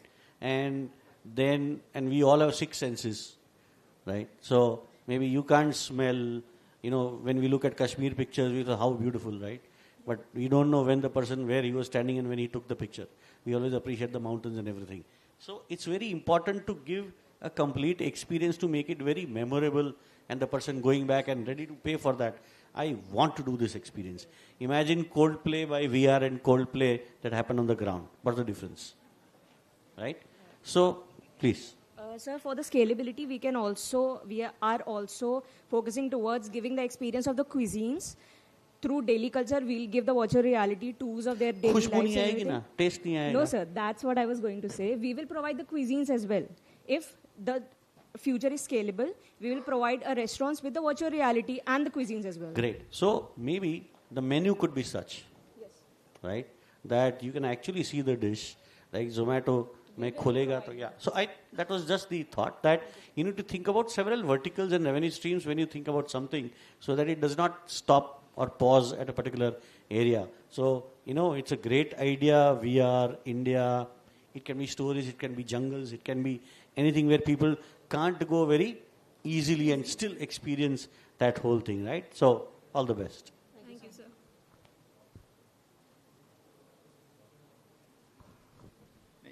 आजकल VR headset मिलते हैं market में, थोड़े expensive है, ठीक है? वो आप यूज करते हैं? Any of you? Yes, sir. I have tried it. नहीं, अपने पेरेंट्स को भी ट्राई करवाओ कि आप कुंभ मेला का एक्सपीरियंस यहीं पर बैठे बैठे लो, डोंट गो. नहीं, पॉइंट ये है कि जिसको आप देखिए, जिसको एक्सपीरियंस करना है उसके लिए मार्केट में गैजेट्स, टूल्स सब कुछ अवेलेबल है. और दूसरी बात ये है कि यू आर राइट, VR में बहुत सारी चीजें आ रही है, so that it goes without saying, and that is why global companies are working and investing big time heavy on the VR stuff, because people would like to see and live in many of the things and enjoy in virtual reality. But point ये है कि उसके लिए बहुत सारे players काम कर रहे हैं. So from the hardware to the technology side and to the experiences side. Point ये है कि आप clearly एक ठीक है, आपने जो भी सोचा है, I don't know how is it feasible, but आप करके देखिए. So, according to you, आपके competitors कौन होंगे? Sir, currently there is only one competitor which just provides the VR environment. There is no such application which would rent the service. Okay, और customers कौन होंगे? Bharatvarsh. So you are going B2C or D2C? Yes, sir. They just just have the ready-made softwares. They are not providing any authentic experience or professional service or guidance. Here we are completing a total package. We are providing the software, the experience, the professionals along with it, the collaboration, everything. तो अभी आप जैसे कह रहे थे कि you will be outsourcing the software, right? तो उसमें अगर आपका जो एक्सपीरियंस है वो कॉम्प्रोमाइज हो गया, वो सॉफ्टवेयर कंपनी ने ये पूरा का पूरा आइडिया टेक ओवर कर लिया, तो Sir, before doing anything, we'll do the rain check ourselves. We'll go through thorough levels of checking and ensure the total integrity of our product and maximum customer satisfaction. It's a great idea, पर एक बार आप इसको pilot करके देखिए. Have your friends और उनको एक बार VR पहना के tell them to experience certain things. Okay, sir. Thank you, sir.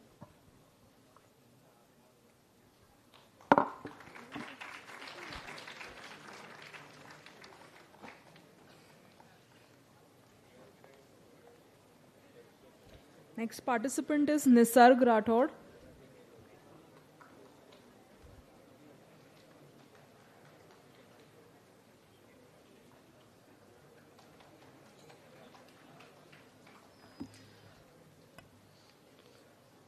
Namaskar.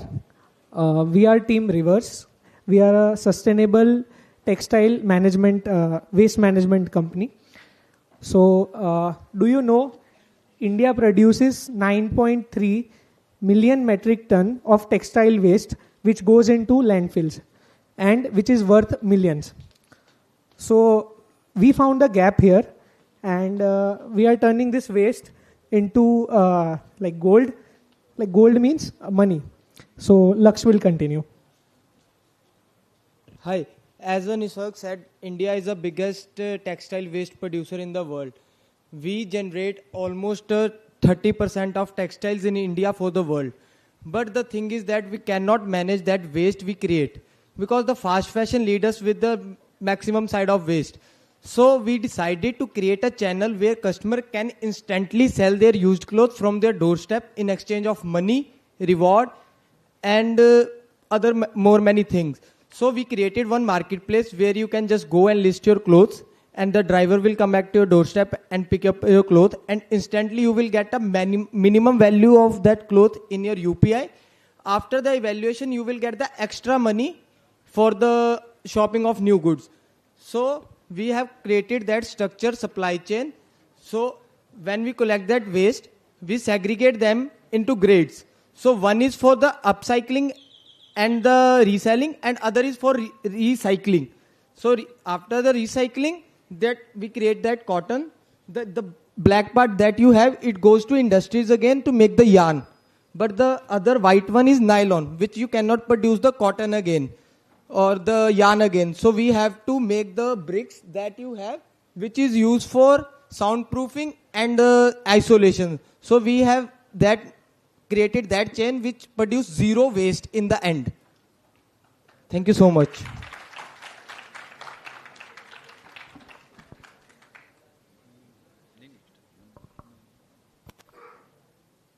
What will be the durability of this brick? Right now we are on the testing phase. We just partner with Tira. We have given some products, our products for the research. What is the durability, stability, the moisture, the soundproofing power, and the fire resistance. So we will get the report soon. Okay. और इसका revenue model क्या होगा bricks का? Like this is a last part that we are creating. If we see like normal जो अभी sound proofing का market में है, that is for 600 rupees a square feet, but we can provide this for 200 rupees a square feet. So it's a 3 times less cost and more effective. And this is again recyclable because we are not using any chemical in this. Okay.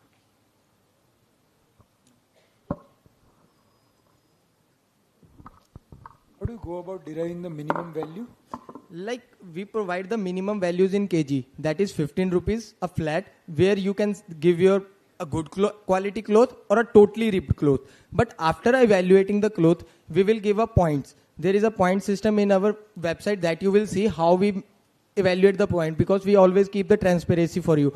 So we see the collars, buttons, cuffs, colors and strength of the cloth. And additionally, we will provide you maximum of 12.50 rupees on per cloth and minimum of 2.54 per cloth after evaluating. That is the minimum value we can provide and maximum value we can provide. This is for when you collect directly from people who are using their Yes, clothes. we are doing both B2B and directly from customers also, because India is a two type of consumer waste.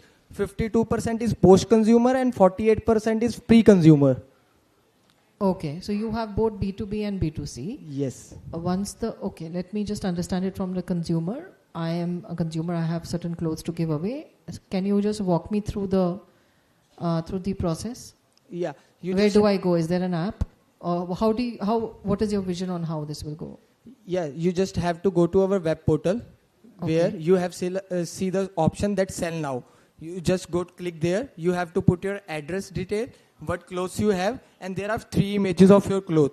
And just put that order. The order will be booked. The next day, delivery guy will come at your doorstep and pick that cloth. After delivery guy accepting that order, instantly you will get the money of that 3 or 4 kg of cloth you are giving, according to 15 rupees kg is in your bank account. And after evaluating, it will take 8 to 7 days to put the that money, the points will be reflected in your portal.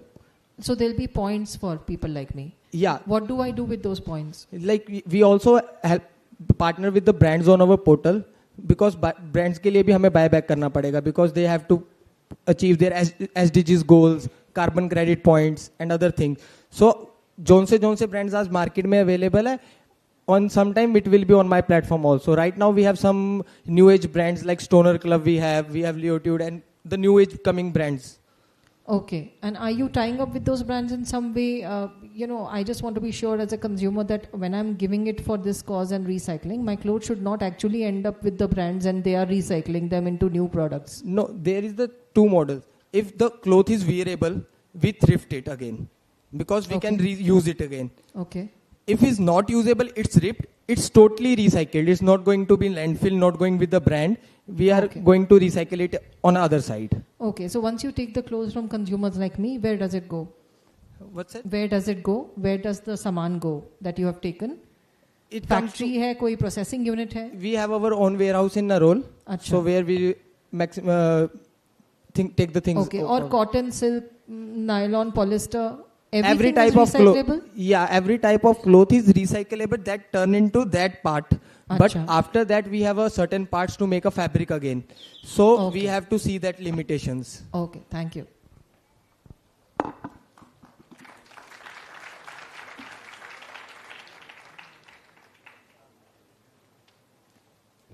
Next participant is Shruti Mehta.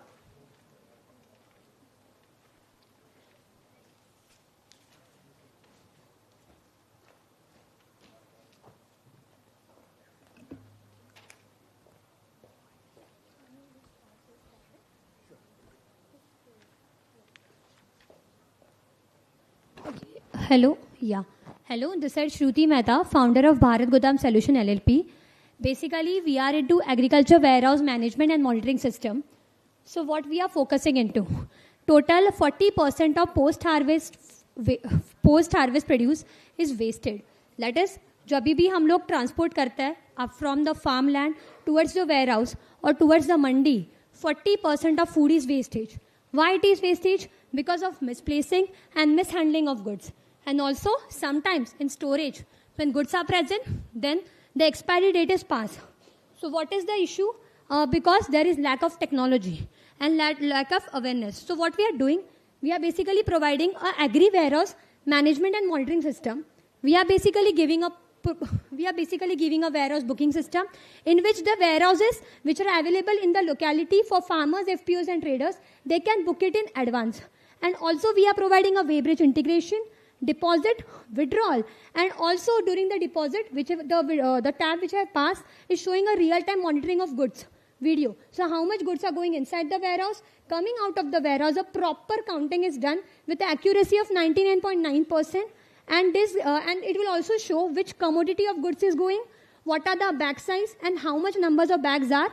And we are also into temperature, pressure, ethylene and CO2 monitoring of real time, that is for example अगर किसी ware house का temperature बढ़ रहा है जिसमें wheat रखा है, मतलब वीट सड़ रहा है. And last but not the least, we are also focusing on rat detection, and we have developed that rat detection mechanism, and we are patenting it right now. And so yeah, that's it. And we are focusing on to the 3 SDGs: zero hunger, industry innovation, infrastructure, and responsible consumptions. So yeah.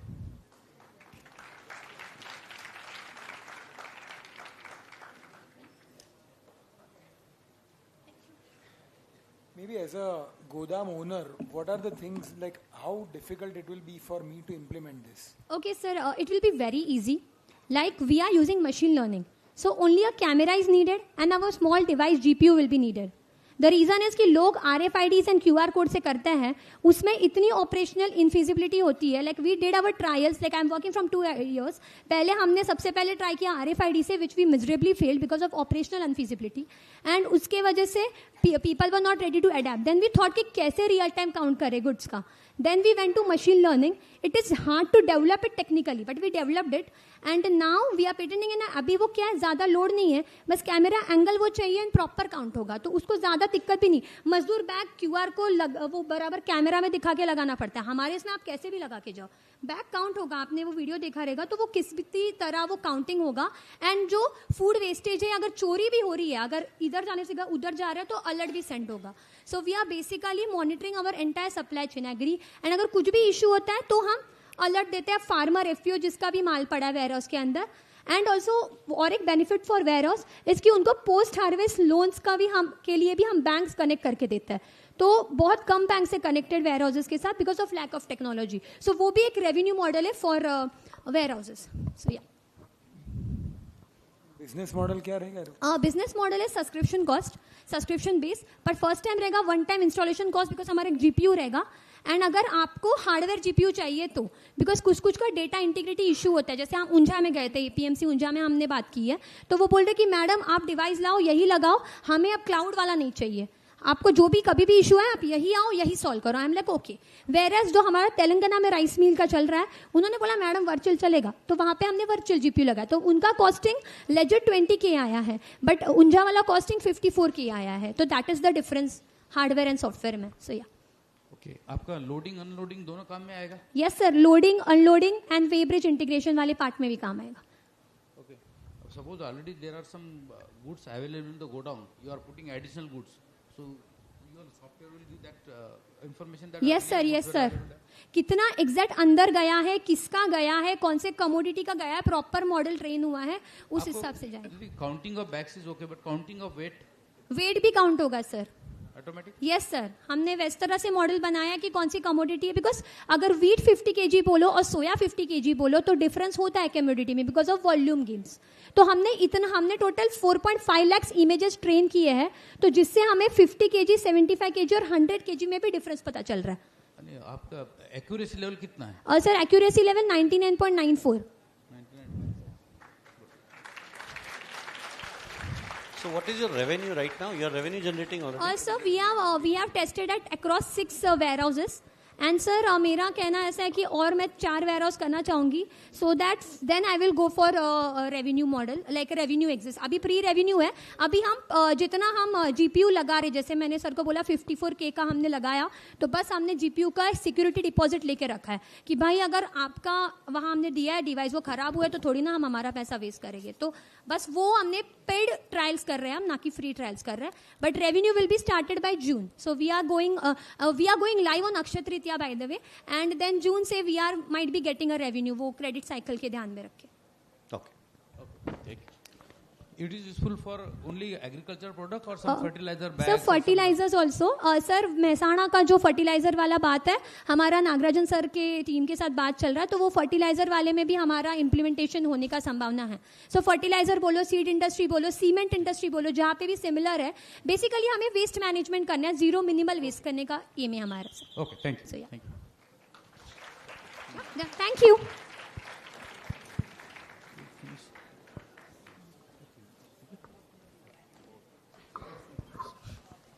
So we'll be a little bit fast. So we'll be having 3 minutes for each candidate.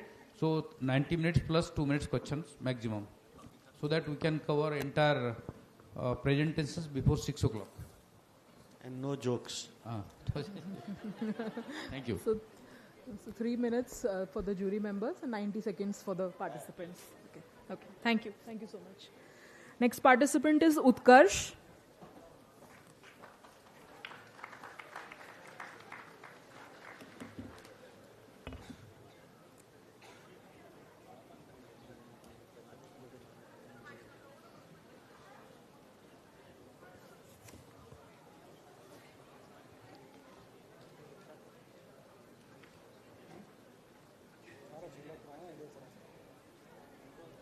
हो गया present हाँ first पे कर लो आप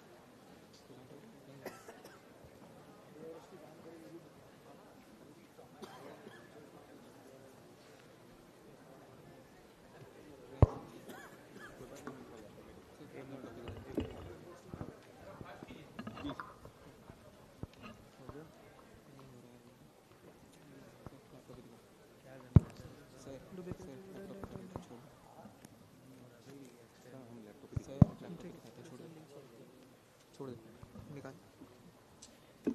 page 1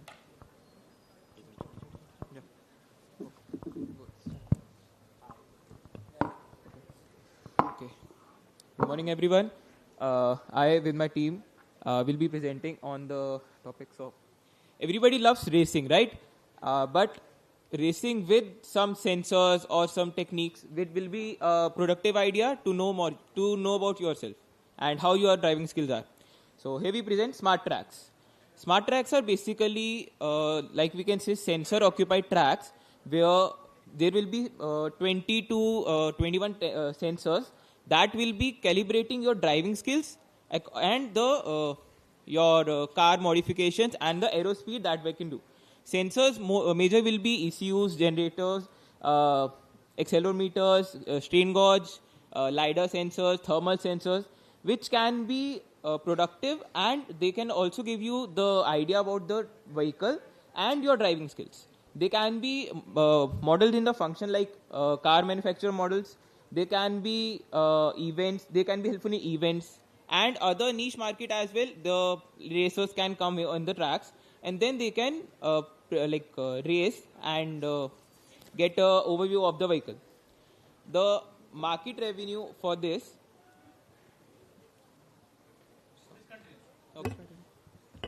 So the global market size is $2.9 billion as for only for Formula One, and for Formula students it's about $300 to $500 million. But coming on to India, that will be rupees, and for Formula One it's 200 to 300 crore rupees annually, and for Formula student that's a major growth in India. That comes out to be 25 to 50 crore rupees. This will be a financial model as we need some investment for the tracks and the sensors, which will be approximately around 60 to 61 lakh rupees, which includes everything. This will be the revenue stream, motor stream, and the events. They will be the major event. They will be the major generation of a revenue coming into 60%. Secondly, would be the car manufacturer testings. That would be 25%, and then would be the car enthusiast or niche market. So this is basically a SWOT analysis that everybody could see. Basic strengths would be nobody likes only driving. They want the data. They want how well they can drive. And basically we can provide that. No other, and the major point USP of our product is no other, in any global you can see, no other competition we have. We have tracks, but we don't have all the sensors that are equipped in a single track. So, this is it. Thank you. आपके sensors के कुछ feature बताएंगे? Means how do they work and what they bring? So there are approximately 20 sensors. I won't be covering all, but if you want a brief, there will be thermal sensors, which could be giving us about the temperature in the turning motion or the tire temperature that can help a vehicle. It could be the structure, that could be thermals. Coming on to LiDARs. LiDARs tell us about the rigidity, structurability, center of mass comes, and there will be accelerometers, there will be RPM generators, there will be wind and aerodynamic sensors. There would be ये सब गाड़ियों में लगेंगे sensor? Yes, sir. या tracks पे? Sir? ये गाड़ियों में लगेंगे? नहीं sir, they will be on the tracks.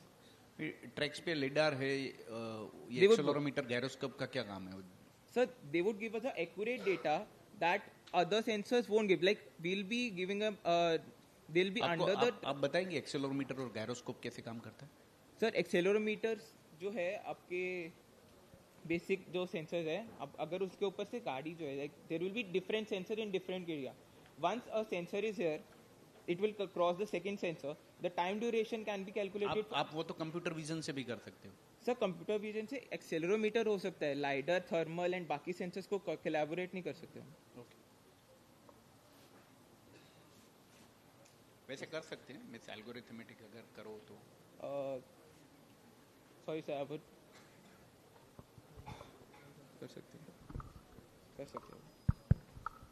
Thank you for this, and I think he had some valid points. You should listen to him, because a lot of you should not have duplication or work anywhere, and these days cars already have these sensors. Also study the markets abroad, because live tracks with sensors are a very big thing in Formula 1 racing already and used for training. So we'll not take any more questions because we are running short of time, but just go deeper into it and see, are you actually adding value through sensors on the tracks, and how much value do you want to add, because the cars already have a lot of stuff that you're talking about, including the thermal heat generation, etc. All right, thank you. Ma'am, can I add one thing on? Beta, we are really running out of time, so I'm so sorry. Thank you. No, thank you.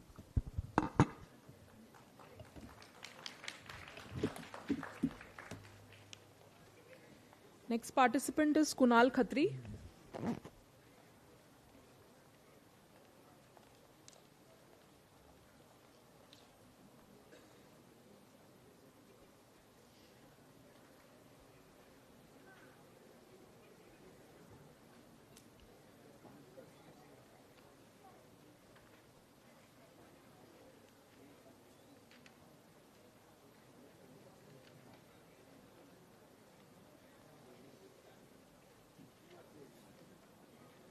Good afternoon, everyone. My name is Priyanshu Indra. Now, I want to ask a question.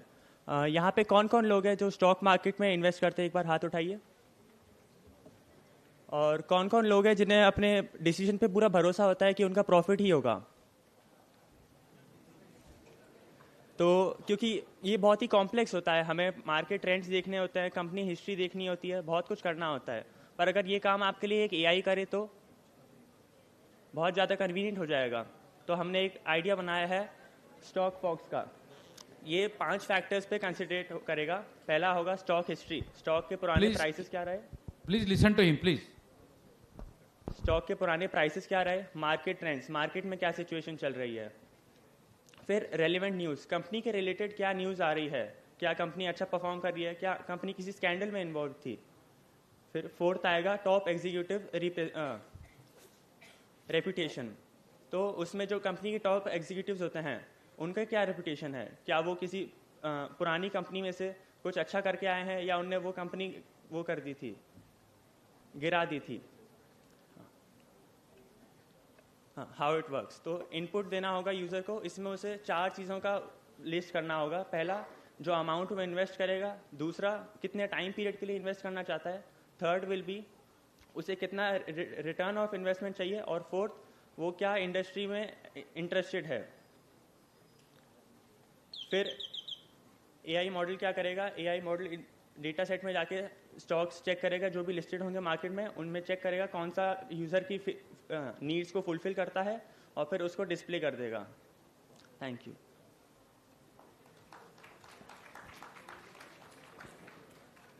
ये कोई और नहीं कर रहा है?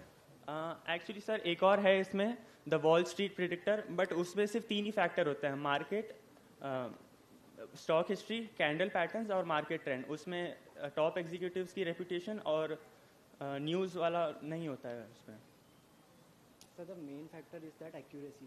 Now AI can predict the price on the basis of candle patterns, and you can say ki past history, but it cannot go and see what is going on in the market. What are the news coming from that company?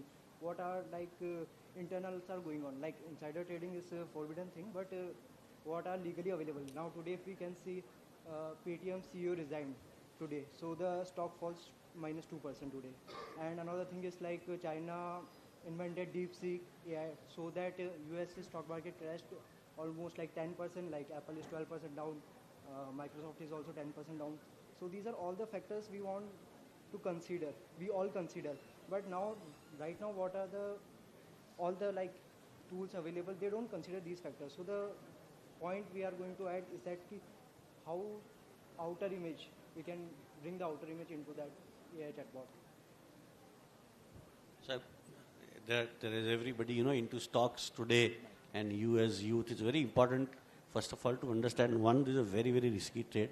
Second, then when you talk about large mutual funds, companies, they have a team of 100 people like you, yes, sir, working only on hundreds of data sets, exactly, right? sir. And there is a lot of data which is available from SEBI, the regulators, and on basis of which then you need to actually assess and analyze that why is that data relevant to what you are saying.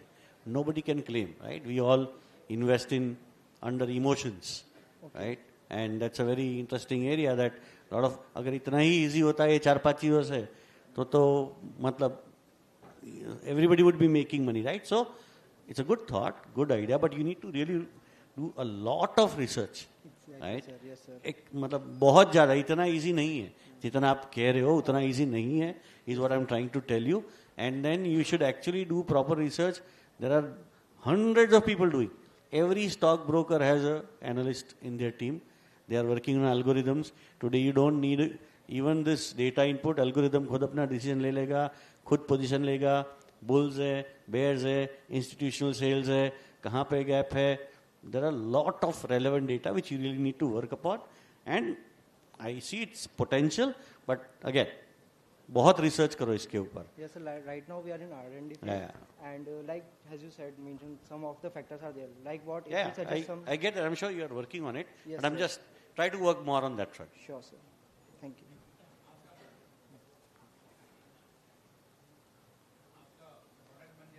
Yeah, done. Sure, sir. Thank you.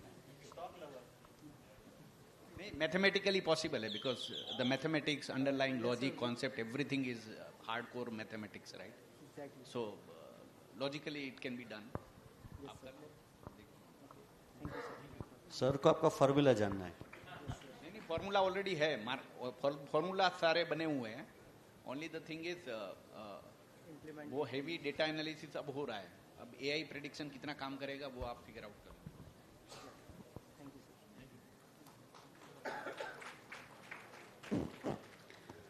Next participant is Rais Mansoori. Khushi Joshi, next participant.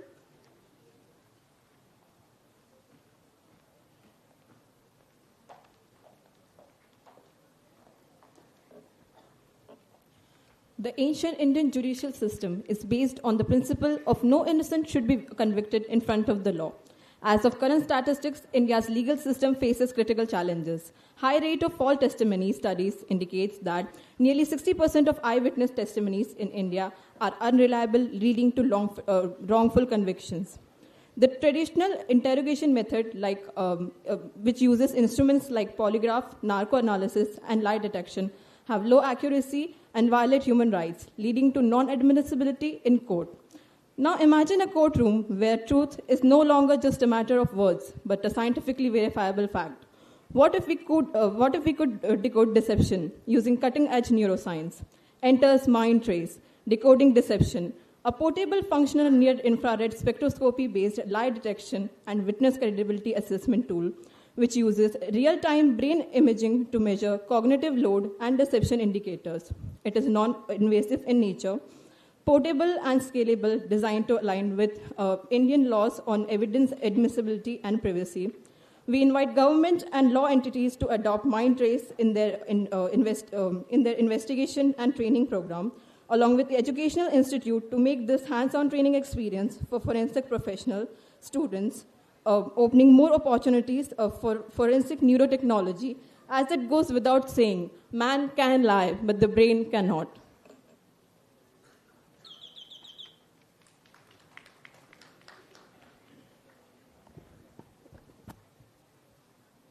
So is there, like, what is the readiness of this and how accurate it can be? So, sir, as per the current instruments that we have are narco analysis, lie detection, and polygraph.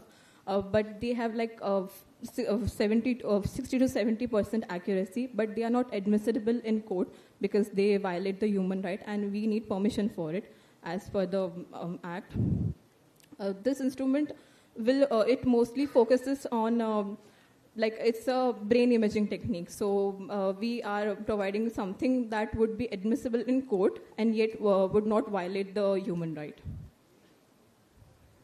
I'm very happy to see the thought behind this, right? Because we all have seen Black Warrant lately, or you might have seen, so many cases in the media. So it's at times, it's not only the product, but also the intent, also systems. So there are several reasons for a decision or a rule, coming out of the process. But this is something fantastic. But the key thing which you need to address is, and ask yourselves is, who is your customer? Sir, actually... No, not to reply right now. I'm just saying that, and this is a very quote from a very good book by Arnold, where he says, know your customer. आप सही चीज को गलत जगह तो कहीं बेचने नहीं जा रहे, right? So you need to take time to define that. Otherwise, this is a great thing for various other applications also apart from legal. Interview में पूछ सकते हैं ना, मतलब क्या हो सकता है? It can be a great HR tool also. So there can be several other verticals also. But very nice. Love the idea. Yes. You told that this is acceptable in the court? Sir, it's just an idea right now, but we are working because since it's a very basic idea, so we'll make it or generate it in a way that it would be admissible. Because most of these other tools you are telling, they are not acceptable by a court, but now court Sir, is they require the, how should I say this? But now narco, polygraph, they are accepted by the court. All courts are accepting this. So how your product is different than narco and I would like to answer this one question. polygraph? That is admissibility in court. The thing here is that polygraph and other narco-analytical tools, those most of the time they are invasive in nature. But what we are going to do is non-invasive in nature, which is not going to violate any human rights. So admissibility, we can even ask in court for the permission for it, and it won't be as hard as... Who will be your customers? So we are focusing, right now we are focusing on legal and forensic institutes and also the government for our idea. Mostly government. Since it's a very fresh idea and we are focused on the forensic aspect, so we are mostly focusing on that. Okay, thank you.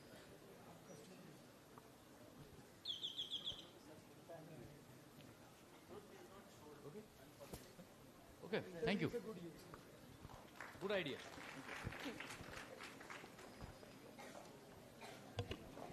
Next participant, Aarti Kabra.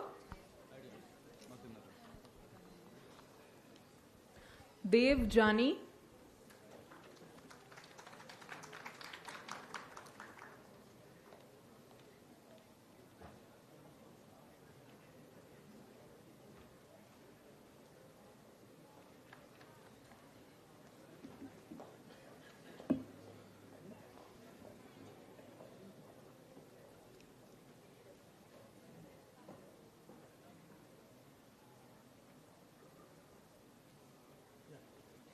Around the world, there are multiple healthcare challenges such as high cost, low availability of healthcare professionals, and waiting times. Limited access to professionals drive patients worldwide to seek better alternatives. India, with its blend of ancient healing practices like Ayurveda, yoga, alongside advanced modern medicine, offers a unique solution. At Swasthya Voyage, we connect global patients with India's healthcare excellence, specializing in cosmetic treatments, oral dental care, and other wellness treatment programs. Also, end-to-end support, our end-to-end support covers consultations, treatment plans, hospital recommendations, visa assistance, travel arrangements, and many more. A dedicated personal assistant ensures patients feel at home, addressing cultural and linguistic needs. We provide customized healthcare plans and they are tailored according to the patient's need. Why to choose us? Affordable and high-quality care with India's healing heritage, a hassle-free journey blending tradition and innovation, partnerships with government and semi-government bodies ensuring quality and affordability. Swasthya Voyage invites you to heal, rejuvenate, and immerse yourself in India's rich traditions. Swasthya Voyage, where heritage meets healing. Thank you.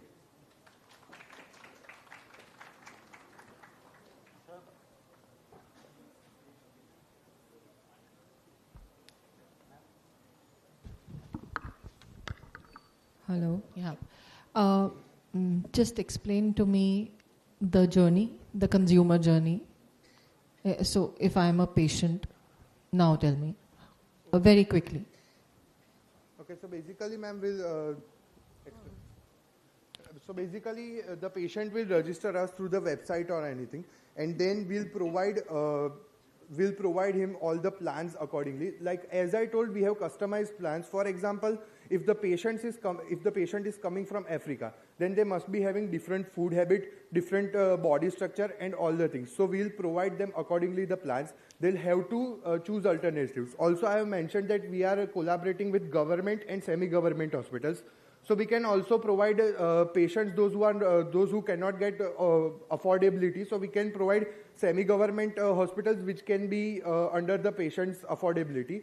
So we'll give them alternatives to choose, and further we'll proceed them toward the consultants and all the processes. So you are basically, what you're doing is that you are Mediator. helping them and facilitating foreigners who want to have treatment in India because of the skill sets that we have, as well as it's cheaper, to come here. And then this is across allopathy, naturopathy, Ayurveda, or is it, I read something there, so or is it just allopathy?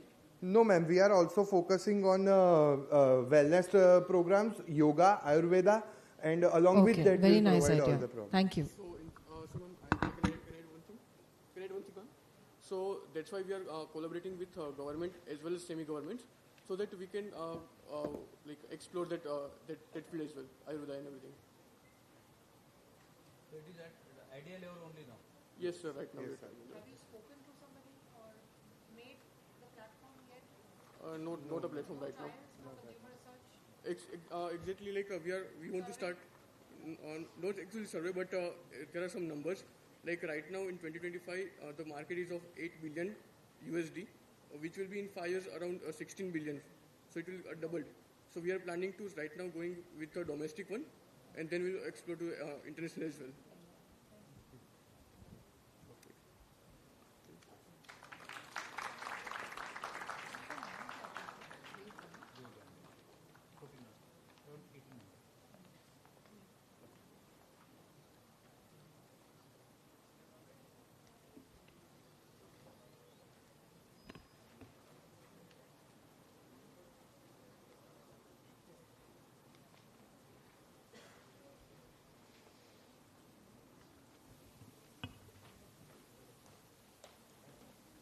Next participant is Dhwani.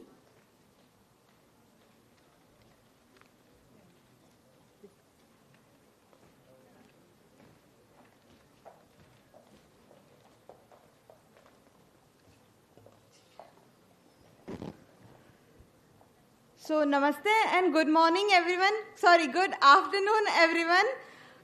We are here and we bring with us Flora Dye, transforming flowers and transforming futures. So, what are the problems we will be addressing? So, first one is synthetic dyes that are toxic, non-biodegradable and harmful for our ecosystem. The second one is there is no proper waste management system of residues which are left after the dye is extracted from the flowers. Third, the local craftsmen and craft are losing their grounds. So how we will be providing the solution? So here comes Flora Dye. We will be upcycling the discarded flowers from religious places, events and dead stock from flower markets. We are also a zero waste model in which we will be converting the residue to the compost, and a part of the residue will also be sold to the essential oil industries. And we also aim to revitalize the traditional techniques of extracting dyes from the flowers. And we are a B2B model, so we will be directly targeting the textile industries, cosmetics, paints, DIYs, etc. Our Flora Dye also aligned with 8 SDG goals. Thank you, and handing it over to Honorable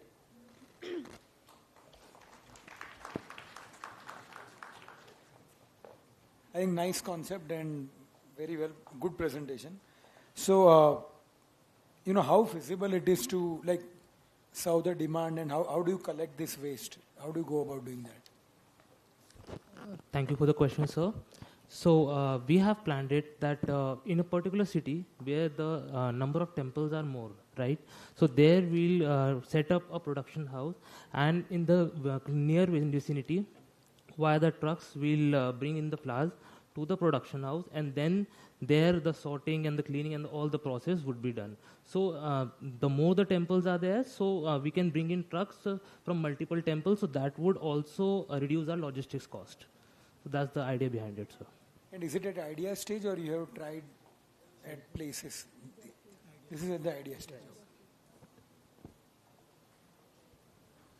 No, I think again it's a good idea, relevant to the circumstance situation. But again, when you get into any industry, then your idea is actually a manufacturing idea. A lot of logistical issues, picking up material, storing, managing labor. Then also there will be some or the other wasted. Then again, you need to kind of process it, selling. So, I mean, a thought, little bit of more exercise on numbers, etc., competition. There's a lot of agarbatti companies and color companies already in the industry, and there's a wide industry, so a lot of customers. Which customer, which segment to focus upon? How do you want to position yourself? For profit company or creating an impact, sustainability side? These are the questions that you will need to address going forward, right? So, sir, according to the industry arc, like what I had researched, according to the industry arc, there is a $5.4 billion market by 2030. And if we talk about the companies, what are the competitors? Right now, the things, मतलब इस चीज़ से अगर कुछ भी चीज़ बनानी है तो इसमें एक ही कंपनी है जिसका नाम है एडिव प्योर नेचर. वो वर्क कर रही है डिस्कार्ड फ्लावर्स पे. बाकी सारी नेचुरल जो हमारा प्योर फ्लावर्स होते हैं उन पे काम कर रही है.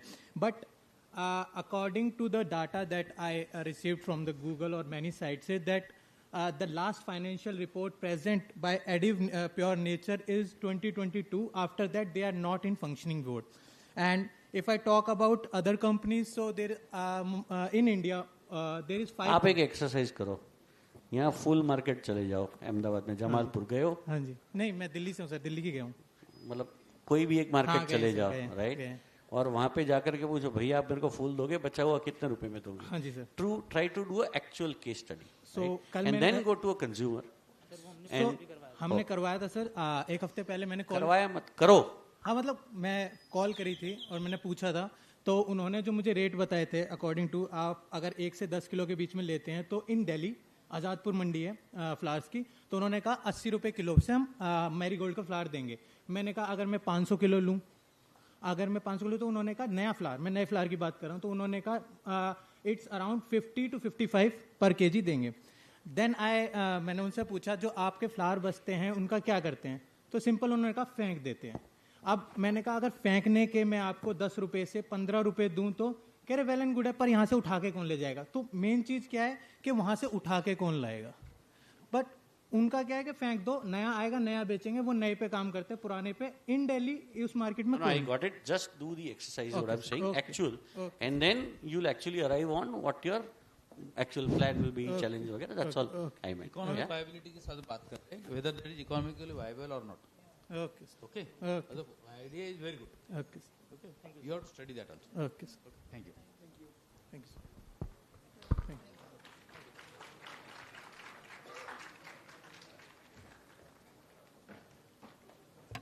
Next participant is Sanjana Rana.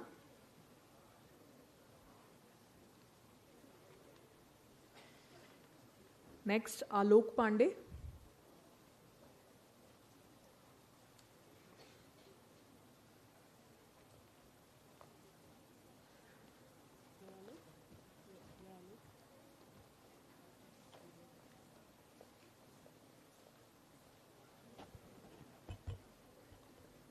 Good afternoon, everyone. Do you know that only 27% of Indians are financially literate? Imagine the impact if kids learn about saving, investing, and managing money at an early age. Our startup Money Smart Kids is here to make that a reality. India has over 250 million school-going children, yet financial education is missing from most curriculums. This gap leads to poor money habits, unnecessary debt, and missed opportunities in adulthood. We will teach kids aged 8 to 18 the ABC of personal finance through fun gamified digital learning on our app, workshops in schools with interactive simulations. Partnering with schools, we aim to make financial literacy as essential as maths. India's edtech industry is growing rapidly and is expected to reach $30 billion by 2030. With rising smartphone usage and government initiatives like Skill India, the time is right to build financially empowered young minds. With Money Smart Kids, we are not just teaching finance, we are building a stronger, more resilient India. Join us in the mission. Thank you. Firstly, congratulations for, I think, the first team to finish before 90 seconds, the belt and ring. So I'm very glad. I would like to understand a little bit more about your target segment. What age groups are you looking at? Ma'am, firstly, we are focusing on Tier 2 and Tier 3. Because That is the cities. What age groups is 8 it? to 18, 19. Sorry? 8 to 19. Because 8 to 19. And आपके modules क्या रहेंगे? And let's start from 8 to 10 years of age, because 10 के बाद the brain development is very fast, so your curriculum has to change.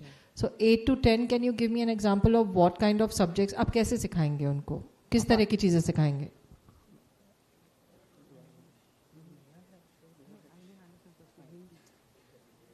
So, ma'am, we are going to basically start with lots of games. What goes behind the system, like what is bank, what are the key, what is money, all those basic steps. We are going to inculcate those things in our curriculum in the very beginning, from 8 to 10 for say. We are going to segregate the age groups by 8 to 12, 12 to 16, and 16 to 18. So for 8 to 12, we are just going to go ahead with the basic concepts, how things work, what happens, and all that stuff. For 12 to 16, we are going with the things, what are the practical aspects that they should be keeping in mind while doing UPI transaction and all that. For 16 to 18, we are going to tell them what market actually is, how it works, what are the parameters they should keep in mind while doing investing, financing, and all those aspects. Okay, thank you.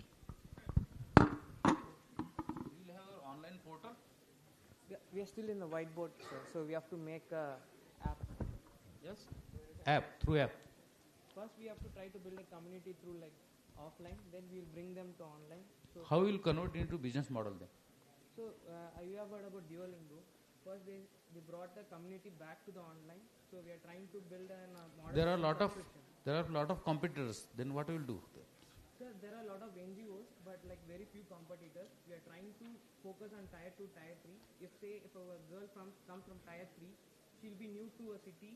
Let's say if she comes to Bangalore, Chennai, she have to do financing on her own. So we'll teach her in a village or school. So she'll be well informed and educated when she moves to a bigger city. Okay. Can it be the part of school itself? You can. We're trying to make it as a curriculum. Let's say weekly once. In school only. Yeah. Okay. That is where the gap is. Okay. Because the practical aspect is missing from the curriculum. Okay. Thank you. A very, very high potential idea, and there's a need of time. I'm absolutely ready to help you if you need any help on the tech building side, and we can help you build that idea. Yeah. Thank you.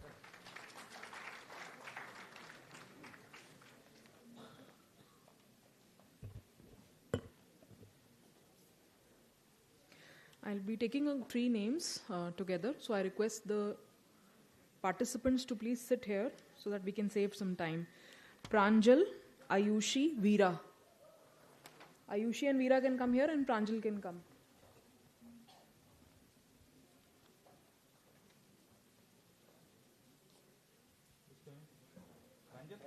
Pranjal is here. No. Ayushi, please come. Veera, you can come here, please.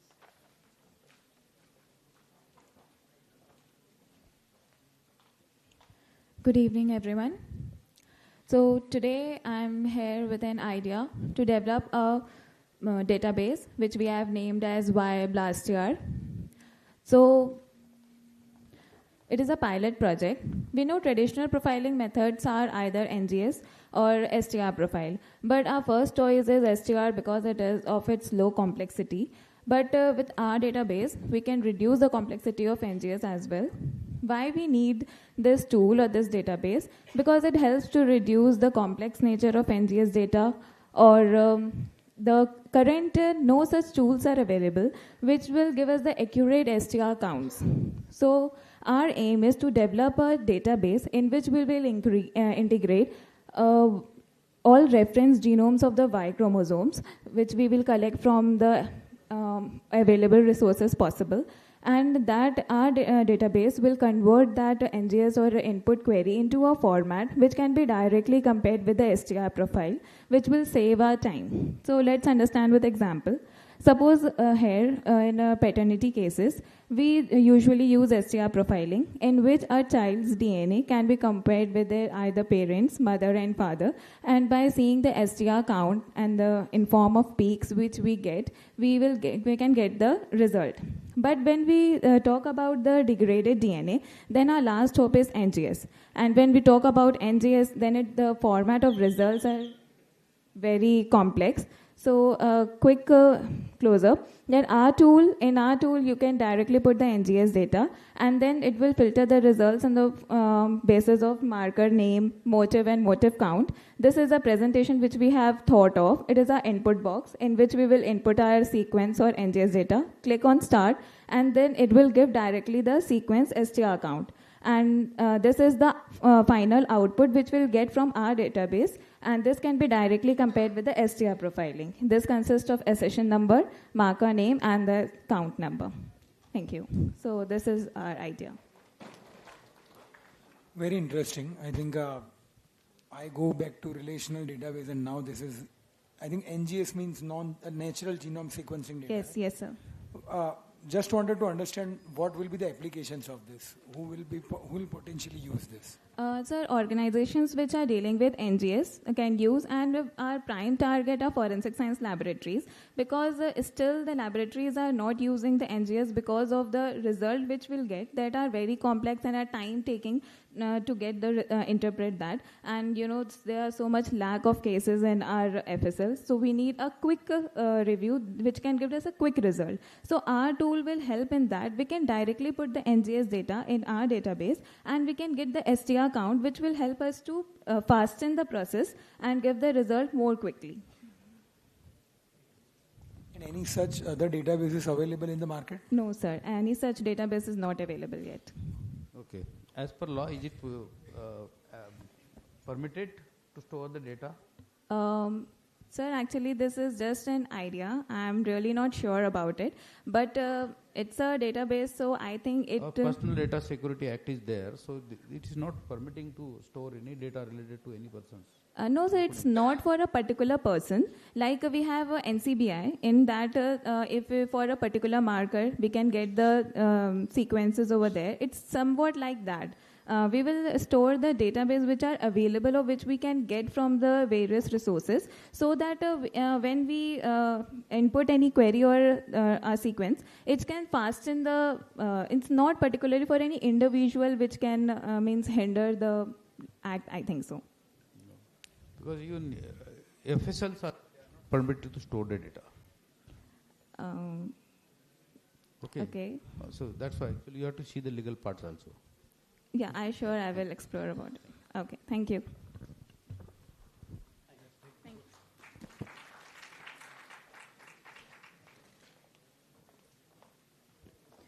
Veera, you can come now. Garima, Ayan, and Priyansh, please come forward.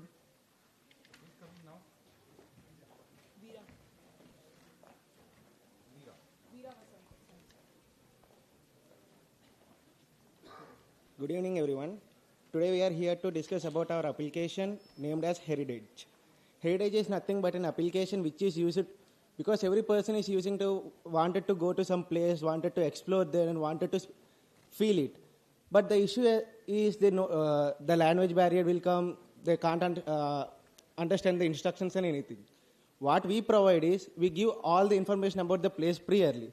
Just they need to open the app and click the point of the place, and then they can search everything. We use it to target the international students, international people, and along with the non-regional areas. Highlight is, we connect the local craftsmanships.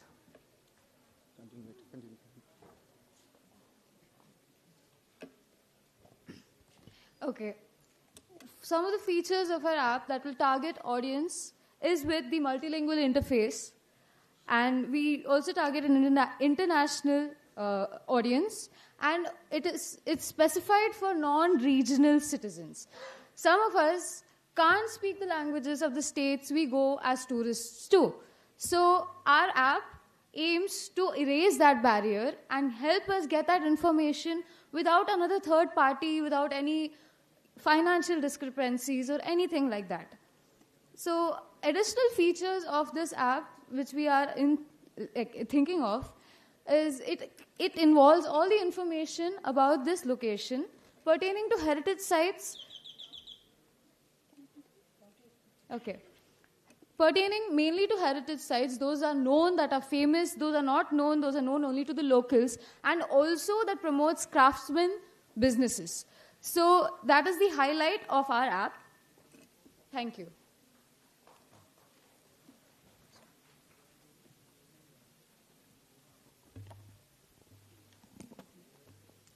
I think just to understand, suppose I am traveling to Kerala, how will your app help me? So basically, we'll provide, if you're traveling to Kerala, you'll be going to some particular place. So we'll be providing the full data, monumental heritage, the cultural heritage, and the craftsmanship that is very native to that very place. So what we have an idea that we are going to provide offline data as well, that you can priorly download it before going to that very particular place, so that we don't face that connectivity issues during that time while we are traveling.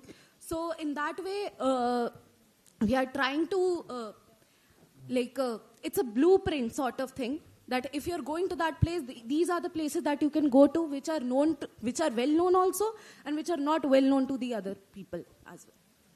Meaning, just to critique it further, how will the result be different than doing a normal Chat GPT search? Or if I ask same to Chat GPT, what will be the difference in the result? So we will establish some persons in that area priorly. So we'll get the live update from the people.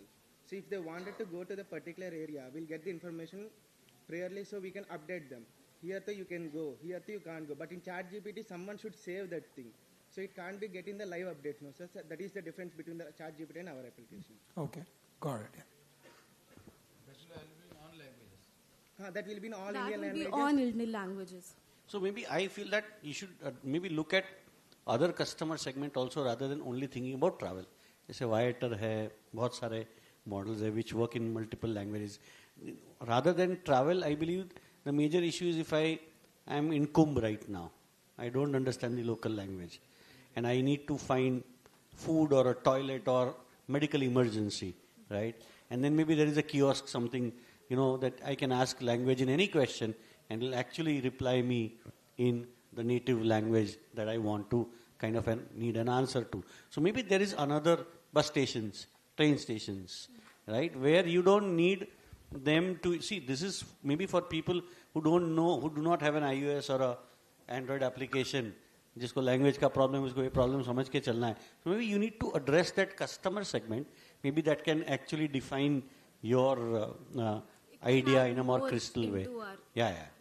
Here we doesn't only looking forward only to the places, sir. We're also looking about the hospital, railway stations and everything. But we'll look into it according to the color gradient. We'll give colors to the particular places along with the famous rate of it. Hospitals will have one color rate, and they can go and they can convert using the language. Yes, sir. Okay, sir. Thank you.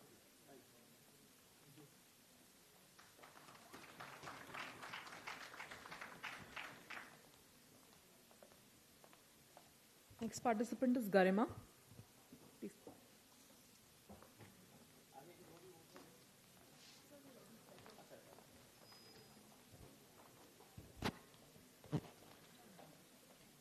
Good afternoon, ladies and gentlemen. So there is a video which, okay, I can see there is some issue with the audio, so I'll continue. John's first stop was Agra, home to the majestic Taj Mahal. He wanted to understand the love story behind its creation. As John approached the entrance, he was swarmed by local guides. Each one promised a unique tour. The prices were exorbitant.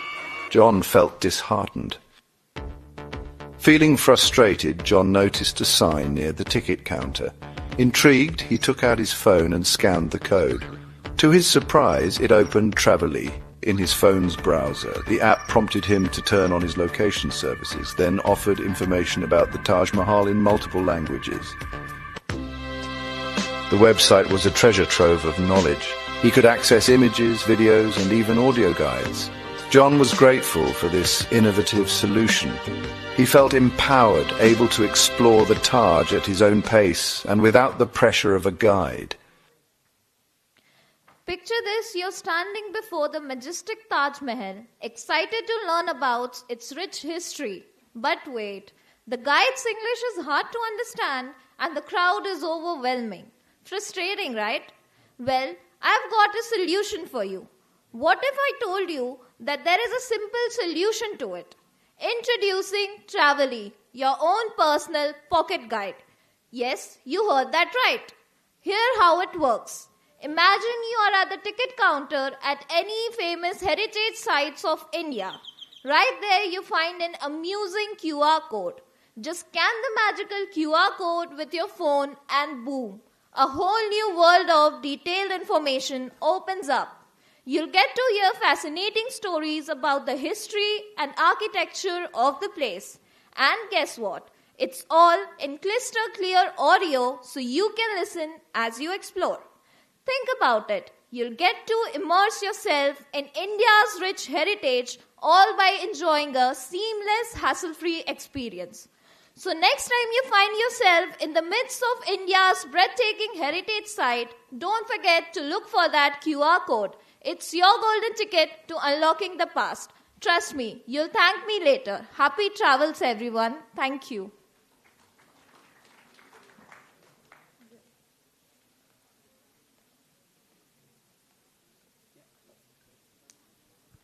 So this is something like Viator or Get Your Guide, something similar to that? You've seen those apps? Sorry, sir? Get Your Guide, Viator. Yes, sir. Regarding that, so there are certain businesses that provide the same kind of services, but it is not India-centric. So our app or website will be India-centric, and it will be providing all the necessary features such as audio guides, as well as we will be providing physical guides on demand. Sure. I mean, it's the same thing. So anybody from the tech side, from both of you? Sorry, sir? Anybody from the tech side? No. Okay.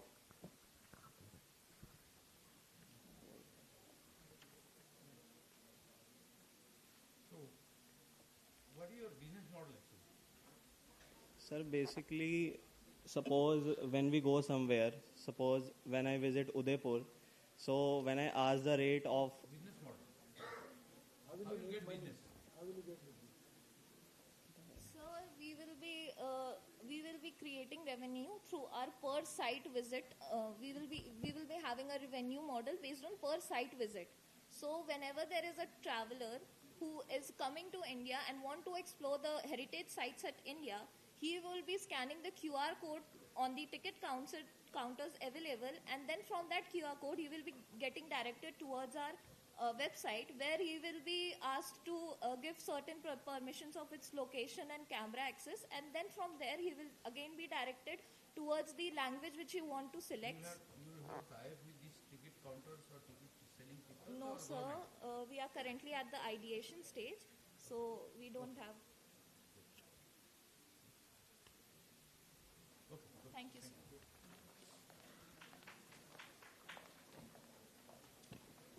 Next participant is Ayan. Mahesh, Heath, and Adil, please come forward and sit. Ayan? Yeah.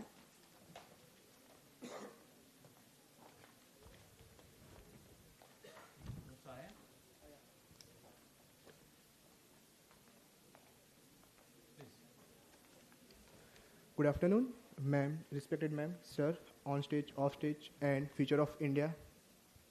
My startup project is terrarium. So, how many of you know what is terrarium?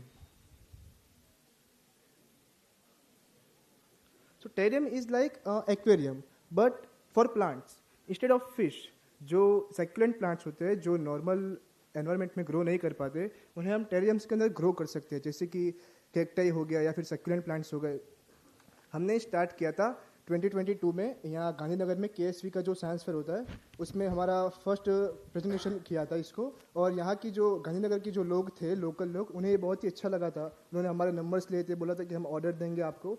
लेकिन फिर उसके बाद ये college के अंदर जो हमारा SSIP unit है उसमें हमने ये प्रेजेंट किया और उसमें भी हमारा पास हो गया. उन लोगों ने हमको 10,000 रुपये की ग्रांट दी कि आप इसको आगे मतलब प्रोसेस करो और देखो कितना ग्रो कर सकते हो.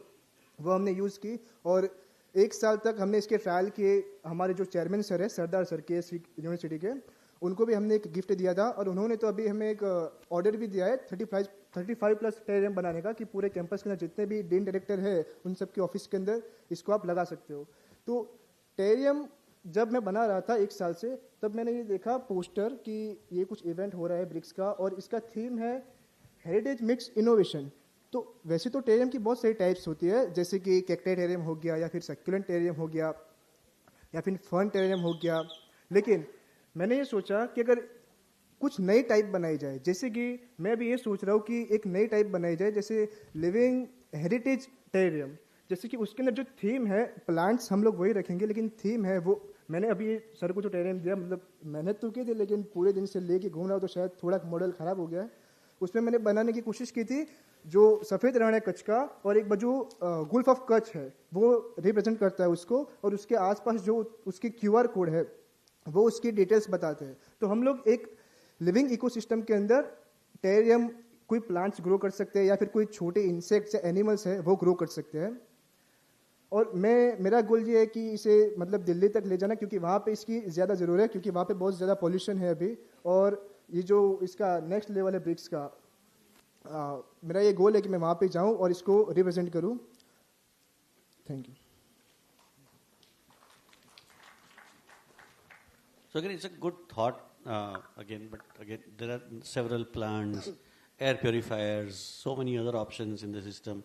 We always need to think that how are we going to position our, इसको धंधा कैसे बनाऊंगा, इससे मेरा घर कैसे चलेगा, इससे मेरे को महीने के 50,000 कैसे मिलेंगे.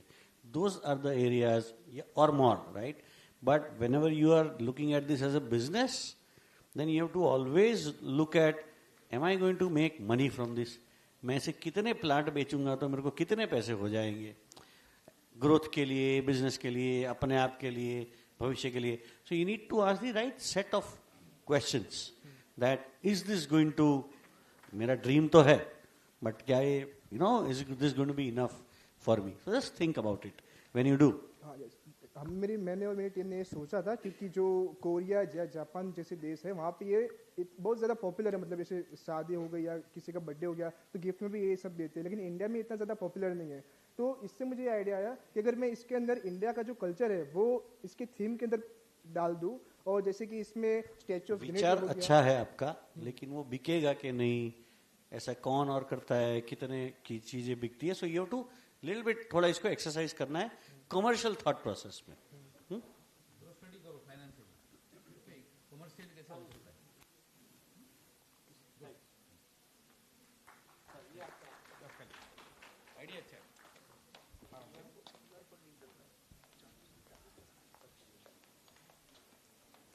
Next participant is Priyansh.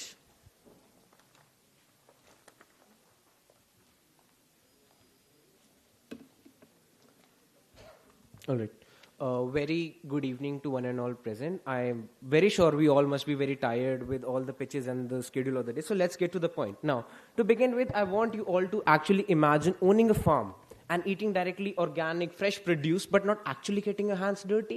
Now, you might think of buying it directly from an organic reseller or something like that, but I bring it to you with a twist. Now, we are an innovating farming as a service startup that uses aquaponics. Aquaponics is a sustainable method of combining fish farming and plant cultivation at the same time. Now, here how it's gonna work. We own the land, we own the labor, we own the equipment and the expertise to do this type of farming. Now, what you own is the capital that we require. You will be paying a set amount of fixed cost for production, a premium for an expertise, and plus insurance for added security. Now, once the harvest is over, the produce is entirely yours. Whether you want to consume it, sell it, or you want to even donate it. It's a win-win in either situation for you.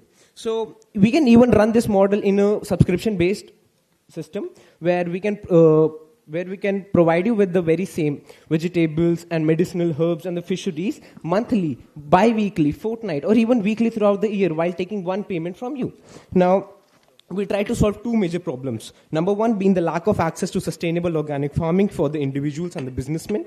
Number two being the inefficiency of traditional farming, which wastes water and harms the environment. Now, with aquaponics, we are tending to save up to 90% water and no harmful chemicals contributed to a healthy planet. One last point, sir. Now, our target audience would include health-conscious individuals, premium restaurants, and organic resellers. Thank you so much. So, okay. So, मैंने ऐसा कुछ try किया था इसलिए I thought I'll share with you, right? So, one is that organic ना भी हो, right? फिर भी करना चाहिए. जैसे farm to fork होता है. Right? If I ask you that, what is the best tomato brand of India? नहीं पता, मतलब नहीं है. So there is a potential to create that brand equity also. ये brand का टमाटो नहीं है आज, खाते तो हम सभी हैं. The key thing is that when you talk about organic, the challenge is the soil needs to be 2 साल 3 साल तक उसको tilling नहीं किया हुआ होना चाहिए, etc. etc. I'm sure you will not have time. I'm just blah blah blah करी. So you need to just look at those areas that 2 साल तक आप कर नहीं पाओगे. Second is if you look at the margin from farm to fork. Also try and study कि मंडी से लेकर के सिर्फ रिटेल में आप बेचते हो तो भी उतना ही मार्जिन है. It's a very fragmented model. The bigger problem more than this is what the corporates have. Domino's pizza को चाहिए 3,000 ton capsicum. Can you solve that problem? Only the supply. Organic, no organic, doesn't matter. They cannot change pizza prices daily because of the ingredients. So I believe these are the larger areas. Again, very good area. We all are actually only suggesting rather than asking questions because of the limited time. But it is feasible, viable if you're able to create land bank, people, market. It's a huge potential. Sir, I'd like to make one point if you'll allow. Sir, you talked about the organic land being not utilized up to 2 to 3 years. So for the very same method, we are using aquaponics. What's usually we are cultivating vertically over the ground in specified containers in water. Right. So we are incorporating two things here. We are not using the soil. No, sir, not directly. Okay. We are using segments of soil which is specially catered to in a singular plate. Under it would be water and fisheries would be cultivated there. So it's a vertical scale for that very concern itself. Sir, the initial cost is very high, but I can assure you that we can reach the break-even point by 2 years. The cost is even high for airplane industry, sir. But investors still invest in it because they can get their break-even out of it. We can assure that break-even within 24 to 28 months. वो नहीं होगा, but ये करो. Thank you, sir.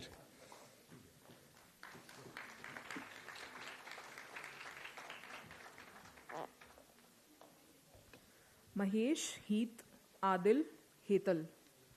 All right. So Mahesh can come first. Heath, Adil, and Hetal are requested to come forward in the front right row.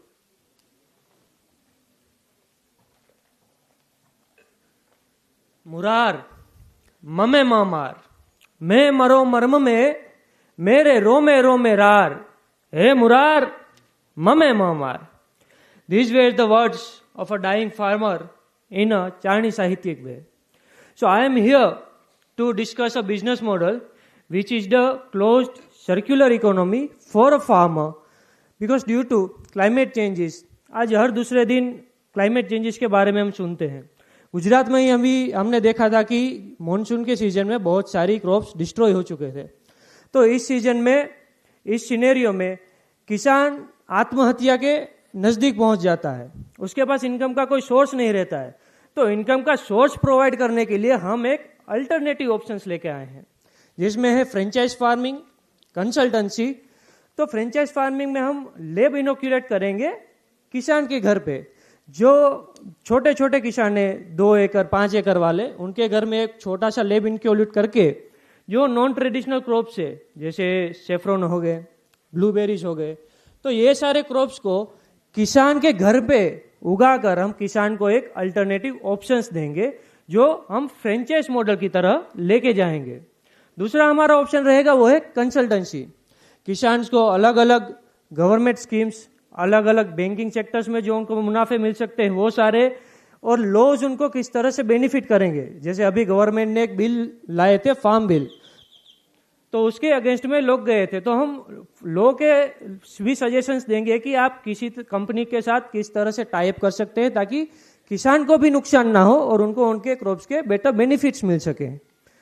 और इस तरह से हम एक क्लोज्ड सर्कुलर इकोनॉमी बनाएंगे। जो वेस्ट भी किसान जनरेट कर रहे हैं उसको भी हम लेके बायो प्रोडक्ट्स में बनाएंगे। और ऑलरेडी हमारा एक प्रोडक्ट जो फ्लावर, गेहूं और कोकोनट डस्ट से मिक्स होके प्लास्टिक को रिप्लेस करने जा रहा है। We are already testing it at Anand university, जहां परमिएबिलिटी फिजिबिलिटी टेस्ट हो रही है। And if we succeed, soon we will be replacing these plastic bottles with our own water bottles. The food you buy from the Swiggy, the plates which comes of plastic, we will be replacing it with our own products. Thank you.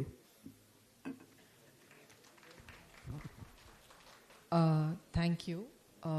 मुझे आपसे ये पूछना था कि आपने जो images डाले हैं और आप जो बोल रहे हैं वो मैं दोनों को मतलब can you explain to me when आपने कटिंग एज टेक्नोलॉजी बहुत बार लिखा है टुवर्ड्स अ थ्राइविंग फ्यूचर जिसमें मुझे रोबोट्स VR गॉगल्स के साथ दिखाई दे रहे हैं।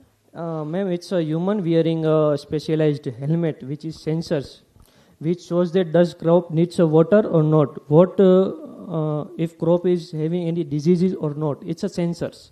So it's just like a VR or anything. Even if it is not that, there are already mobile sensors available in market which can be used for that. For example, you can click a photo and you will get the details what kind of disease does the crop have. So it is just interpretation of that with the AI.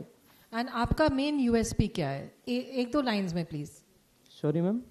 आपकी uniqueness क्या है? आपका unique selling point क्या है? Ma'am, हम किसान के साथ टाई अप कर रहे हैं और किसान से पैसे नहीं ले रहे हैं. फर्स्ट ऑफ ऑल जो लेब हम इनोक्यूल करेंगे वो हम करेंगे, किसान को उसके लिए पे नहीं करना है. किसान को सिर्फ जैसे केसर अगर लगाना है लेब में तो वो केसर के बीज का ही पेमेंट करना है, ताकि वो भी गुजराती मेंटालिटी है ना कि माई गયું આપણું નથી तो શું, तो वो ना आए.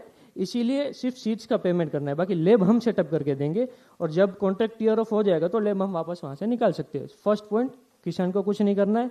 सेकंड, कि जब किसान के वहां पे लेब है और फसल खराब हो गई है तो हम एक मिनिमम अमाउंट, फॉर एग्जांपल हमने उनका घर रेंट पे ही रखा है ना, तो वो रेंट हम उनको पे आउट कर देंगे ताकि किसान एक नो लॉस फॉर्मूला पे आ जाए.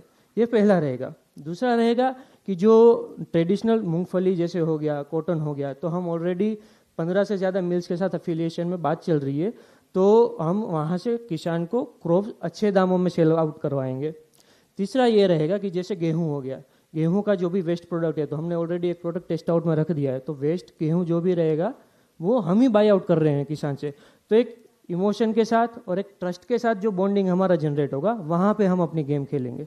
और इसमें अगर दूसरे प्लेयर्स भी आ जाए तो कोई दिक्कत नहीं है, क्योंकि इंडिया का मार्केट 2030 में मोर देन $575 बिलियन US का हो जाएगा. और आप अभी किस स्टेज पे हैं? ये आइडिया स्टेज है या आपने ऑलरेडी काम शुरू कर दिया इसके ऊपर?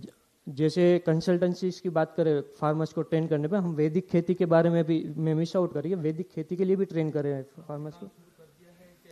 वी आर एट दी सब इकट्ठा कर रहे हैं ताकि किसान को पूरा फॉलो आउट दे दें. अच्छा, हाँ, अभी पालने में है. तो आप एक कंसल्टेंट हैं किसानों के लिए एक तरह से? Consultant, franchise, mix model, circular economy generate करने के लिए. Thank you.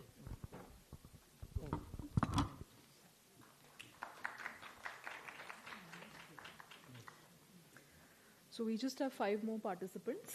I'm calling out everybody's name. I want all of you to be on the front row. Heath, Adil, Hetal, Aparna, Swarna. So if Heath is here, they can come forward. All right. Adil, yeah, please come.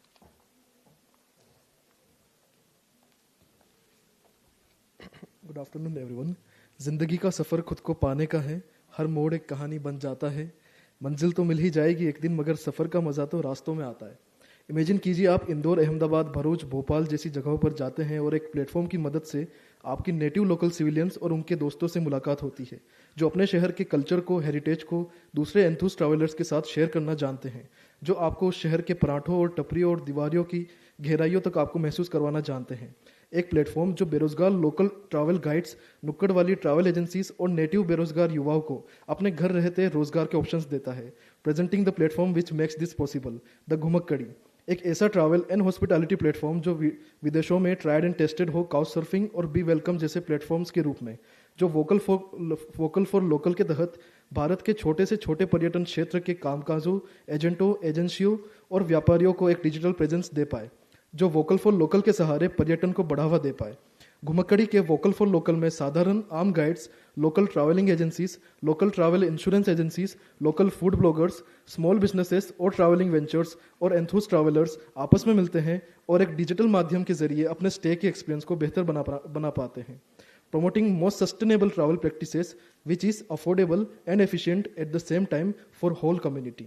घुमक्कड़ी एक platform जहां मैं और आप अपने travelling का असली मजा अपने लोगों के जरिए, अपने खर्चे के अंदर, अपने तरीके से कर पाएंगे। Ghumakkadi changing the travelling experience. Thank you so much. Please. Same question ji, अगर इंदौर जाते हैं तो घुमक्कड़ी के साथ कैसे घूमेंगे? इस तरह से घूमेंगे सर कि अगर आप अभी इंदौर जाते हैं तो आप चाहेंगे कि मुझे वहाँ का जितना भी जिस्ट है, जो भी मैं देख सकता हूँ, मुझे दिख जाए। तो उसके लिए आप तलाशेंगे वहाँ कोई दोस्त बन जाए, वहाँ कोई ऐसा गाइड मिल जाए जो ऑनेस्ट हो और उसका भी रोजगार हो जाए, मेरा भी काम हो जाए। मैं पैसे देने के लिए तैयार हूँ। ये इस चीज़ को डिजिटल प्रेजेंस में लाने के लिए घुमक्कड़ी आ सकता है। जैसे विदेशों में हम देखते हैं कि काउच सर्फिंग जैसे मॉडल्स होते हैं। आप कहीं जाते हैं, वहाँ के जो इच्छुक युवा होते हैं वो आपको अपने घर पर रखते हैं, अपना खाना खिलाते हैं, अपना कल्चर शेयर करते हैं। इसी तरह वो जब आपके घर आते हैं तब आप उनके साथ इस तरह से व्यवहार करते हैं। ये इसमें आप ना पैसे लेते हैं ना देते हैं, ये शेयरिंग कम्युनिटी के तौर पर चलता है। इसमें अगर हम इंडिया के हिसाब से इसको टेलर कर दें, इसमें अगर हम जो लोकल ट्रैवल गाइड्स होते हैं, जो छोटी छोटी ट्रैवलिंग एजेंसीज होती है, धार्मिक भी और नॉन धार्मिक भी, इस तरह की एजेंसीज को, इस तरह की इंश्योरेंस एजेंसीज को, ट्रैवलिंग एजेंसीज, गाइड्स को, सबको एक जगह लाकर हम डिजिटल प्रेजेंस अगर दे पाएं तो वो घुमक्कड़ी का काम है। इस तरह से। और इसमें सेफ्टी कैसे इंश्योर करेंगे आप? सेफ्टी सर, इसमें काफ़ी सारा जो जब कोई वॉलंटियर आके इसमें रजिस्टर करेगा प्लेटफॉर्म पर, तो उसमें काफ़ी सारे चेक्स होंगे, उनकी आइडेंटिटी को स्टोर किया जाएगा। जिस तरह से काउच सर्फिंग और बी वेलकम एक वेरिफिकेशन प्रोसेस रखते हैं अपने प्लेटफॉर्म पर, उस तरह से मिलता जुलता यहाँ पर एक सिस्टम लगाने का वो है अप्रोच है sir.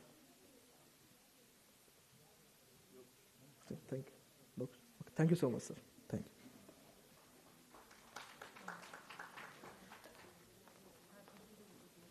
Hetal, yeah, please come.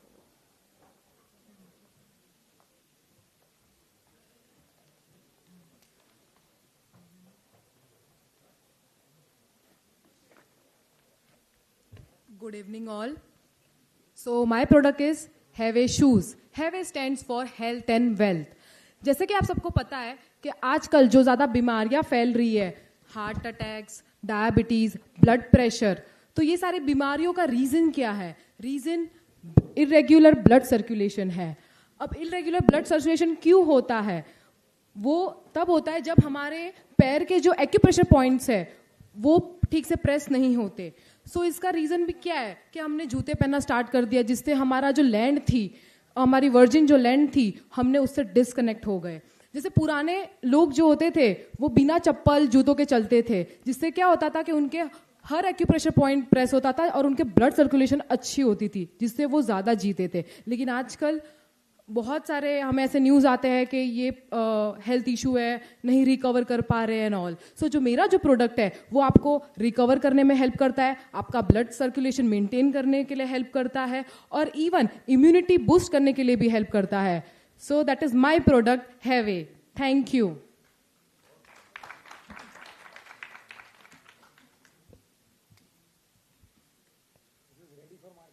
Yes, sir. So I think very glad to see a ready product. And sir, in this we have used magnets. Neodymium magnet use किए गए हैं, जो अर्थ का जो एनर्जी होता है ना, उसके रिलेटेड उसका सिमिलर एनर्जी ये देता है, जिससे हमारे एक्यूप्रेशर पॉइंट्स प्रेस होते हैं sir. How much will it cost? Cost, it's like around 1,500. And durability क्या रहेगा? Like, have you tested this? आपने यही पहना है? Yes, sir. Oh, great. Durability sir it's like up to you कि आप कैसे यूज कर सकते हो, मतलब ड्यूरेबिलिटी इसकी अच्छी ही है. And we have given to the 100 people, जिसमें से 50 लोगों के टेस्ट क्लियर हुए हैं सर. उनका डायबिटीज कंट्रोल में आया. डॉक्टर वाज इन शॉक के how it is possible. Great. यानी साइंटिफिक रीजनिंग है कि डायबिटीज कैसे कंट्रोल में आता है, ब्लड प्रेशर क्यों कंट्रोल में आता है, इम्यूनिटी क्यों बूस्ट होती है, means what works with in the body. हाँ सर, दिस मैग्नेट. हाँ, हम ये शूज पहन के जब वॉक करते हैं सर, तो हमारी पूरी दिन की मतलब हम जैसे चलते हैं वगैरह, तो इससे क्या होता है हमारा ब्लड सर्कुलेशन जो मैग्नेट होता है ना, उससे एक्यूप्रेशर पॉइंट, पहले तो हमारे जो ऑर्गन्स है सारे, उसका स्टार्टिंग पॉइंट कहाँ पे, हमारे पैरों के तलवों में, राइट. तो जब हम इसमें वॉक करते हैं तो वो सारे जो पॉइंट्स, एक्यूप्रेशर पॉइंट्स, वो प्रेस होते हैं, जिससे हमारा जो ब्लड सर्कुलेशन है वो एक्टिवेट होता है सर. तो इससे क्या होता है, और ये जो मैग्नेट्स है ये तुम्हारे वाइट ब्लड सेल भी बूस्ट करने के लिए हेल्प करते हैं, जिससे क्या होगा तुम्हारी इम्यूनिटी बढ़ेगी. That is the.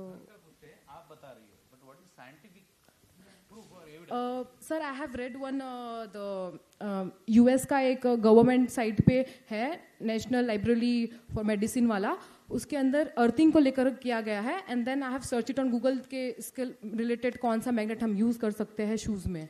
What is your personal background? Sorry sir. Digital forensic sir. नहीं, आपका पर्सनल बैकग्राउंड, एजुकेशन, क्वालिफिकेशन या कुछ?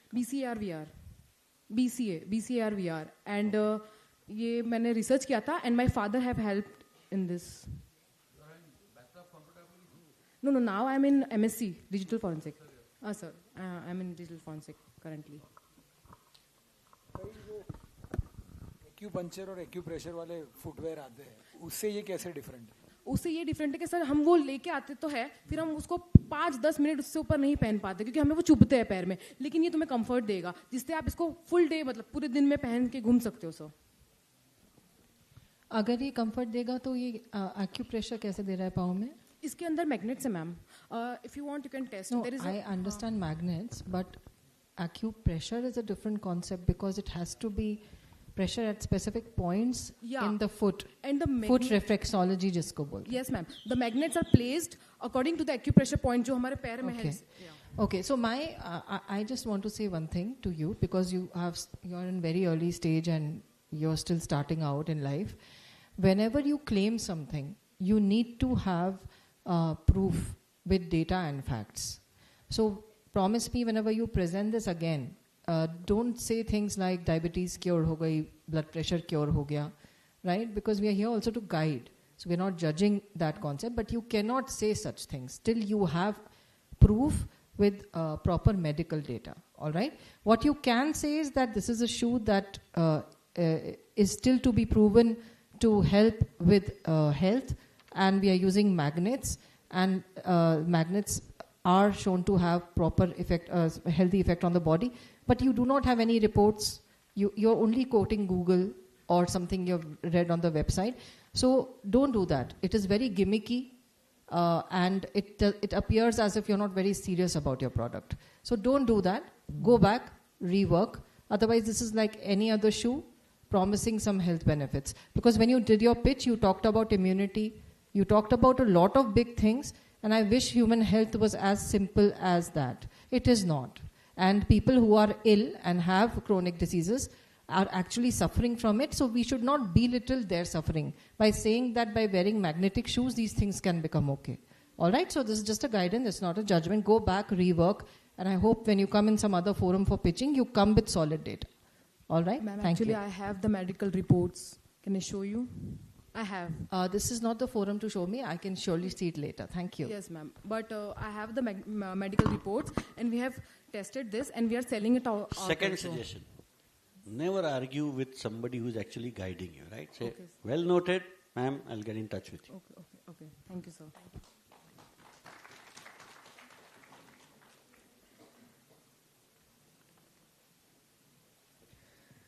Next participant is Aparna.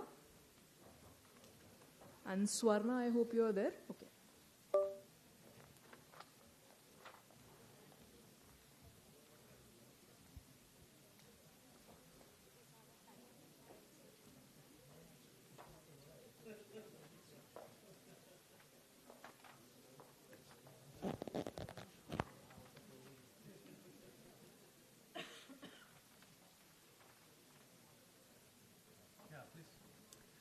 Imagine a world where every second counts, and in critical medical situation, the availability of blood and blood products can create a huge difference between life and death. What if we have access to real-time data of blood and blood products? Good evening, everyone. Today, I, Aparna Srivastav, with my teammates Dr. Fatima and Ms. Sakshi Sawant, are here to present you. We believe that timely access and accurate to information of blood and blood products can save life. Yet, many hospitals, especially the remote areas, struggle due to uncoordinated system, lack of real-time data, and wastage of resource. To bridge the gap, we present you RT-BMS, a real-time blood monitoring system. Our platform consolidates real-time information from blood banks and hospitals about blood type, unit, and their expiry dates, which ensure a systematic coordination which will ensure during emergencies they can use efficiently. Our vision is to create a future where a healthcare is connected through technology so that everyone can have a vital resources access.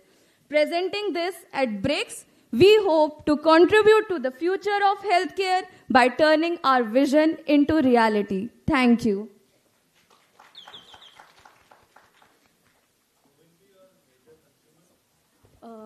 Thanks for the question, sir. Our major consumers will be the patient as well as hospital.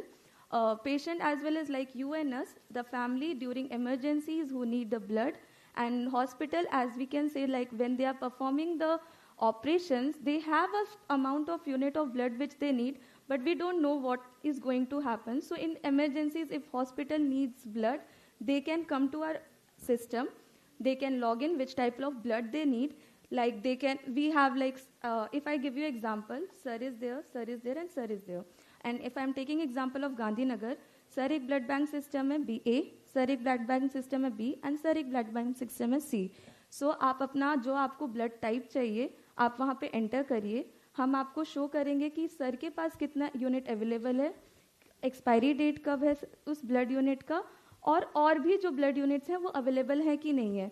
We will also provide you the contact information कि अगर आपको उनको contact करना है आप directly उनसे contact कर सकते हैं.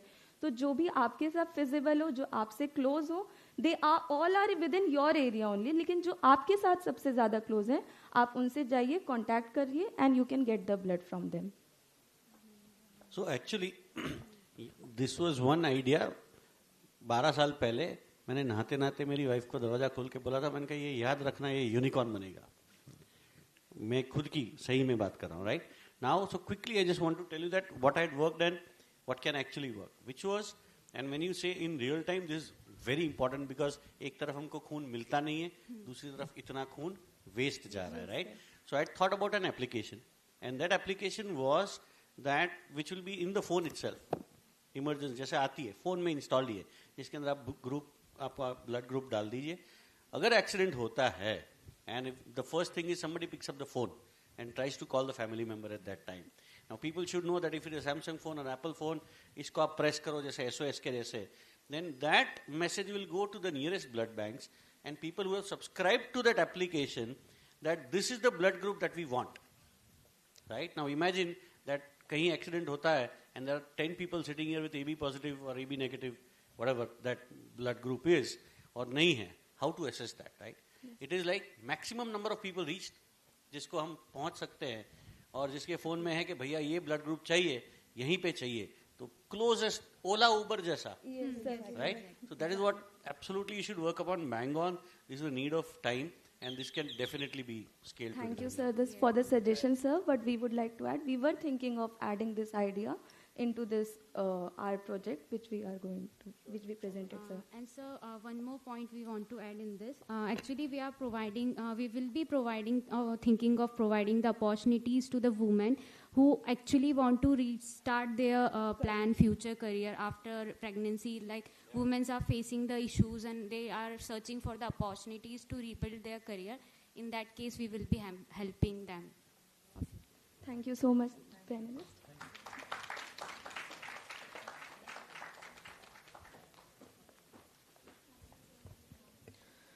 So with this, we come to the last participant for today's competition, Swarna Nirali. Please come.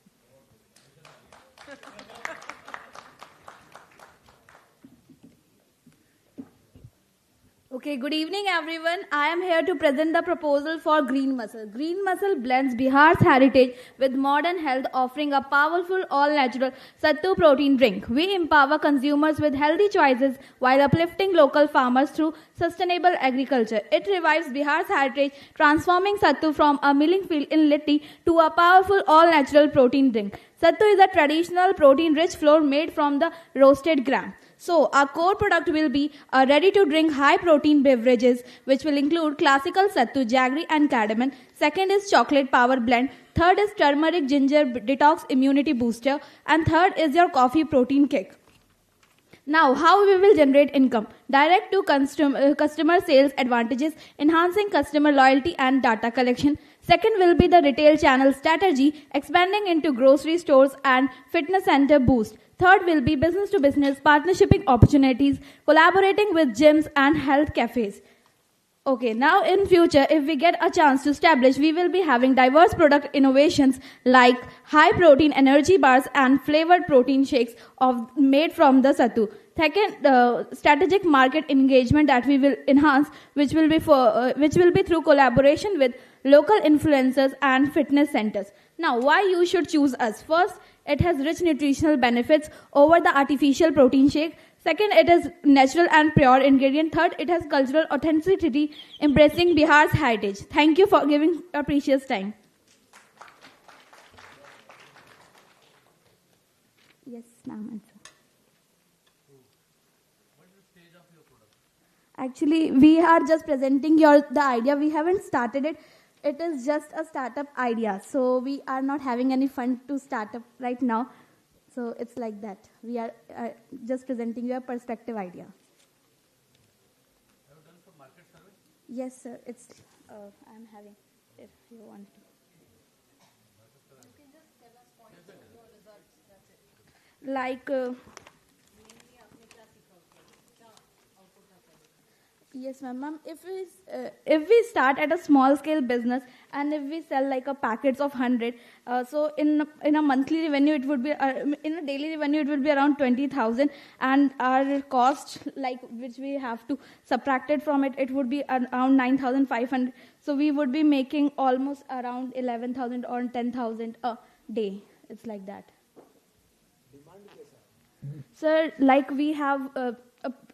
Like the youngsters are more in the search of natural things over the synthetic, so we are having a quite huge demand of the population who want natural proteins over the synthetic one, because when we consume synthetic proteins, especially in the gym freak persons, then we have distortion in our body. We also have toxicity of chemicals like artificial magnesium and calcium. But if we consume natural protein based drinks, it wouldn't be in that case. And if we, even in case we stop consuming it, our body will retreat back to the natural form it was having. We wouldn't have any distortion that we find.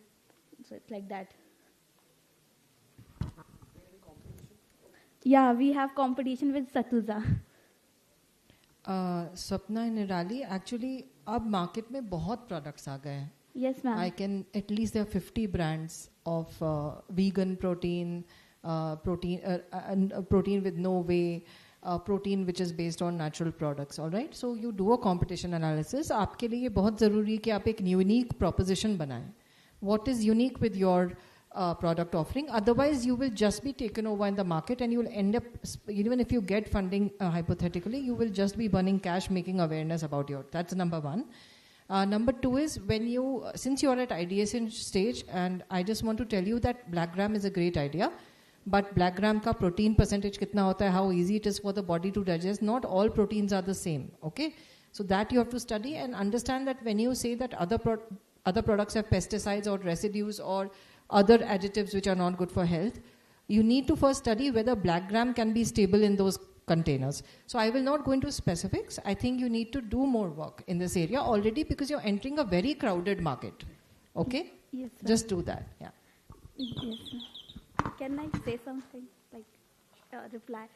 yeah, we did like for a gram, and we find it was having 20 to 25%. And our product is unique from the other things by like we are firstly having it a traditional background perfectly, like it is sattu that is has been from generations in the Bihar, it's going on. So, and its drink is also used as a coolant in the eastern sides, if you like, it's there. So we can, if there is a population, like there is a huge market value of it in India itself, though it's not popular here. Yes. Now we will end with a joke, so that we go fresh. Now I have all the liberty we are done with the whole thing. But this is for all the startups, right? And you know, when you dream, you have all kind of ideas.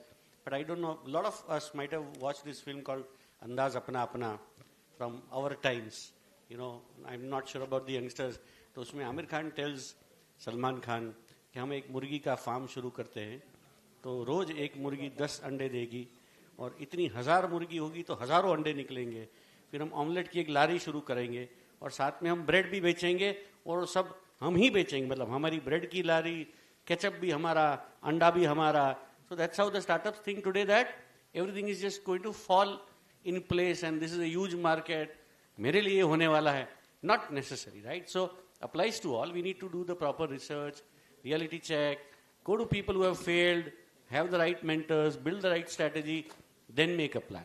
All the best, everybody. Thank you. Thank you so much. A big round of applause for all the jury members for patiently listening to all the ideas, motivating everyone, encouraging them, guiding them, and then, if required, also instructing them constructively.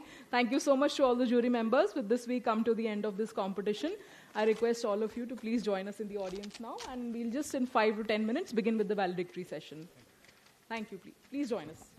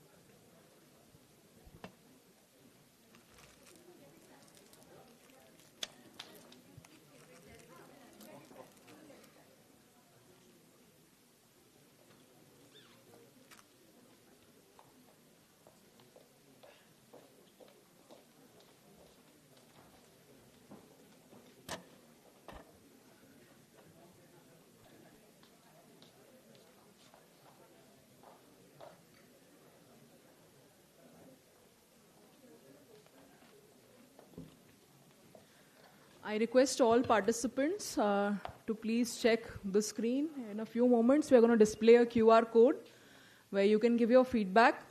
And this form, once you fill it, it's also going to work as your attendance form as well, as a participant or attendee for this event. So make sure you don't miss on filling up this feedback, right? We'll just display it in a moment.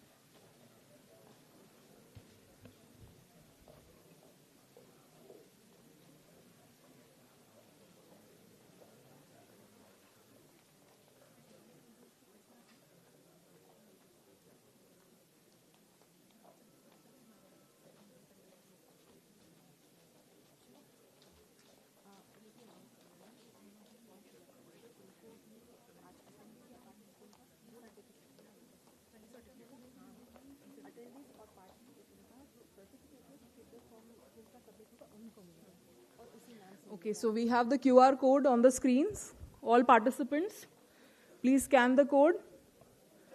आपको e-certificate form भरने के बाद ही मिलेगा, ऐसा मुझे बोला गया है आपको बताने के लिए. तो अपनी अटेंडेंस मार्क करने के लिए और हमें फीडबैक देने के लिए ज़रूर ये फॉर्म फिल कर दें.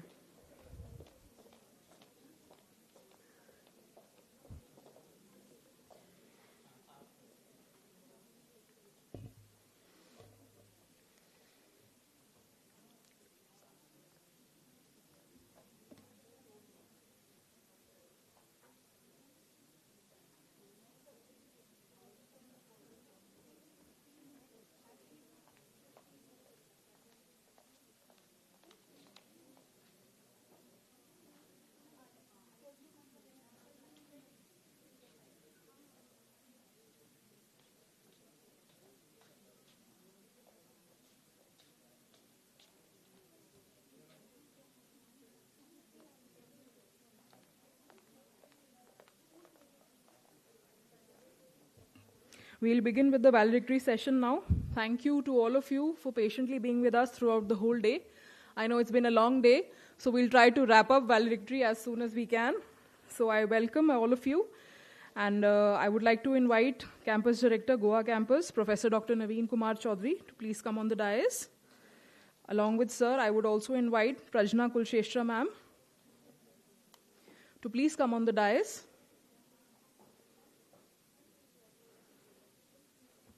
And also Professor Dr. S.O. Junare, Campus Director, NFSU Gandhinagar, to please come on the stage.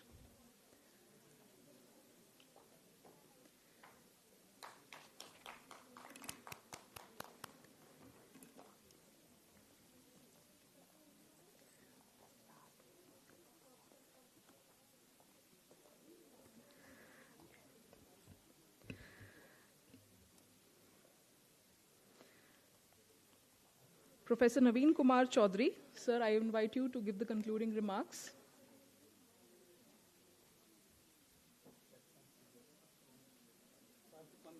See, if you want, I can give you the cordless mic. Okay, I'll just give you the cordless.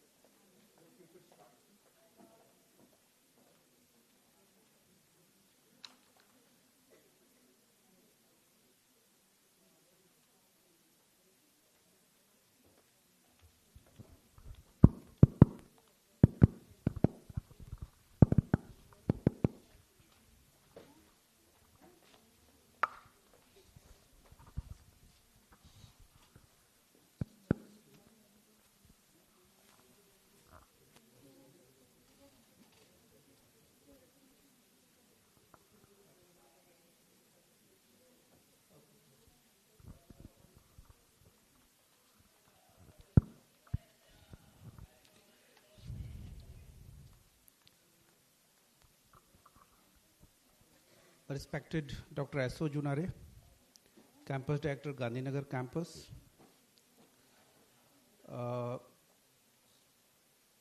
Prajna Kulsheshta Madam,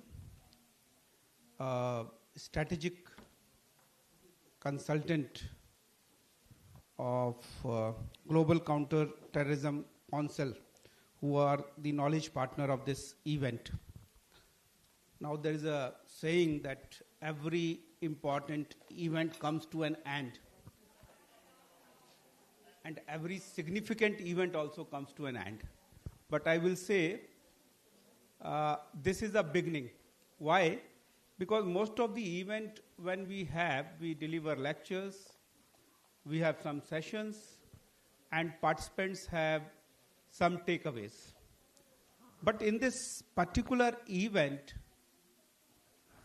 we had some sessions, definitely, by the expert. Plenary sessions were scheduled. We had some experience telling by those who have experience.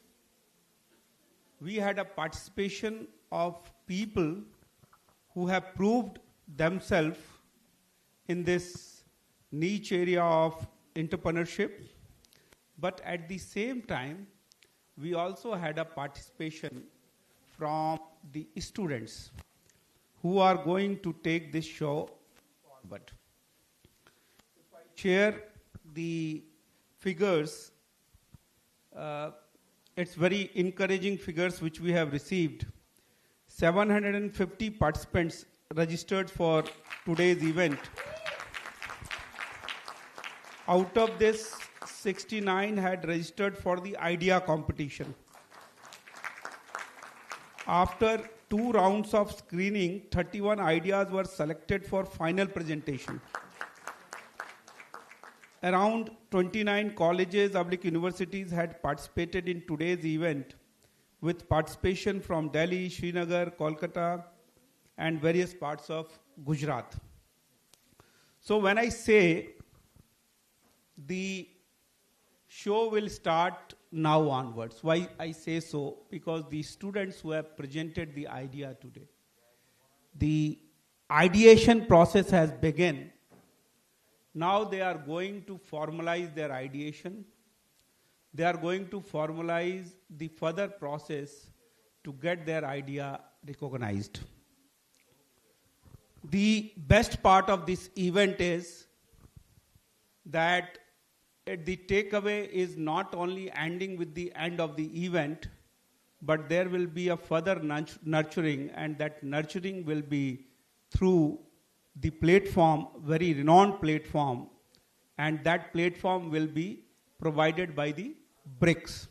So they are going to get the recognition at a very apex level, and those people who are in audience who are not aware of the genesis of this entire event, I must say that the India had an honor to host India had an honor for a G20 presidency. So Startup 20 was the first of its kind official engagement group initiated under the Indian presidency of the G20 2023. Our university was also involved in one of the engagement, but that was more related to the technology, artificial intelligence, cybersecurity, etc. But on a similar lines, there was another group that officially engaged on startup, and that group was called as Startup 20. So they have a task force. So what this task force does, they give the recommendations. So there should be a collaboration, participation, platform for all the member countries. And now with the Global South, the representative, of the Global South in the G20, so this will take another dimension, because earlier what used to happen that in the BRICS, event, mostly those countries were part of this group which were economically affluent. Now the technology is required majorly by those nations which are developing or underdeveloped. So their representation was negligible. So with the inclusion of the Global South, this Startup 20 group assumes a greater significance. Okay. So now these students whose ideation will be shortlisted today here, now they will get another platform. Why I am saying all these things to you? Because those students who are sitting here waiting for the result, there is a lot of things which are waiting for you, positive things, and that will give you a further direction to take your ideation to the next level. So in the first week of March, those those team or those groups who are shortlisted here, they will get an opportunity to represent their idea to the BRICS forum that will be constituted at the Delhi, and there will be a special team to further evaluate your ideas, and they will further grade your proposal. And that once you get shortlisted there, you will have funding opportunity, and further modalities I am not aware, but then I am sure there should be some level of nurturing also in whatever form, but what I have been told that there will be a funding opportunity that will be made available to you. So this will be a golden opportunity for all the shortlisted, ideation. But at the same time, your participation in this event is very important. Some of you will make it, some of your ideas will make it, and some of you may not make it into the, final shortlisting. But there's no point of disappointment, because I was sitting here and watching the jury response and the way these youngsters were presenting their ideas confidently. So I could see that the future of India is very bright. One thing I must say, the future of India is very bright, because the way these young girls, young boys, they were presenting their ideas, they were full of the confidence. And such a diversified ideas, like, people were truly speaking about, projecting the cultural heritage. Some ideas were scientific. Some ideas were related to the green technology, preserving the environment. So ideas were really amazing. And I am happy to share that the students of the polytechnic colleges are also here. So we have a representation from even the younger group here, and we have received the proposal from all the age groups. It's not only the, graduates or the postgraduates, students who have participated in this event, but we have a much younger lot also. So when you have youth which is vibrant, the youth which is full of ideas, definitely the future of that country is definitely bright. The other thing which was discussed, that we are now ranked third in terms of startup. But remember my words, today I have seen there was a participation from tier 2 or tier 3 cities also. So there was a misnomer earlier that most of the representation or startup groups or the budding startup groups are from Mumbai or Hyderabad or New Delhi. So this idea also is arrested today now.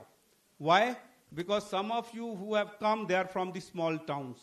So what we feel and what we want to see is that the divide which exists between a bigger town and a small town, cosmopolitan, non-cosmopolitan.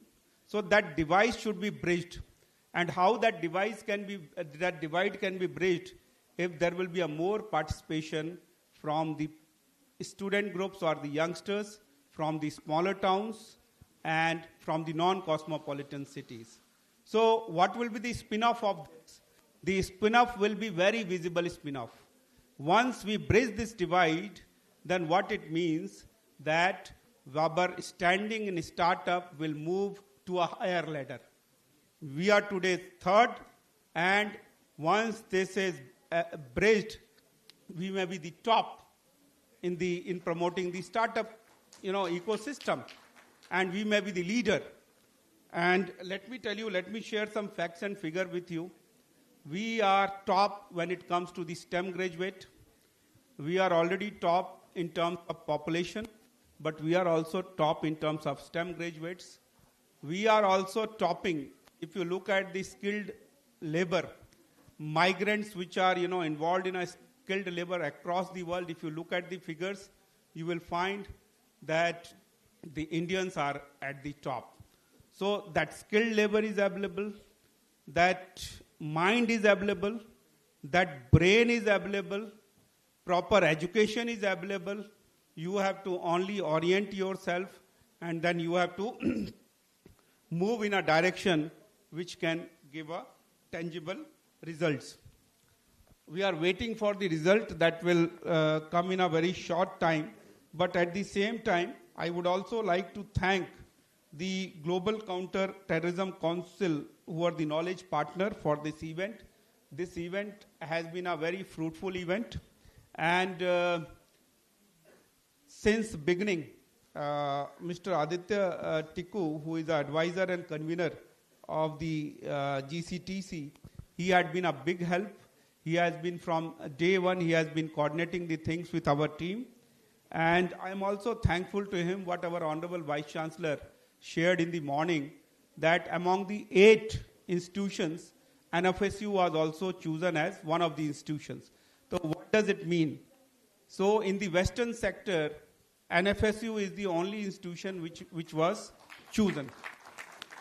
Now, NFSU is standing in the startup ecosystem. If you look at it, we are more into a forensic and allied sciences. This is the area which has not been touched more by the, the innovators, by the startup groups. So it also gave the visibility to rest of the students that this area is an open area and there is a requirement to venture into this area. Because if you look into our dependency on the forensic tools, you will find that by and large we are dependent on imported tools when it comes to investigation, and especially in the forensic domain. So when you visit this university, you also see the opportunity which is available. Now, forensic sciences is one of the fields which offers you a lot of opportunity, a lot of open research areas are there. So today, when we heard the participants presenting lots of ideas, I am sure in the future, more ideas will be related to the forensic sciences, and that is going to help this nation in a big way. Because Startup India, Skill India, Digital India, the essence of all these programs is to make Atmanirbhar Bharat. Okay. Now, once you make the Bharat Atmanirbhar, this country, which is, standing, or which is the 5th largest economy, it's all set to move up to the ladder and going to become, 3rd largest economy very soon. But with this Atmanirbhar Bharat tag, coming to India, now we are doing very well. We are already done very well in IT sector. We have done very well in a health sector.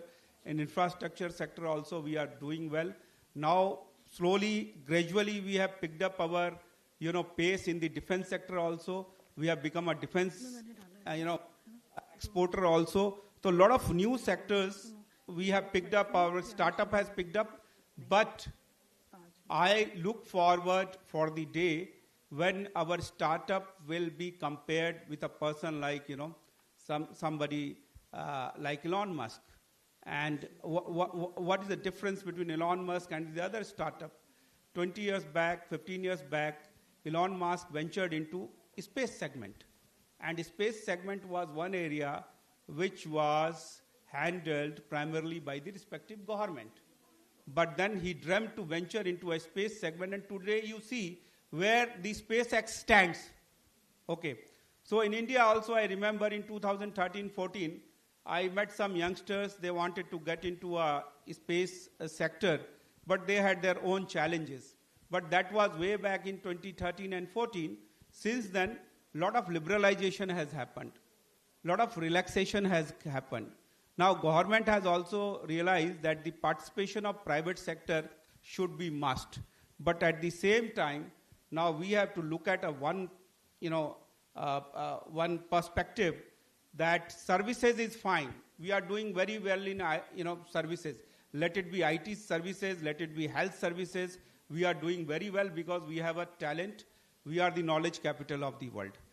But we have to venture into those sectors, those domains which are R&D oriented. Because once we get into those sectors, those domains which are R&D oriented, then we will be in a position to offer cutting edge products to the rest of the world. Especially now India has a competition not with the Southeast Asia. India has a competition not in the Indian subcontinent region. Our talent is poised for competition with rest of the Western world. And there's a big market in Middle East also, but only thing is that we have to get into R&D. And second thing what I'm saying, that if you are looking for promoting your startup innovation in the Western world, the other thing with the innovation, you have to also understand the compliances. you have to also understand the certifications, you have to also understand the standards, and you have to also understand the assurance yardstick which is followed by them. Some of the, even in Gujarat, I have seen best of the innovation. My students have come out with best of the innovations. Like I promoted themselves personally when I visited 2 years back to Netherlands, I was sharing with you. The idea went through the entire process, but at the end they were looking for the standards and compliances which are followed in Europe. So now, this is again a one gray area, and what I say that when your startup is in a ideation phase, and thereafter when you are going into an incubation phase, that time, while focusing the technology and the strategy, you should also include the standardization, assurance, compliances, and certification in your strategy. Because you have a global role to play. What I said in the morning, if you look at the population profile, definitely our population has, we are the topmost populated country in the world, but at the same time, the population of a young people, less than 70 years of age, okay? So that 15 to 68 bracket of age, 68% of people are there. So these are the people who are the workforce. These are the people who are going to make a change. Entire Europe is aging. If you look at the North America, they have a talent scarcity. That's why they are looking, they look up to country like India to fill up those positions. So there is a vast opportunity. And when I look around, even in Southeast Asia, okay, the results are ready. Just I'll conclude in 1 minute. So when I look around the world, Southeast Asia, Middle East, anywhere, I don't foresee that kind of talent coming from any other country except India. And there are 20 reasons I'll tell you why so. So you are the future. You will make a change. You are going to make a change. And this event is not going to end here, because the ideas which are going to take a shape, that will also shape the future of the India in the time to come. So thank you for your participation. It was a major event, but with the collaboration with our partners, especially the I must mention Ministry of Youth Affairs and Sports, BRICS Global Counter-Terrorism Council. This entire process became an easy process with a lot of takeaways for the young minds, and definitely there's a lot of things which are in offer. Now I will hand over the floor to the anchor to announce the results. Thank you so much, sir. So I'm in receipt of the results, something which all the participants have been very eagerly waiting for. We've, out of all the participants, all the innovative ideas that we've heard today, we've selected the top 5 ideas, and one by one I will be taking your names. We'll first announce the names, then give you a medal and your cash prize for the photograph, right, in this order. The first name that I'm going to announce is Gargi. So I request all the dignitaries to please come forward for the prize distribution.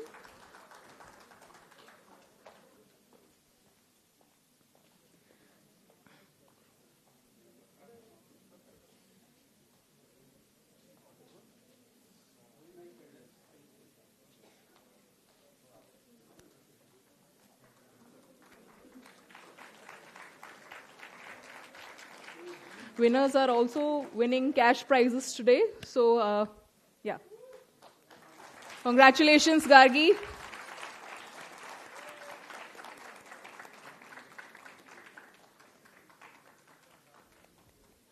The second name is Nisarg Rathod.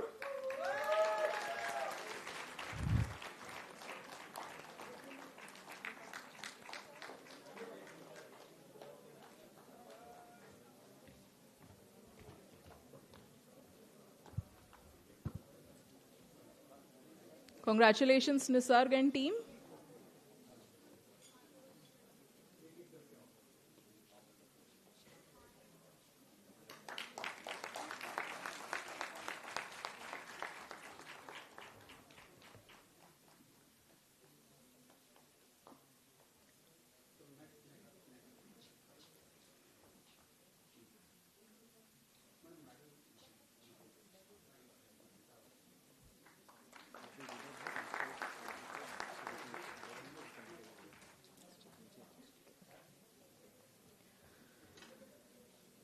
I request all the winners to please stay back near the stairs. I believe that we have to record an interview with you. So please kindly stay back. Do not leave the premises.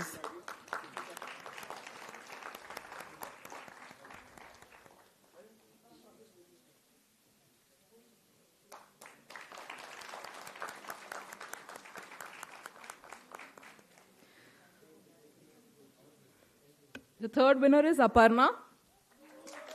Many congratulations to Aparna and team. Please come forward.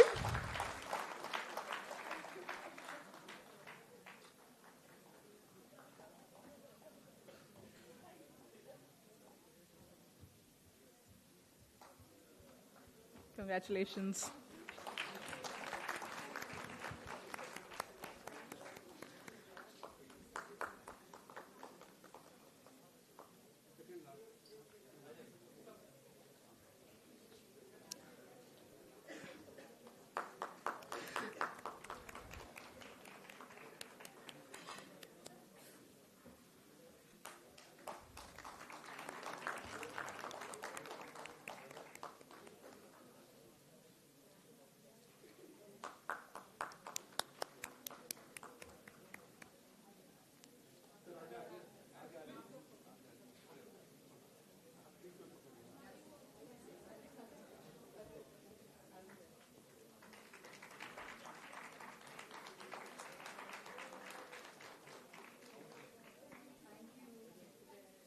And the last winner is Khushi Joshi.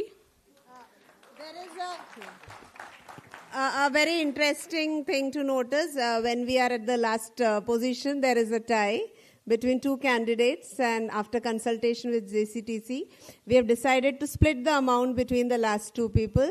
That is Khushi Joshi and Priyansh. Okay.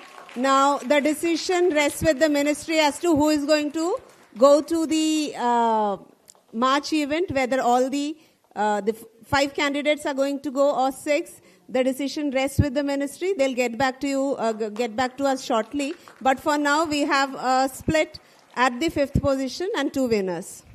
Congratulations. I believe I've missed out on one more winner, Nitish Deshpande. Have I called out your name, Nitish? No. Okay, please come forward. Yeah. So you were at the 4th position. Please come forward, Nitish. Many congratulations. Sorry, I missed out your name. Please come forward. Please meet me.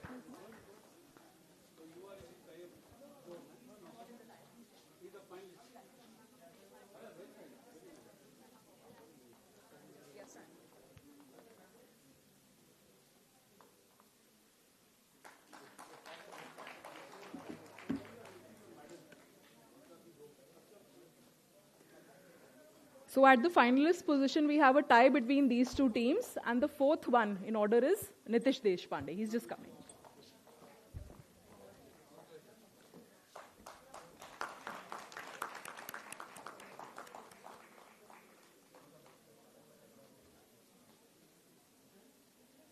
Okay. Nitish, please come forward. You have to grab all the opportunities now onwards. So, 4th last, yes, sir. Nitish Deshpande.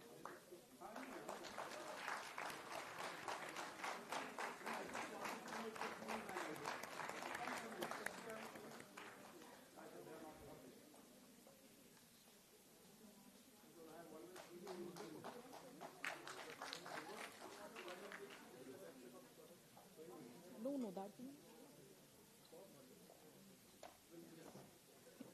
Thank you so much, everyone. Yeah.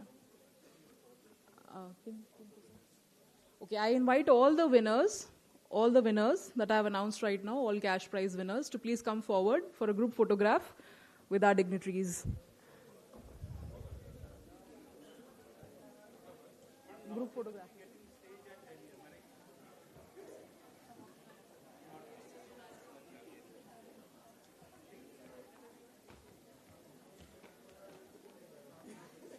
Please assemble in the center of the stage for a group photograph.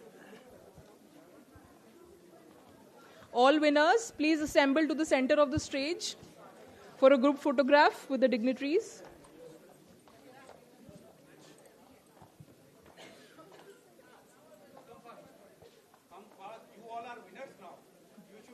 coming up with all energy. You should be excited. Sir, आगे आ जाइए. पूरी team कहाँ है? Sir, इसमें दो लोग हैं. दूसरा कौन?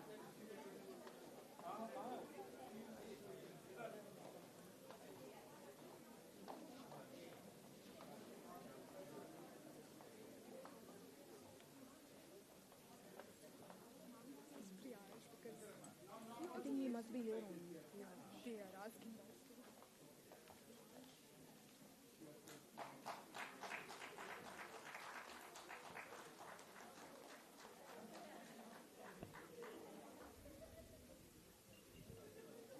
Thank you, everyone.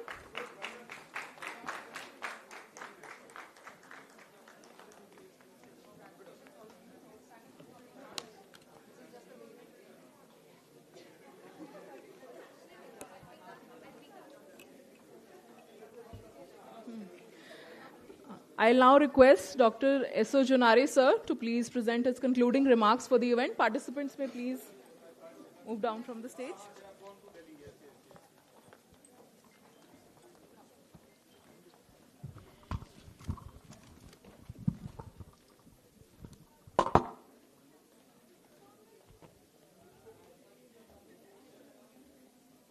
सर हम लोग तो अब नीचे बैठे हैं ना सर. एक minute.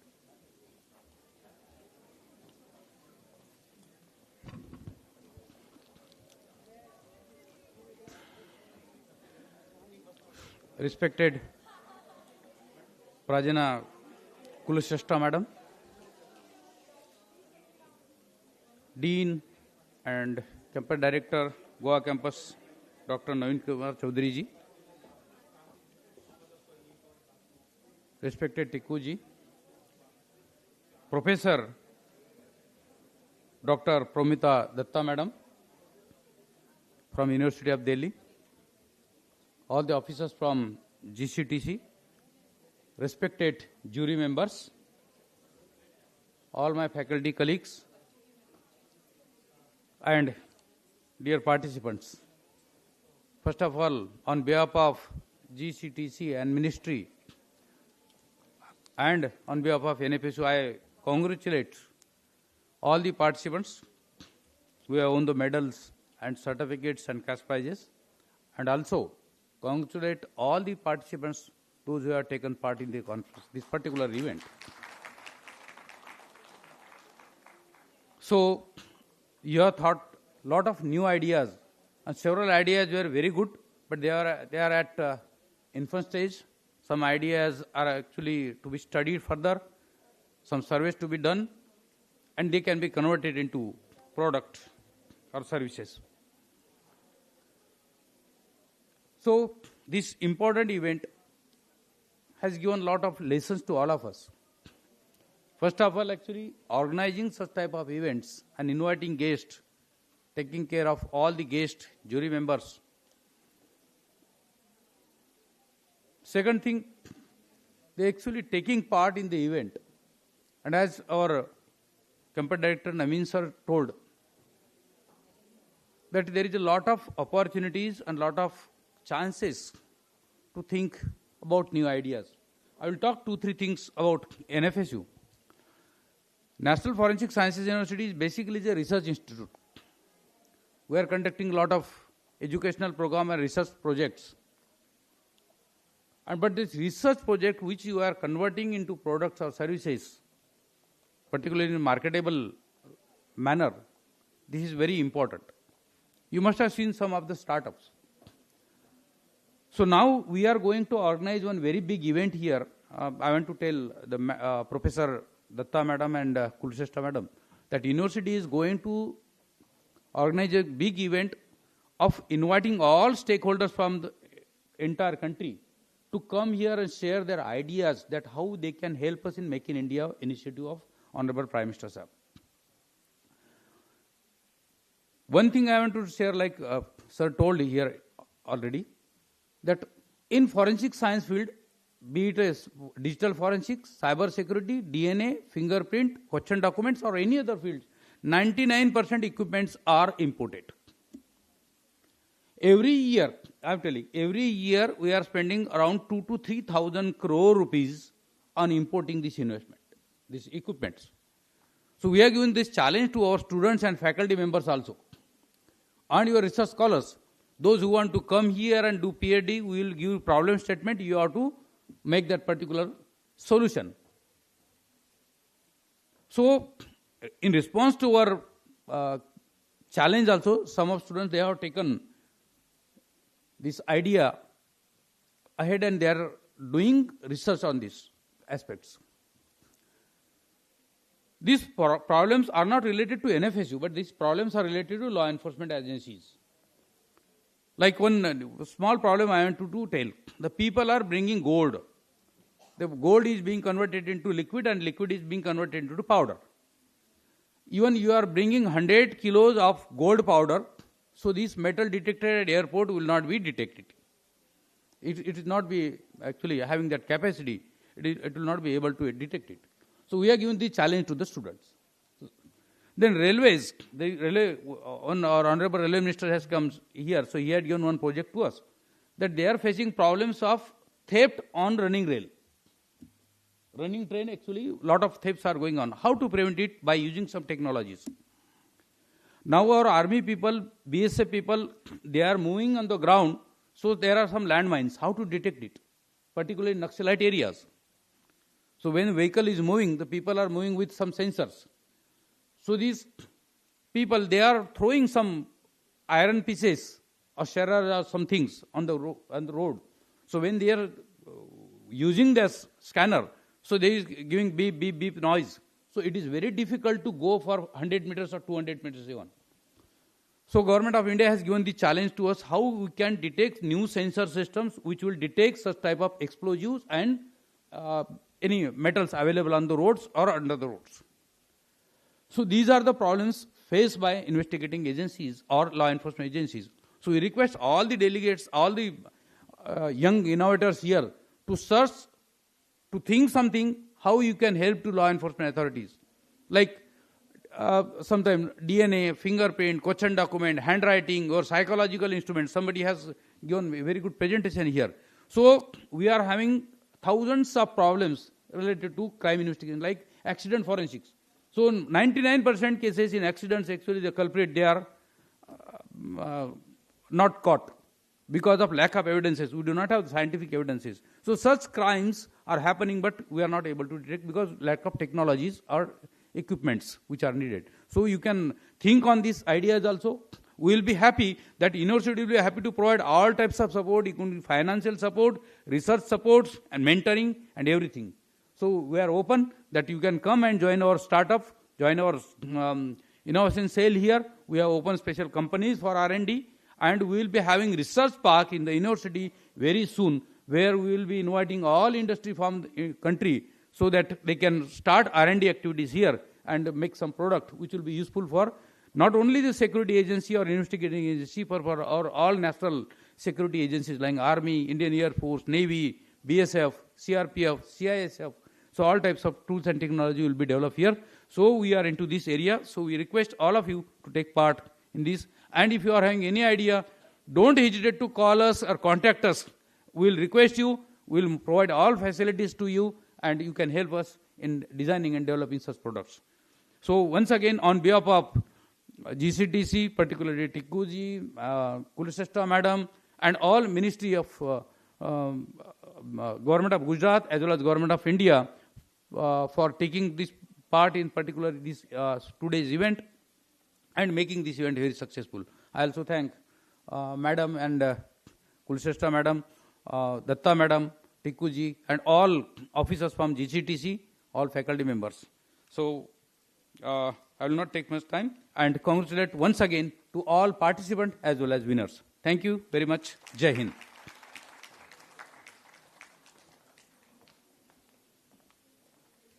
Thank you, Junare sir. I'll now invite Professor Dr. Haresh Parod, Professor and Associate Dean, School of Management Studies, to kindly deliver the vote of thanks.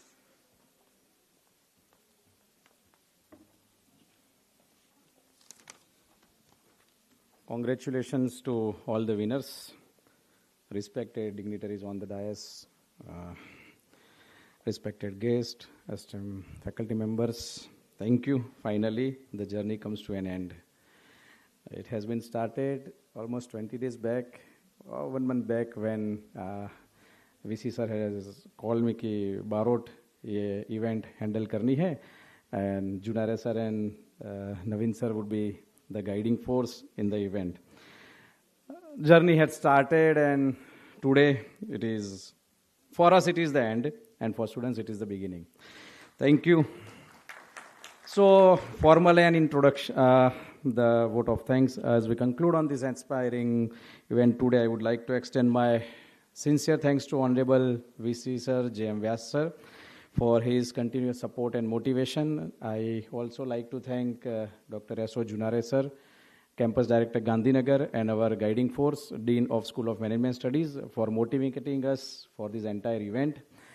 Naveen sir, definitely, I used to call him at night 11 or any time, and sir, Harish, ye dekh lena, ye ho jana chahiye. Mr. Harish, ye dekh lena, ho jana chahiye. And sir, we did it, finally. Tiku ji, Aditya ji, we used to have a call on Uttarayan also, you know. We had a Makar Sakrant, and he had called me, Barot sir, ye karna hai. मैंने कहा sir, आज तो Uttarayan है, आराम करने दीजिए. So, but anyway, we enjoyed a journey with you, sir. Aditya ji, Vijay Tiku ji, we are missing Vijay ji. Give my regards to him also. Paromita Datta ji, Mr. Raghav and team, and yes, Kulshist madam, thank you for your support. My team, School of Management Studies, the entire team, the entire committee members, all committee members of various teams. We normally, Aditya sir used to talk me about, sir, kaise hoga? मैंने कहा sir, आप चिंता छोड़ दीजिए. We have, the all management team who are handling all kinds of event. And sir, we tried our best. I hope we met your expectations. And thank you. Thank you, my entire team of National Forensic Sciences University and School of Management Studies. My co-partner, Dr. Akshat Mehta, thank you for your support. He also worked day and night with me. Time was very short, and considering our request, I thank you, Kuntal, the Director General Dr. Sunil Shukla sir from EDI, Mr. Rushit Soni, co-founder from Forensic Cybertech, our panelist, Kultal Shah sir, Milap sir, Mihir Joshi sir, Surya Tripathi sir, and Javed Sheikh sir. We had so many fluctuations, and people have their own, they are a big name, sir, and they were all involved in their activities, so some rotations was required, and even though within a short period of time they had accepted our invitations, and today they are with us. Thank you, sir. Thank you for your support. And lastly, the all committee members, those who are directly or indirectly involved with me for the successful of this startup for me. Thank you all. Thank you very much. Thank you. Jai Hind. Thank you, sir. All prize winners are requested to contact Dr. Neha Singh for sharing of transaction details and further processing of dissemination of the prize money. Dr. Neha Singh is from School of Management Studies. She's right there. Please contact her, all the prize winners. All right? We'll now all rise for the national anthem.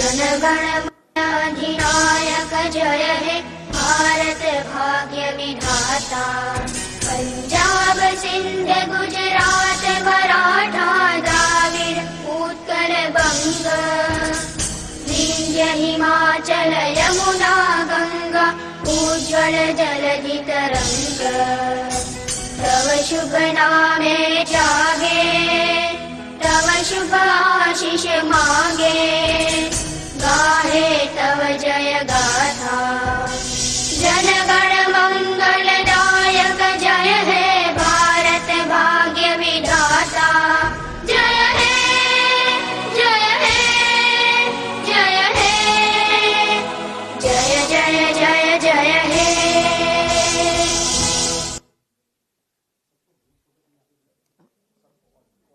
So everybody present in the auditorium, please assemble near the stage for a group photograph.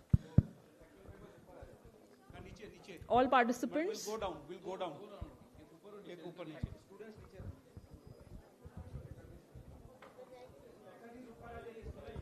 thank you to Dr. Akshat Mehta also.